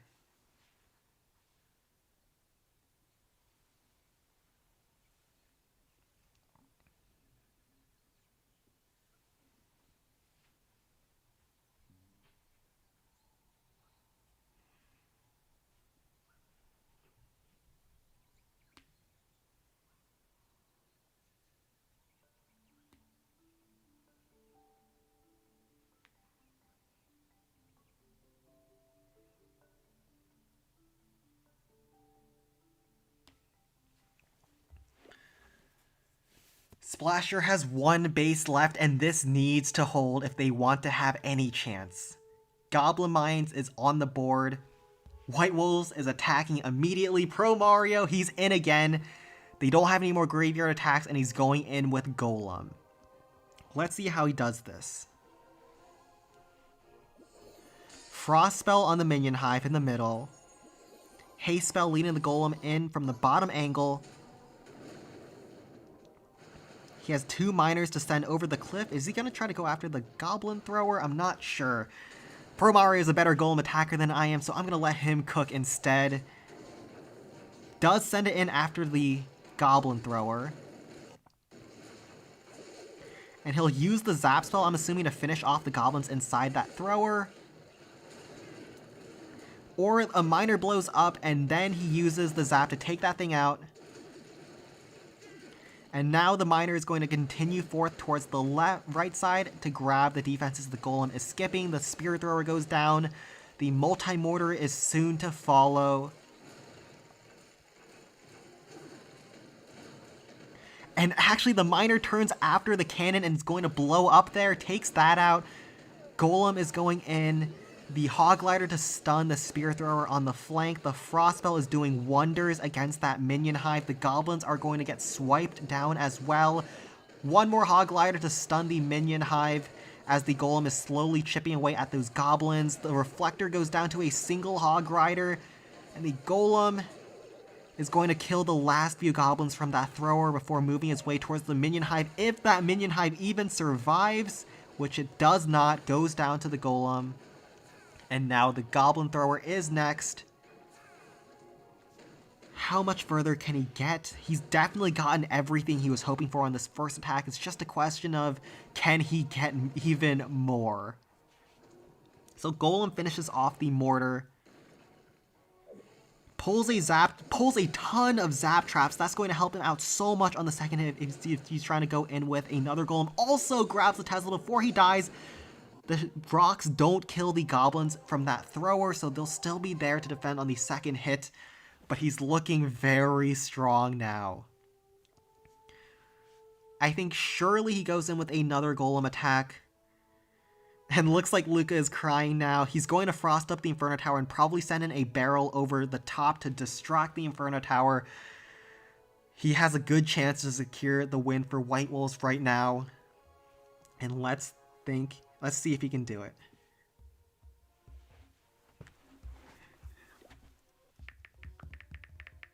Don't lose hope, boys. Splasher can still defend.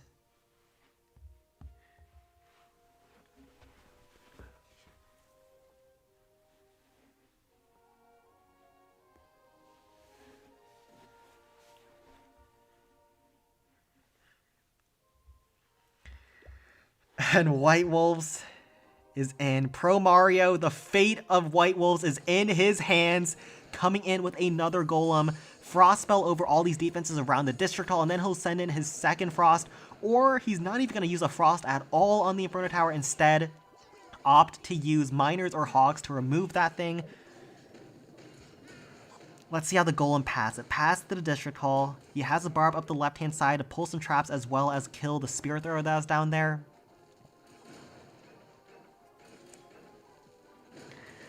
Golem swerves into the base. He has a Hog Rider to stun the Inferno Tower as needed. Barrel, Hog Rider in. Barrel tanked the air defense to make sure the Hog Glider could make it through.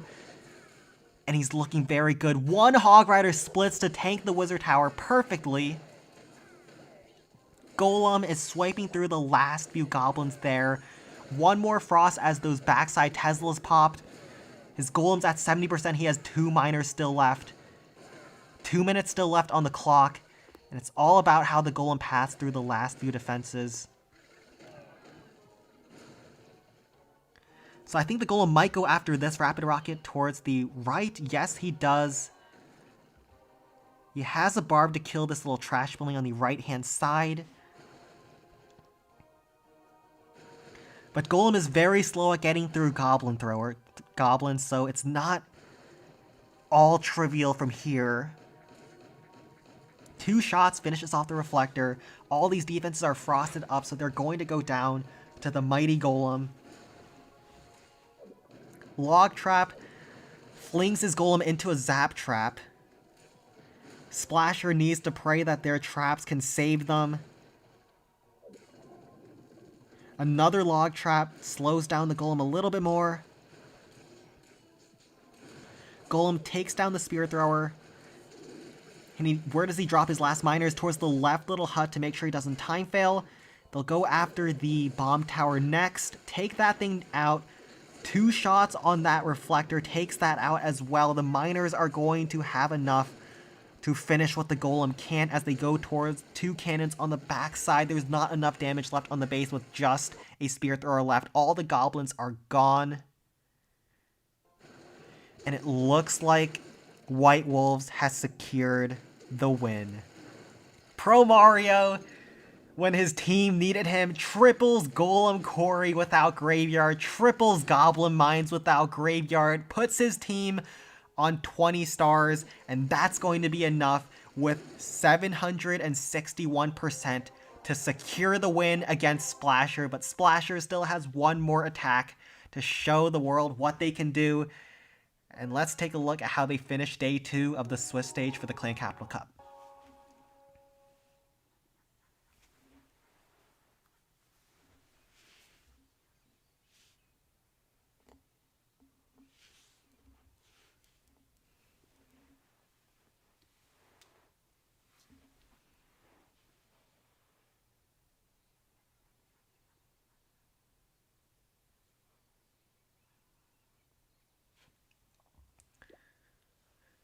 Balloon Lagoon is the last district for Splasher. And they don't have any graveyard attacks left. So let's see what they can do here.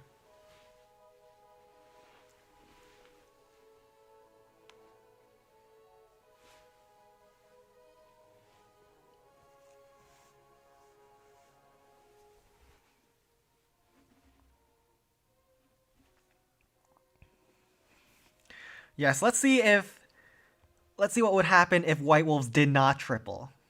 Because if they didn't triple, that would have opened the door for Splasher to triple and take the win.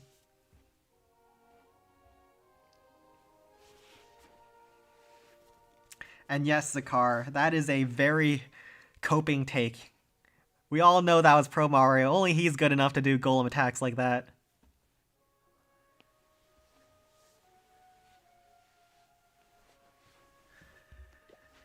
And Splasher is finally in with the final attack of day 2. Golem, Haste Spell, Frost, Luca is going in for their final attack.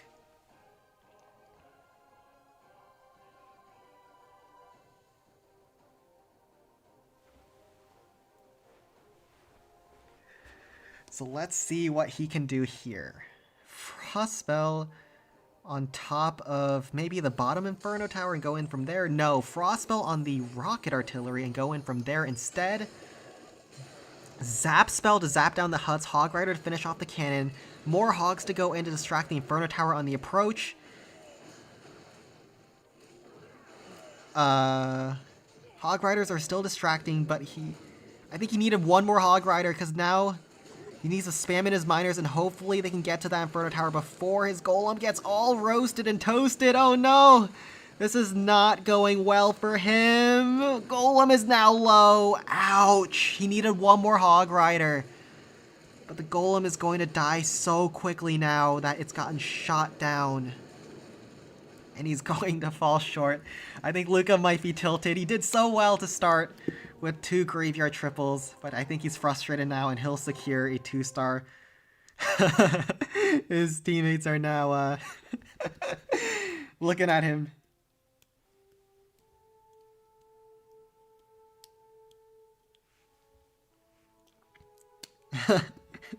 Just needed 79%. Swag, Zap, and Barb again, please. Lightning.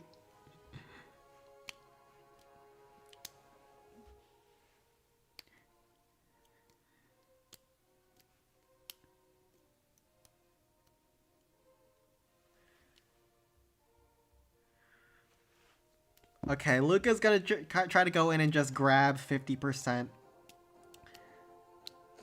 The match is already over though, so we'll just see what he can do.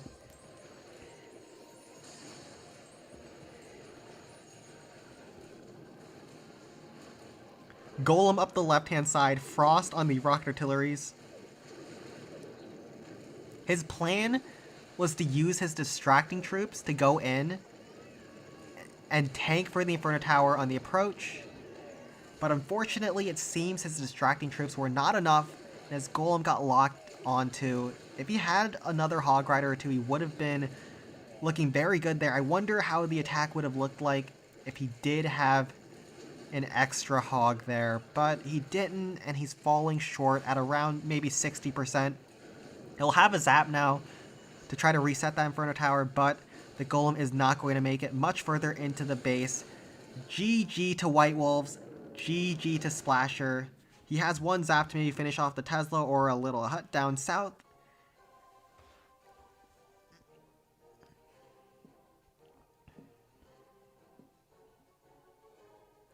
And he can spend his Zap wherever he wants to finish off this match.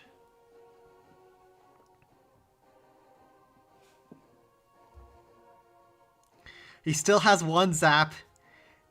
And as long as that Zap can secure 42%, they can still 3-star here.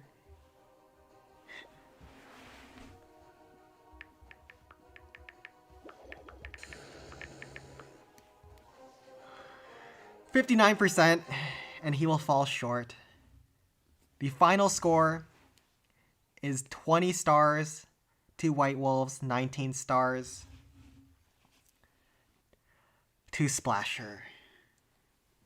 GG to everyone. Thank you all for coming out for today. I'm signing out. I'm tired for streaming for so long. I gotta study as well. But tomorrow we'll have our final round of Swiss stage. Fons and White Wolves NL have qualified for the semifinals today. And we'll find out our last 2 teams tomorrow. Take care, everybody.